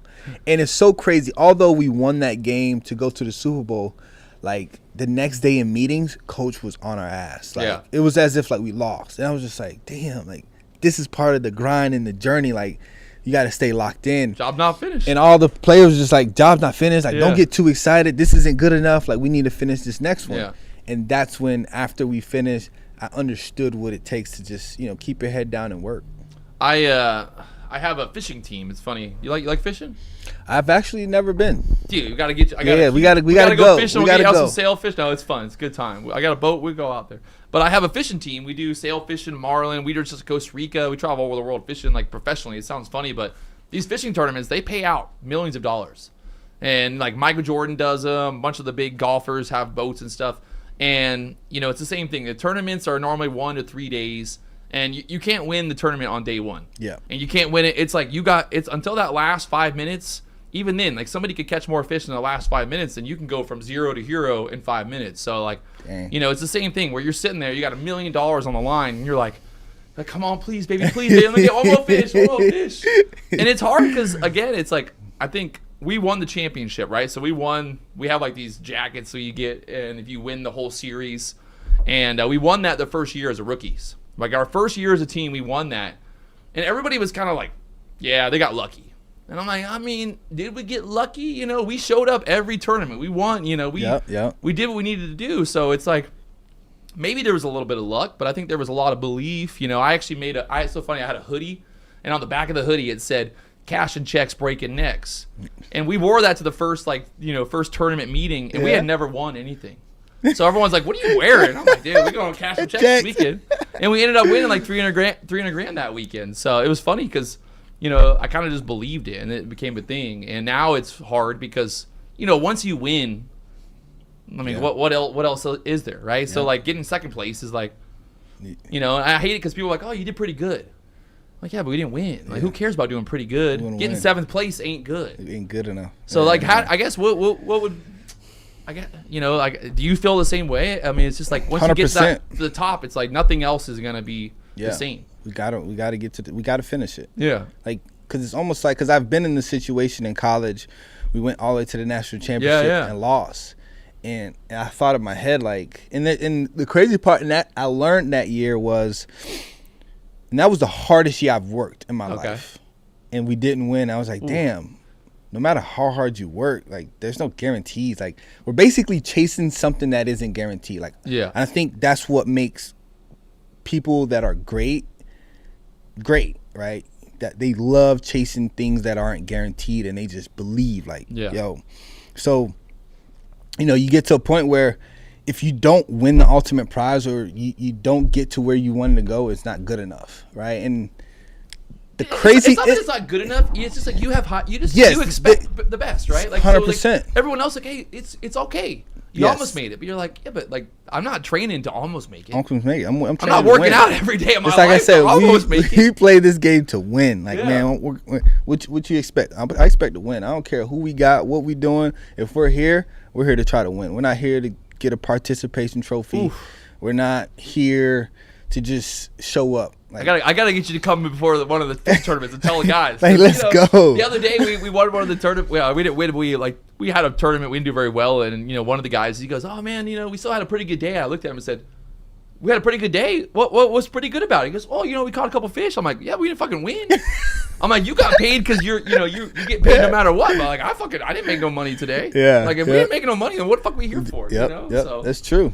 I mean, hey, it's just expectations, right? But I also like I put the right people in the right place. I've invested a lot of money, a lot of effort, my own time to like get to that point. It didn't happen overnight. I didn't 100%. expect that we're just gonna win right out of the gate, but we did, and now it's like now we got to. Yeah, and Yeah. I think it's the same thing, right? People look at my journey in my career and they're like, "Man, you've done it since 8th grade," which is like, dude, that's hard. Like to consistently do it. Yeah. Like I had to go through injuries. I had to go through, you know, the criticism, the coach's criticism, the fans' criticism. I had to go through self-doubt. You know what I'm saying? But keeping my confidence high and still trying to perform for, you know, what I believe in and still trying to compete at the highest level. So it's all about going through that journey and keeping the standard, man. Like I say it all the time, like the standard is the standard and nothing should compromise the standard, you know. And Amen. And whatever we go into, it's just like, and we can celebrate after. Like after we win this and after we accomplish what we set out to accomplish, we can go celebrate. Let's go celebrate. I always say too, I'm like, the way I look at it is like I'm writing my story, right? Yes. So it's like every time I don't win, every day that I don't accomplish what I want, like that's the story is just like it's getting written, and I only have so many pages in this book. Yep. So when I die, I'm gonna look back and like, man, I want to make sure I gave it hell. Yes. And every time I did something, I went all in on it. And I think that's like trading, right? Trading, like you're either all in or you're not. I have guys that hit me up like, hey, I want to start trading. I'm like, well, don't ask me about it. That'd be like someone hitting you up and go, hey, I want to start playing football. You'd be like, yeah, go play football. Like, what do you want me to do about it? You know? Like, you gotta go do it. Yeah. Like, and that's trading. That's anything in life. And Like, there's no, and it's so crazy. It was a conversation I was having. There's no blueprint, right? Yeah. We can act like there's a blueprint, but all our journeys are different. yeah, someone can't just look at your story and be like, okay, I'll just do exactly what he did. It did. And it's like, yes, you can, and it probably would be beneficial, but you're probably gonna have to do more now. Yeah. Times has changed. Well, because it's like also it's like the mentality, right? Like the way you were wired when you were in 8th grade versus another 8th grader. It's like everyone kind of receives criticism differently. Everybody kind of like, you know, feeds off different way. I feed off the hate. Yep. Like when people say, "Oh, he can't do it," I'm like, You got that side that want to prove let's them wrong. go, baby. Yes. Like I want to be the most hated. You know, like people always get so mad, like, "Oh, Patrick, everyone hates you." And I'm like, they just hate me because they ain't me. Yep. You know, I mean, I'm out here living. You know, I mean, I like it. What do you do? I mean, you said like the critics. I mean, at what point do you just go, "Hey, I'm playing the game and you guys are watching"? And I'm gonna do it. I'm gonna show you. I'm gonna prove you wrong. Yeah. But you know what?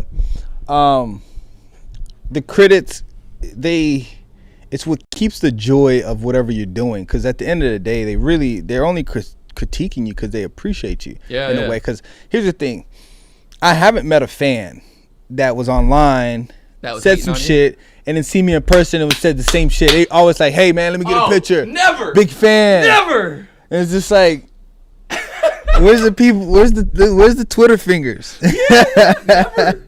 Yeah. So you know that's why I do appreciate some of the. I hate it, but I appreciate some of the negativity because it's like, man, this is I see you, and it keeps me going, and I'm gonna prove you wrong. I got a photographic fucking memory too, dude. Yes. I see these comments online. And I then see everything. See people in real life. I'm like, hey, I know you. They're like, what? I'm like, no, I know who you are. They're like, what do you mean? I'm like, you commented on my Instagram saying I was fat. what up? Here I am. You want to say something? They're like, whoa, I was just kidding. I'm like, exactly. Yeah. Everyone's just kidding online until they get called out in real life. Nah, That's hilarious. No, I think that's funny because, like you said, I got a million people that follow me, and then like I've never in real life have I ever met somebody who like talk shit. Yeah. They're always like, hey, Patrick, can I come to the BDH? Hey, Patrick. Hey, They Patrick. appreciate I'm it. like, hey, the amount of dudes in my DMs trying to hang out with me is crazy. But it's crazy. Hey, they appreciate what you do, which is a good thing. That means they're like, yo, I love what this dude got going on. I'm mad I ain't got it. I'm mad it ain't me. So let me say some shit to try to fuck up only so many mess people up can win his the Super day. Bowl a year. You know, 100%. and it's like Only there's one- a lot of people that don't win. Only one person. It's 32 teams. 31 teams are gonna be upset. And I hate for the team to actually make it and don't win. Like, yeah, I was like, that sucks. Like, I don't know if I want to sit at the table. Yeah, but I want to eat. Like, I can't. I've been in that position. Well, I guess making it and not winning it is like. What was, I guess, when you went to the Rams, what was that? Did you kind of like have a chip on your shoulder, like you wanted to kind of prove people, like, how does that feel? So, yeah, I think at that time in my career, I wanted to change. Yeah. So it ended up happening. It was like a mutual thing where I wanted to be traded, and they, it worked out. And once I got traded, I went to a team where I noticed they were, at the time, Rams were kind of like building an all-star team. So I'm just like, okay. And I knew I had to kind of like gain some respect. Like, people respect me because I won a championship, but they were just like, all right, like let's do it again. Let's see what he can bring to the table. Because I actually, the year we won, we beat the Rams. Okay. So going to the best, right? Like, what a crazy story. So going to the Rams, I knew I was going to be around some ballers, which I was. So I knew there was another opportunity to get a ring. Yeah. And that's kind of was the conversation at the beginning of the season, where a lot of people were like, man, you just got traded to the Rams. Like, you might go get another one. And we went through the same journey. Like, we started winning games, then we started losing games, and people like started doubting us, and we started doubting ourselves for a little bit, but then we had to stick as a team and just put one game at a time. It's just like, man, this one day at a time, and let's see how it play out. And it played out in our favor. Like, it played out in the favor. 2 rings in 4 years. Like, I was like, dude, what else is there for me to go get, right? And I think that kind of what kind of triggered the mindset of like, all right, I got another one. I'm gonna keep playing for a little bit. Then I got to a point in my 5th year where I was just like, all right, I'm not playing as much. Yeah. I want to try some entrepreneurship stuff, right? So I ended up retiring, and people are like, oh, why you retired so early? That's what everyone asks. Like, right? Why? And I'm just like, I'm going. Like, I did it. I did it. I'm about to go do something else, and one, I get to inspire my peers that they can do it too, but also show people that, man, we are not just one dimensional. Like, we are some creative ass people. Yeah. We have the work ethic.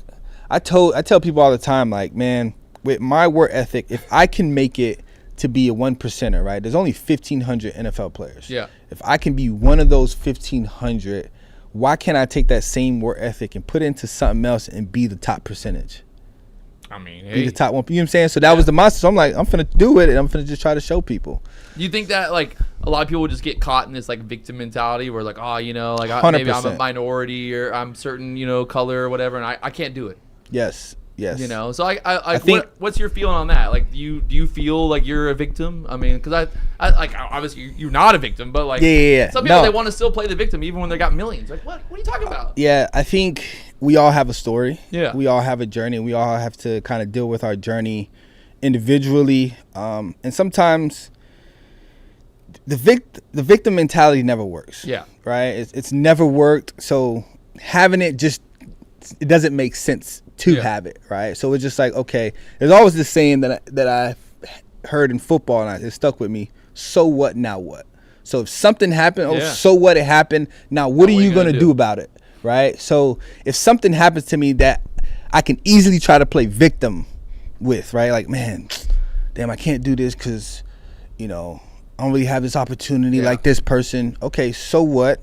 I ain't get that opportunity. Now I'm gonna go create my own opportunity in some kind of way, and I'm gonna blow these people away. Yeah. Right. And that's kind of always been my mentality. I don't like the victim mentality. I hate it. You know, and nobody that likes to consider themselves a winner likes the victim mentality. That shit just, it doesn't work. Yeah, I mean, you could have called the victim card when you're in 8th grade. Yeah, like, I did it. Yeah, I'll never be rich. It's not gonna happen. There's always an opportunity. Yeah. No matter how, in all perception, right? Some people, because I may see it. Perception is reality. Yeah, like I may see something as an opportunity, and somebody may be like, "Man, that ain't fair," and I'm just like, "No." Now I get to go manipulate this in some kind of way. Like now I get to go prove this person wrong. Yeah. Right. And it's all how you perceive it. I mean, like I said, I could have easily just been the victim and said, "Hey, my mom overdosed on drugs. My brother did. My life sucks. What am I gonna do now?" And just gave up. But I mean, I would suck. That'd be a terrible story to tell. I think the best story to tell is the comeback story, the underdog story. 100%. Who would you, of all the people that you play with in the NFL, like who do you think that you drew the most like kind of wisdom from, or someone who like you looked up to kind of as a player, or just a person? It doesn't have to be a big player, but someone that kind of had your back when you needed somebody. Ooh. There was in life. Like who would be someone that you kind of be like, this guy, he's always a good dude. I had a lot of people, but like just from my whole journey, a guy named Eric Richards. Okay. He's an ambassador. He runs the All-American game, the high school All-American game, FBU, and he's always been a part of my journey just as a mentor. Like you talk about a guy that always helped me see things out. Yeah. Right. Hey, any decision that I wanted to make, I went to him, and we just weighed out the pros and cons. Yeah. Did you feel that he was like a good mentor because he kind of like helped?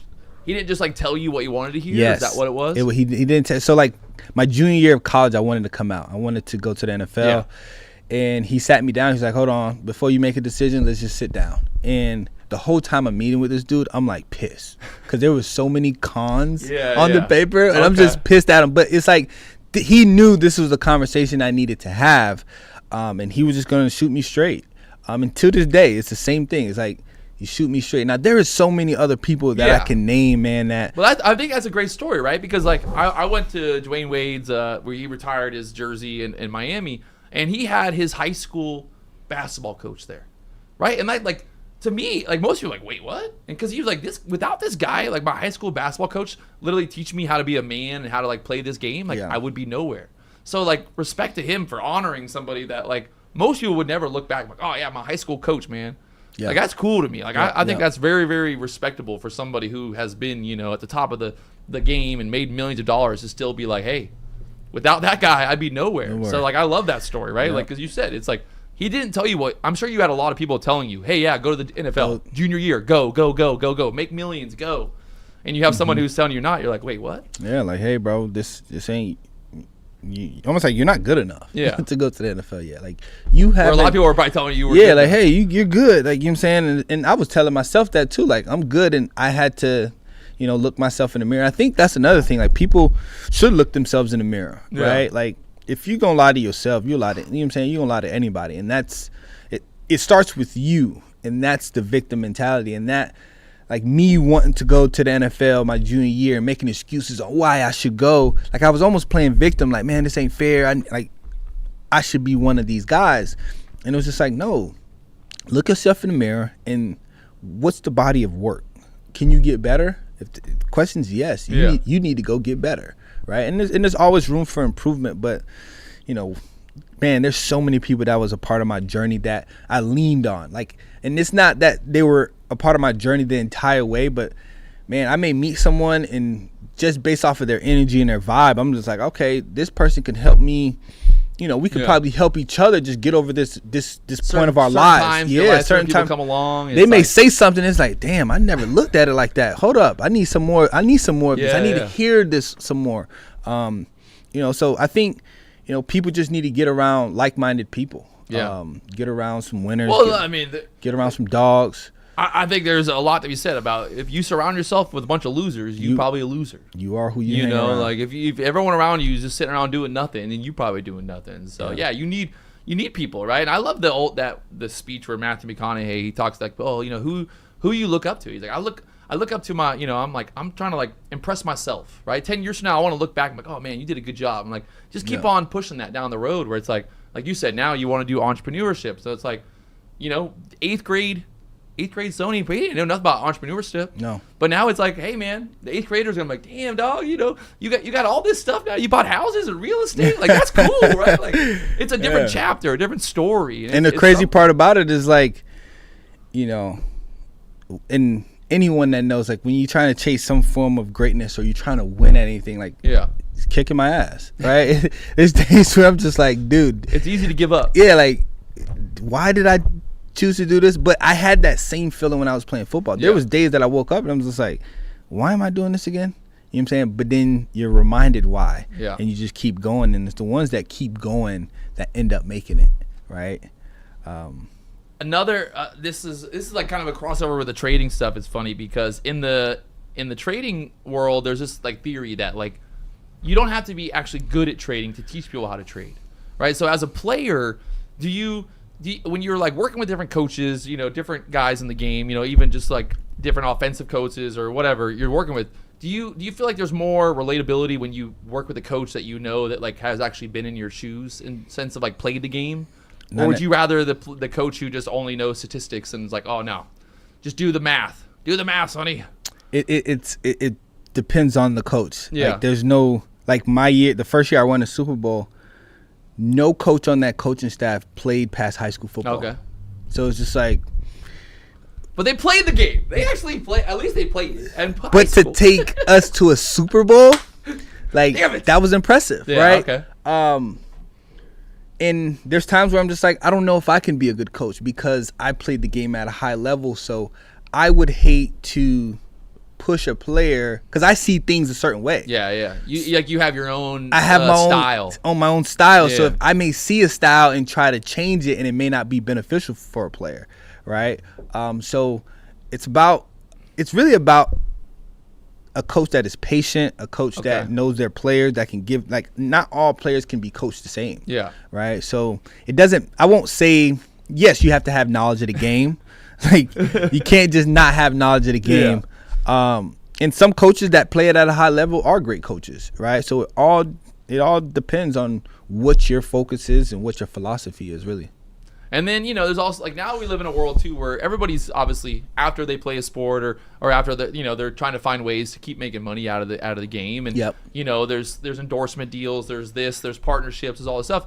You know, and it's funny because there's people out there that are like, oh man, I can't believe you're endorsing that company. I can't be doing that company. It's just like, I mean, I don't know. I don't understand the anger that people have. You know, they get so mad, like, oh, I can't believe you're gonna sell. And it's like this weird thing where people get like upset because you're trying to better yourself, and you're like, hey, I'm doing something. They don't understand it. It's all about timing and situations. It's so many things that play into different circumstances on why people invest in certain things, or because there was times where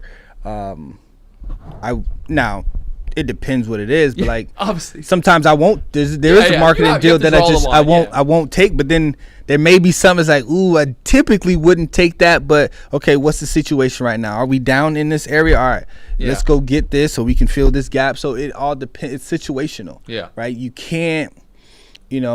Yes, you got to have the morals. Yeah. Your values, but business is business, man. Yeah. Like, it's not personal. I always say Michael Jordan, he didn't become a billionaire playing basketball. Yeah, like, it's not personal. It's all business, and sometimes people try to mix the two. Yeah. Like, oh no, I don't believe in this. It's like, this is business. Take your feelings out of it, and let's talk strictly business. Yeah, like people get mad, like, oh, you quit playing football just so you can go do brand deals, and it's like, hey man, it's business hate the player, don't hate the player, hate the game. You know, it is what it is.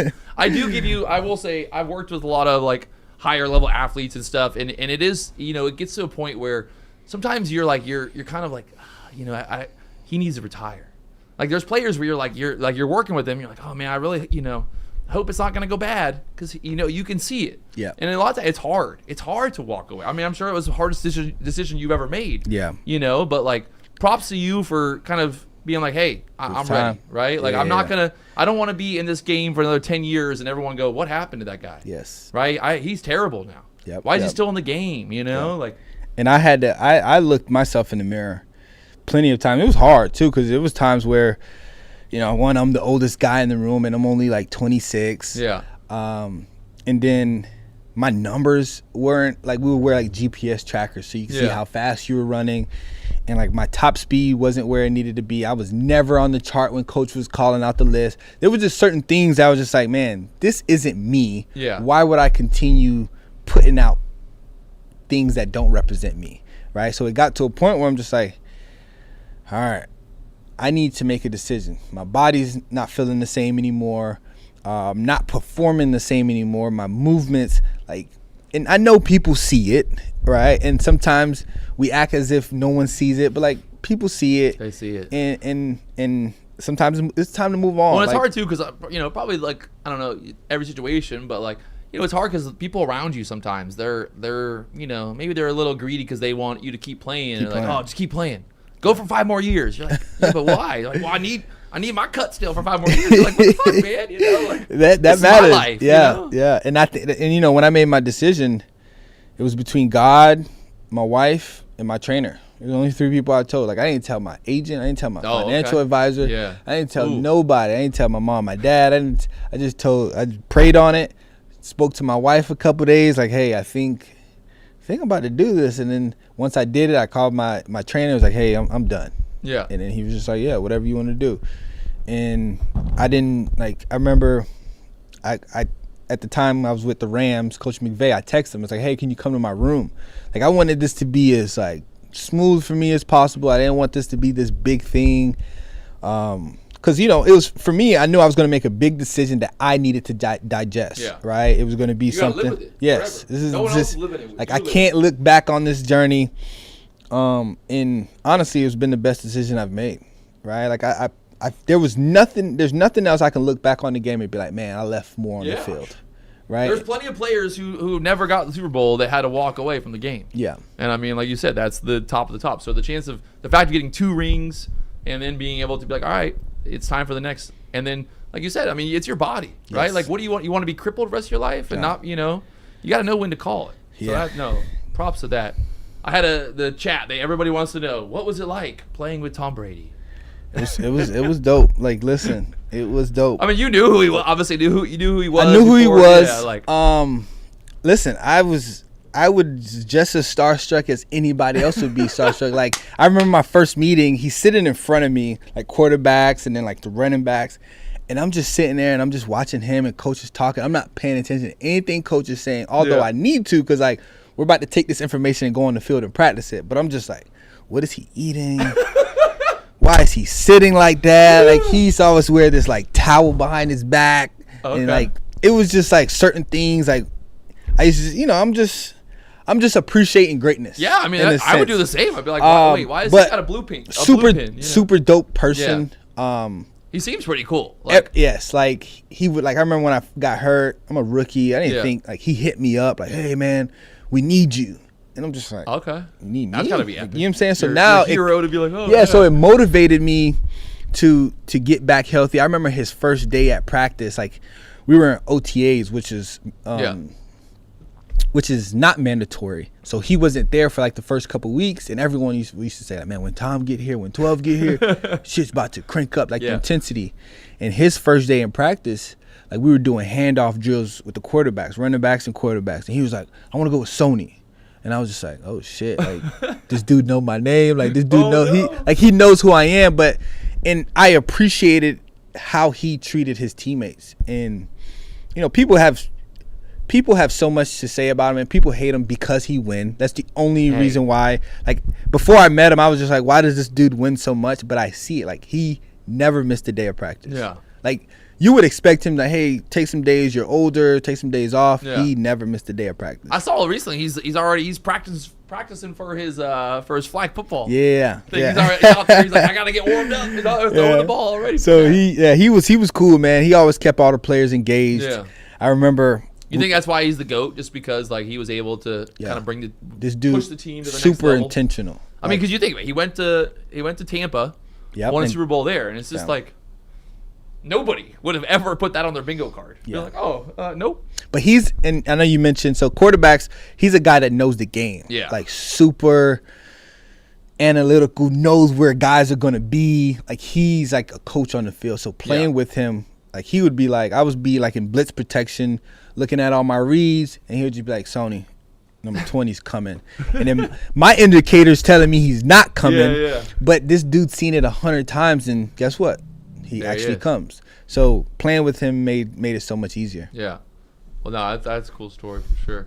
I guess the big question, like always, is so what's next? What you want to be an entrepreneur? What's the secret to being an entrepreneur now? What have you learned and what have you struggled with? And is it different, than being a football player? It's You're getting hit differently. Instead of getting hit by a linebacker or somebody, you're getting hit by a bill in the mail for yes, something. every single time. It's I wouldn't say it's any different. I think it's to be, one, just do it. Yeah. Right? Like when people hit you up like, hey, how can I just do it? Yeah. Just jump into it. There is no book you can read. Like, yes, there's certain strategic moves you can learn, but right now it's teaching me patience. Yeah. It's teaching me some grit, never giving up, because there's times where you're just like, ooh, I could probably pull out now, but it's like, no, let's keep going.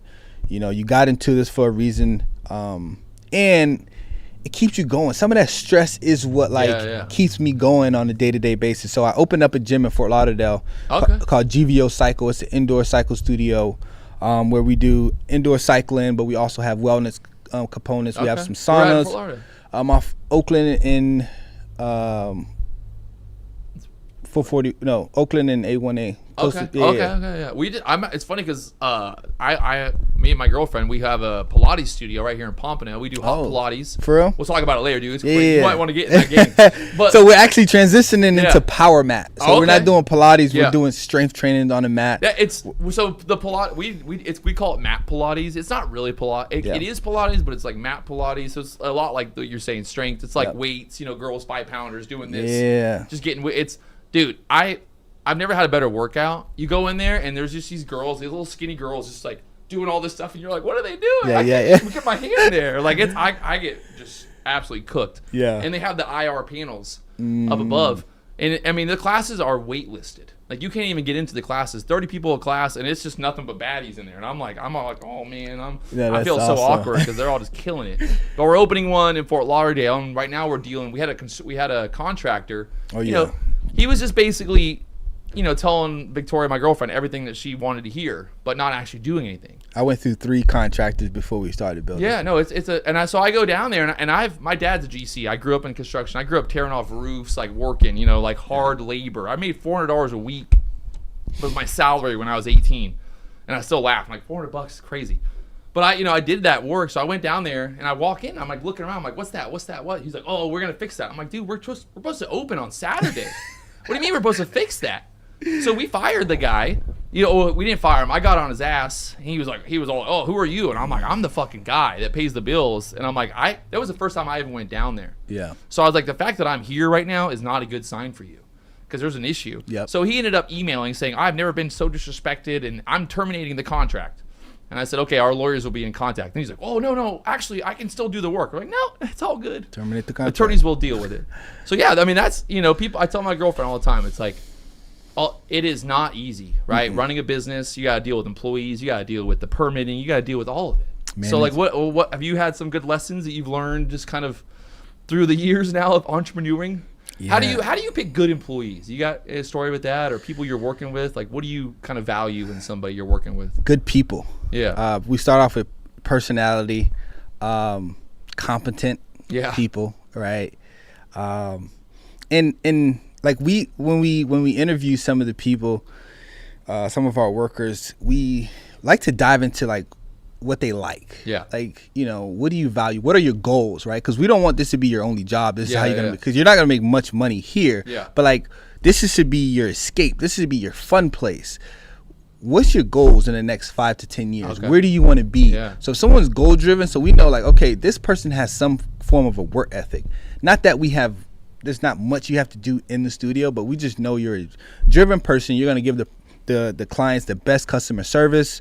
And we try to create a community, right? A community where everyone gets along. We start off, we have no titles, so there's like no studio manager. So no one's above each other. Everyone's just doing their job. Okay. If everyone Yeah, do their job, Yeah. it should all work out, and things been running smoothly. Obviously, there's little nicks here, Always something. but being an entrepreneur, man, like every time your phone rings, you're like, uh-oh, Oh shit. what happened? The water broke in the studio. Damn it. Like, what happened? But it's man, it's fun. It's great. We have a really great team, right?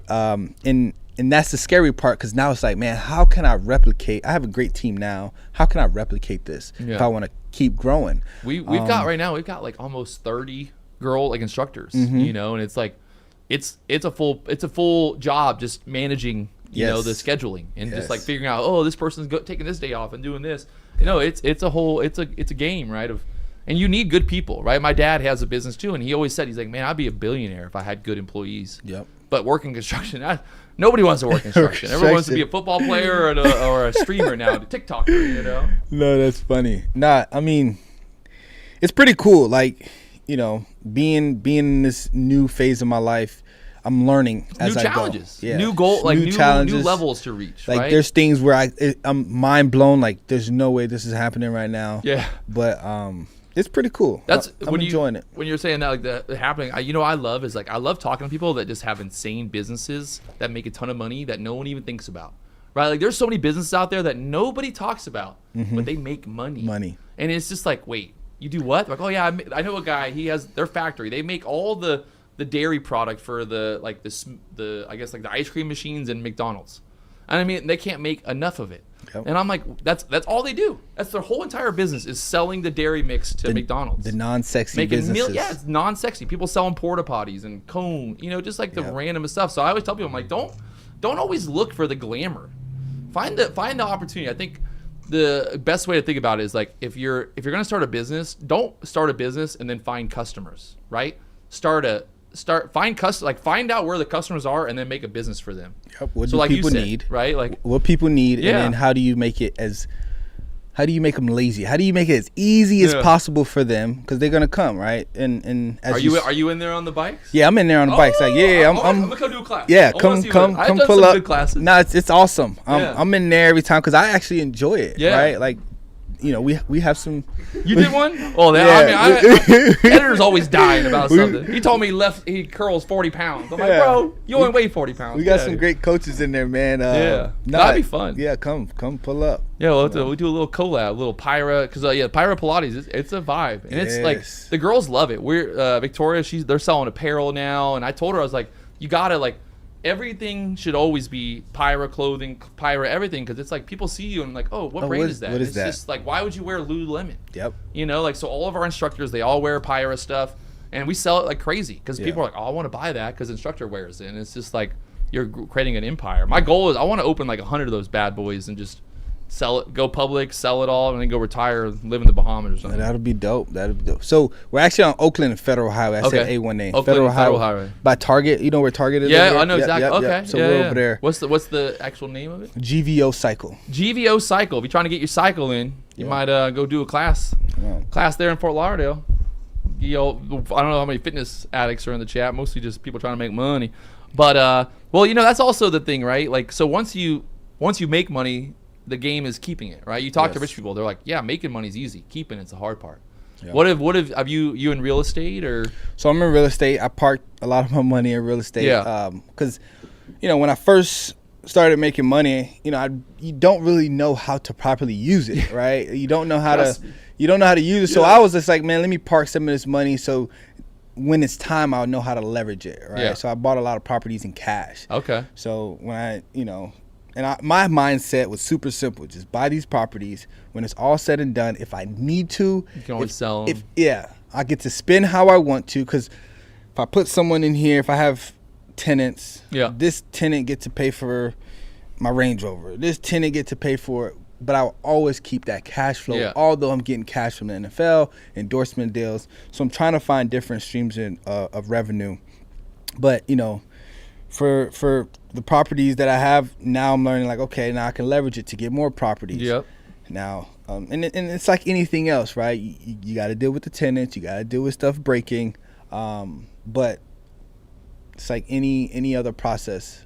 The you know, rich, out the there. rich keep getting richer, baby, Yeah. for a reason. And just, you know, I seen this thing where I valued was just like, man, stay small long enough, Yeah. and you'll be big, you know, soon enough, right? You know, keep your expenses low. I Yeah. know when I retired from the NFL, I just went through this big phase of my life where I was just like, I told my wife, I was like, we need to trim the fat. Yeah. So any expense that we just feel like, because I was like, we're young, let's keep growing our portfolio. Let's get rid of this house. Like it took me months to convince her to sell a house that we actually made money off of. Like it was one of, so I can say my first week retiring, I made $1 million in profit just selling a home that we had.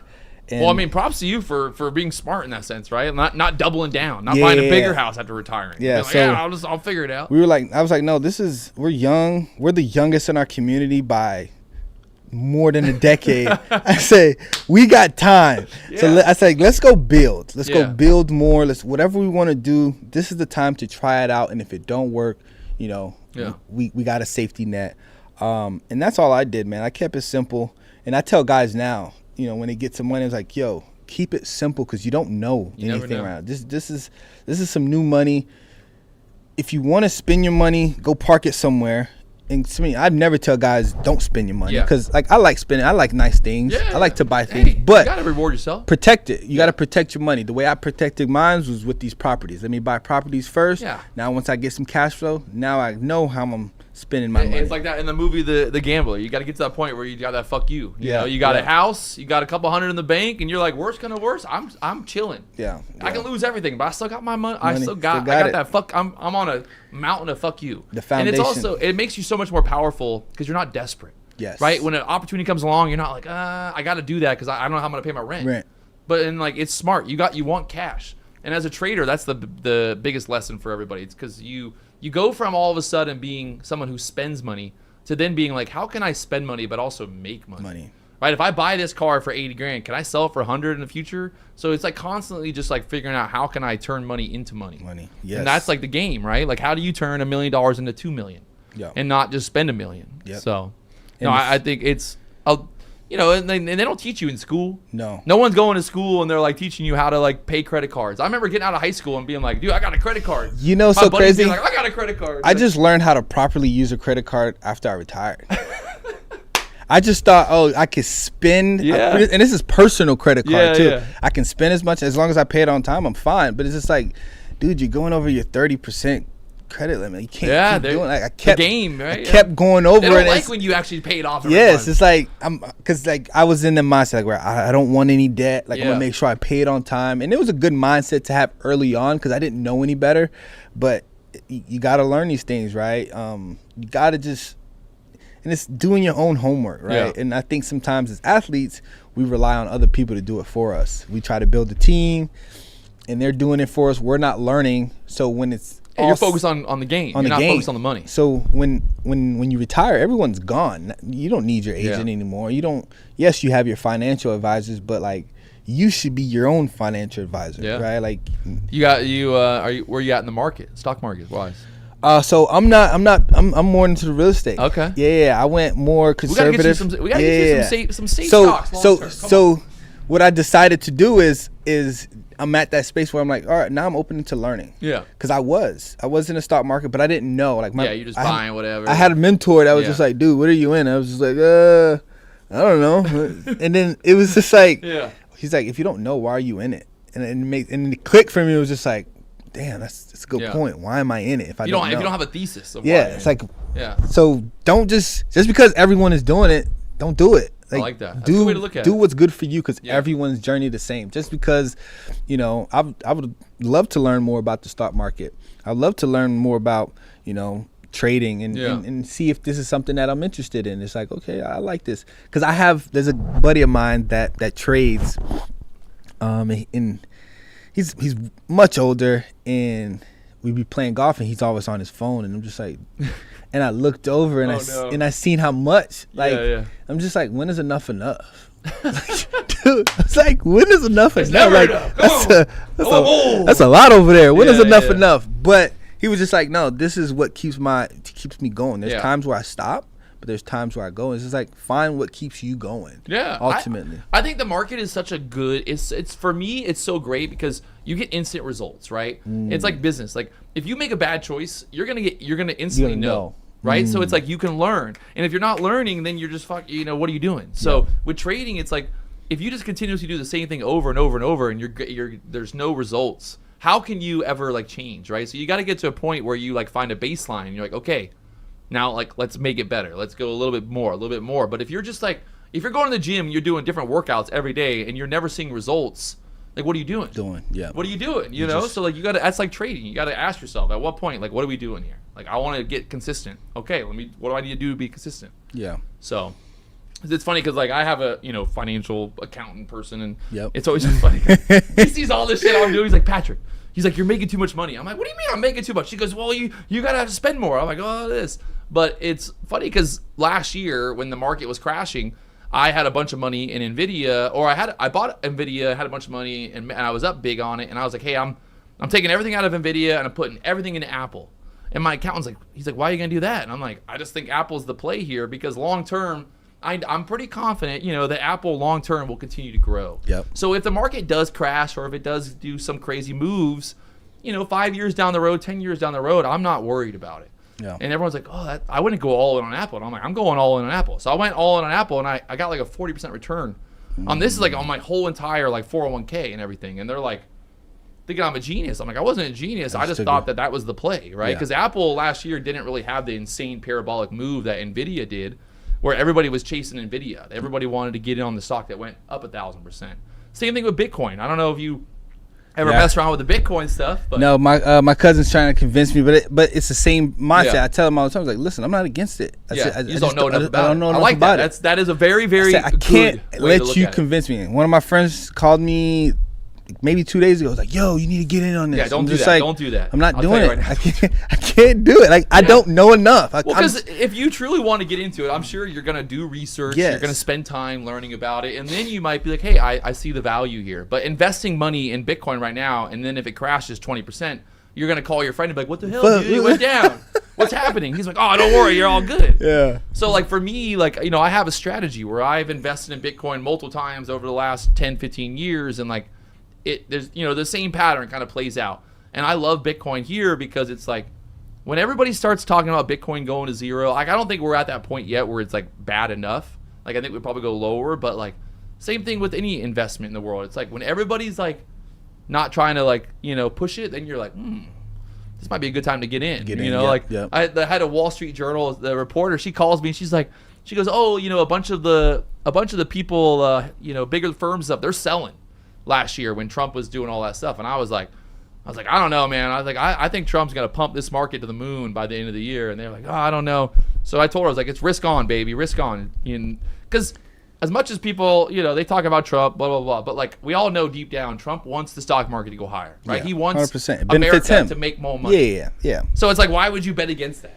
It's the game that he wants to play. Yeah. Right. And a lot of people don't understand. People that don't understand it are in the game. Yeah. You got to get in the game to understand what's going on.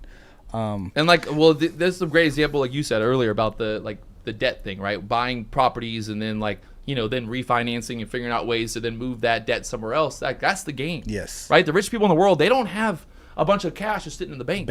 And they sitting on debt. Yep. But that's the game, right? That's That is the name what of the the game. financial system is built, and that's how you get rewarded. You don't get rewarded by having $1 million in the bank. Yeah. And as simple as you made it sound, there is still strategic. There's still ways because it's like don't just go get debt. Yeah. Because then there's gotta people know out how there to play with it. bad debt, right? You And put $200,000 cash into a house. Yep. You fix it up. You then refinance. You take the equity out. Yes, You, move that you to let it another grow. one. There's Yep. a game to it, but because some people think like, oh, I'm just gonna go get this debt and spend it on my personal life, and it's just like, hold on, now you're not playing the game. You're playing a completely different game, and that's the wrong game. Well, right? I went and I have like my boat was like 1.5 million when I bought it, and I thought like, oh, I told the bank, I'm like, I got $2 million in the bank. Who cares?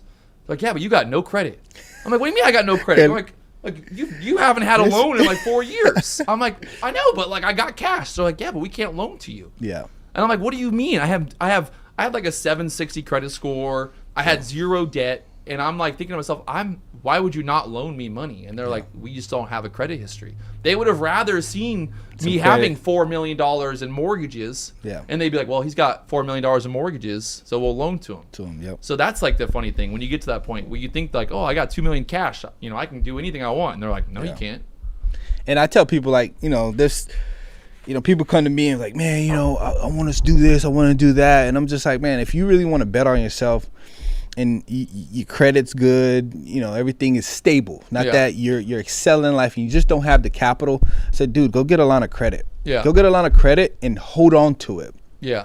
Until you find something that you really believe in and you can use that to bet. Like now you're using the bank's money to make you some money, right? And it's like, even if it's a property, hold the line of credit. And just like you said, if you can find a property when, that's about to go in foreclosure and you can buy it for dirt cheap, $150, you put $50 into it and then you wait a couple years, you just break even for a couple years, and then you make a couple. You're not trying. You're really not trying to make money off the property. Couple $100,000, but like you just use the bank money, the line of credit, to make you some money. Get a little income, right? Super simple. Nothing. And then once you get to that point, now you got some cash. Now you can go be a little bit more risky. Yeah. You do things now. Everything's a risk. Right. Every day you wake up, people are like, man, you just gambling when you're trading. I'm like, man, when I get in my truck, I'm gambling. I might get hit by a car and die. So, it's all strategic and it's all about what you want. I think sometimes we try to jump in other people's lane, want what other people want, but don't want to really go through the work. Like people be like, man, I want to be in the Super Bowl,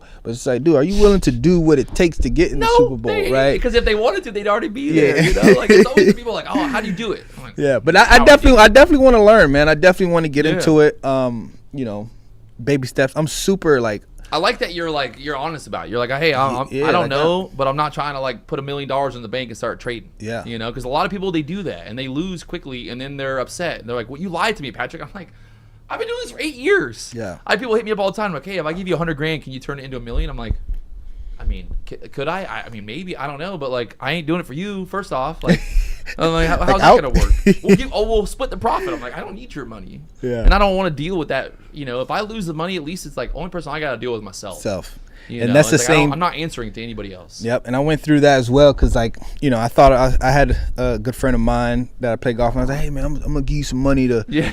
And he was just like, dude, you don't understand how much I lose. And it's like he said, I will feel shitty if I lost your money. Ain't nobody posting on Instagram when they losing. They all posting about the wins. I don't want to lose your money. And it was just kind of like, yeah, you're right. I'm trying to get in your lane too much. Let me just focus on what I'm doing.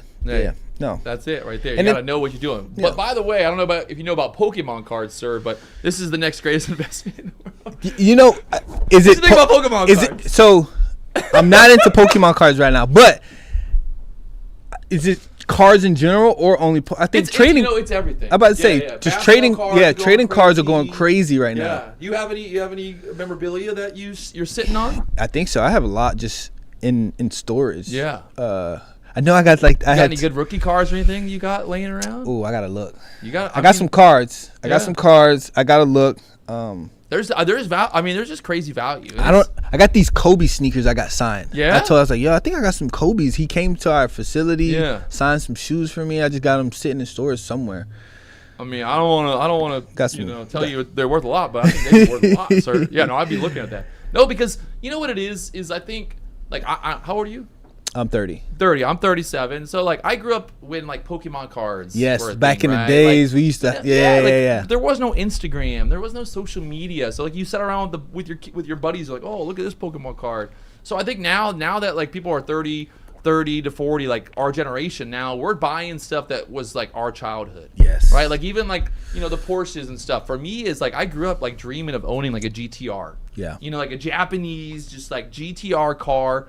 And I went out and bought one recently. And everyone's like, why would you buy that? I'm like, because I dreamed of having one when I was a kid. And like, yes. I think that's the generation now, right? Like our generation is going to start buying things because they're like, oh, I want it because, I always dreamed of it when I was a kid. So. And I love the way, the evolution of things. Like some people don't like it. They're like, oh, this generation is so. And I'm just like, no, like they're daring to be different. Yeah. Like I went to do a what is called a career day at my old elementary school. Okay. And I went around, I was like, hey, what do you want to be when you grow up? What do you want to be when you grow up?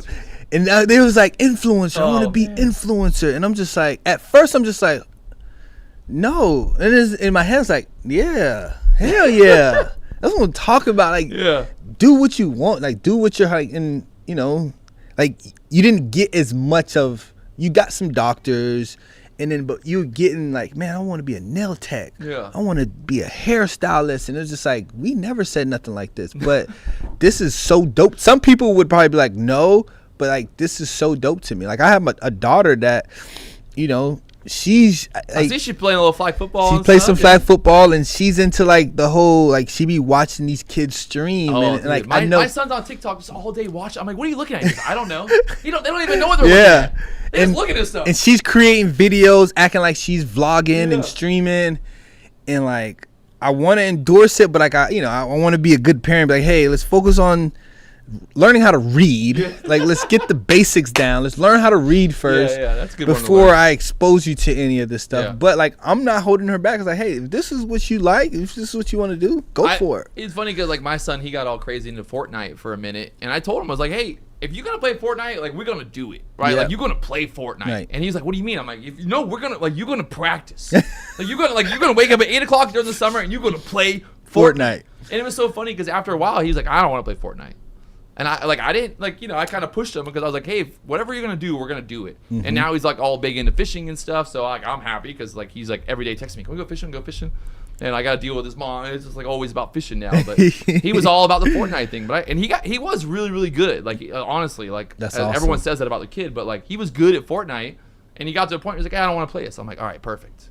Because you figure it out, right? Yeah. Like if he says, hey, I want to learn how to skateboard. I'm like, all right, we're gonna learn to skateboard. Let's do we're it. gonna do it, And I'll give him everything that he wants, and I'll push him into that, and I'll try to support him at whatever he wants to do. And people always ask me like, what if he wants to be a YouTuber? I'm like, to be honest, like I don't want to be a YouTuber. Yeah, but like whatever. I hope that by the time he's old enough that like I've made enough money and I can help him start his own business, do something. Yeah, he's gonna want to do. He's gonna be like, nah, I want to do my own. Like I want to. Yeah. It's gonna. But you know what? It's crazy because it's crazy how our minds work. Like you're a creative person, and so everyone's creative in their own way, right? Everyone's different. Like being able to like see something in your head and make it come to life is like one of the dopest things I believe in. Because like 9 times out of 10, if I can think of something and I'd be like, yo, I just thought of this idea, and I'll tell you, and you'd be like, what the fuck are you talking about? You know what I'm saying? But you'd be surprised. I'd be like, oh, that's a good idea. and crazy too. And to make it come to life is just like you said. I walked in here and it's just like there was nothing. I seen the vision. Yeah. And that was dope. Like you can tell this was a vision, right? Yeah. And I think that's what's dope. It's like when you could take something from here that a lot of people really would be like, you're crazy. And the moment someone say, no, you're tripping or you're crazy, you're on the right track. I mean, that is the truest thing ever said, right? Because it's like, if you come up with an idea and everyone agrees with you that it's a good idea, then it's probably not a good idea. Like run away. You're like, hey, I want to do this. Everyone's like, oh man, that's a genius. You're like, never mind. I'm not doing that like, no more. No one ain't gonna doubt this. Like even like when we started the Pilates studio, everyone's like, what do you know about Pilates? I'm like, well, my girlfriend's been to a lot of Pilates studios and she knows what ones are good and which ones are bad. Mm-hmm. So I was like, let's just make one that's good. I know. We did I that. know good service. Yeah, they're popping off now. Like people literally like, can we franchise? I'm like, no. Can we buy? I'm like, no, can't do nothing. We're building right now. Yep. So we opened a year ago. We're opening our second location right now, and I mean, I don't see any reason to slow down. It's like a game of you want to, because especially now, I mean, it's like you want to scale, right? Like his scalability, like having one is cool, but like having 10. That's making money. Same thing in football. You got one ring. Yeah, okay. Can I get another one? You know what I'm saying? Every year you're looking for another one. Yeah, I mean, and it's just the hard work, right? You got to put in the work, the effort, and the time. You got to learn the hard way. And like you said, it's just like when you start a business, like you don't know all the little issues you're going to have until you have them. Just got to jump into it. So, hey, it's been absolutely insane to have you here today. I love talking with people that have done it, right? Everyone sits around and wants to talk about how to do it. We live in a world now where like everybody's a guru. Everybody's going to tell you, oh, I know what exactly, what Sony knows. And it's like, well, how do you know? Well, I'm an expert. I've studied the game. And it's like, yeah, but you ain't. Yeah. Unless you've been there, unless you've held that ball and ran across the show me your body line, of work. You don't know. Yeah. Show me the body of work, man. Yeah. Don't come to me and tell me like, oh, you should do it this way because I've seen someone else do it. Like, no, what have you done? Let me see your body of work. Yeah. Show me your, what you know about this. Don't claim to be a painter and then have no good photos on your Instagram of you painting. Yeah. You know, I want to see the work. I want to see the work. Yeah, definitely. Well, hey, it's been epic. We got to get you back sometime. We got to get you. I'm gonna go do me a cycle class. I'm gonna take the editor there and watch him die on the bikes and all that. The editor. I'm just always trying to mess with the editor, do something here. We're going tomorrow. We're flying up, or Sunday. We're flying up to New Jersey to go open up Pokemon cards with Logan Paul on his YouTube channel. So hopefully, I told the editor he better not get too drunk. I already told the people there. I was like, don't let my editor drink. I took this guy to Mexico, man. I took him to Mexico. First time in Mexico. And literally, we get there, he's all excited. And I told him, I'm like, hey, take it easy tonight. Take it easy. This guy is blackout drunk in the morning. I'm like, hey, the batteries are all dead. He goes, oh, I didn't have any plug in my room. I'm like, what are you talking about? Dude lost it. Then we had to sit in a truck all day long. He's throwing up. And I was like, man, this guy, first time in Mexico, drinking tequila. That's funny. Be careful around that guy. So the editor. I love it. He's living it. Hey, big thank you, and thank you for having me, I'm man. excited to see what's next, man. The entrepreneurship of this guy over here, winning Super Bowls, maybe winning some more championships in the cycling world, and building a real estate empire, or maybe getting into trading. Yes, sir. I'm about to say I might have one of these seats. Hey, all right. Hey, D Money, you better watch out. Yeah, you gotta watch out, D Money. Everybody's replaceable. D Money, you out. You out, D. All right. Hey, awesome. Thanks for coming in. And big thanks to the chat for sticking around, hanging out. We got a bunch of videos and stuff we're working on, and we'll post up later. And again, big shout out to Sony here. And check him out on Instagram. What is it? I think Fly Guy 2 Stacks. There you go. I'm trying to change it, but Instagram wants me to go through this whole verification process. Oh yeah, like, I had I had my own name on Instagram, and then they banned my real account, and I had to start another account because they said the other one was fake. That's crazy. They said my own personal account was fake. I'm like, no, I'm me. They're like, no, you're not. So Fly Guy 2 Stacks. Yeah, Fly Guy 2 Stacks. It's in the chat. Give him a follow. Follow along on the journey from a Super Bowl champion to a entrepreneur mogul in the future. The beginning of something great. So big shout out. Peace out, chat. We'll see you next week. Fresh Cash Friday. Making a little bit of money. Peace.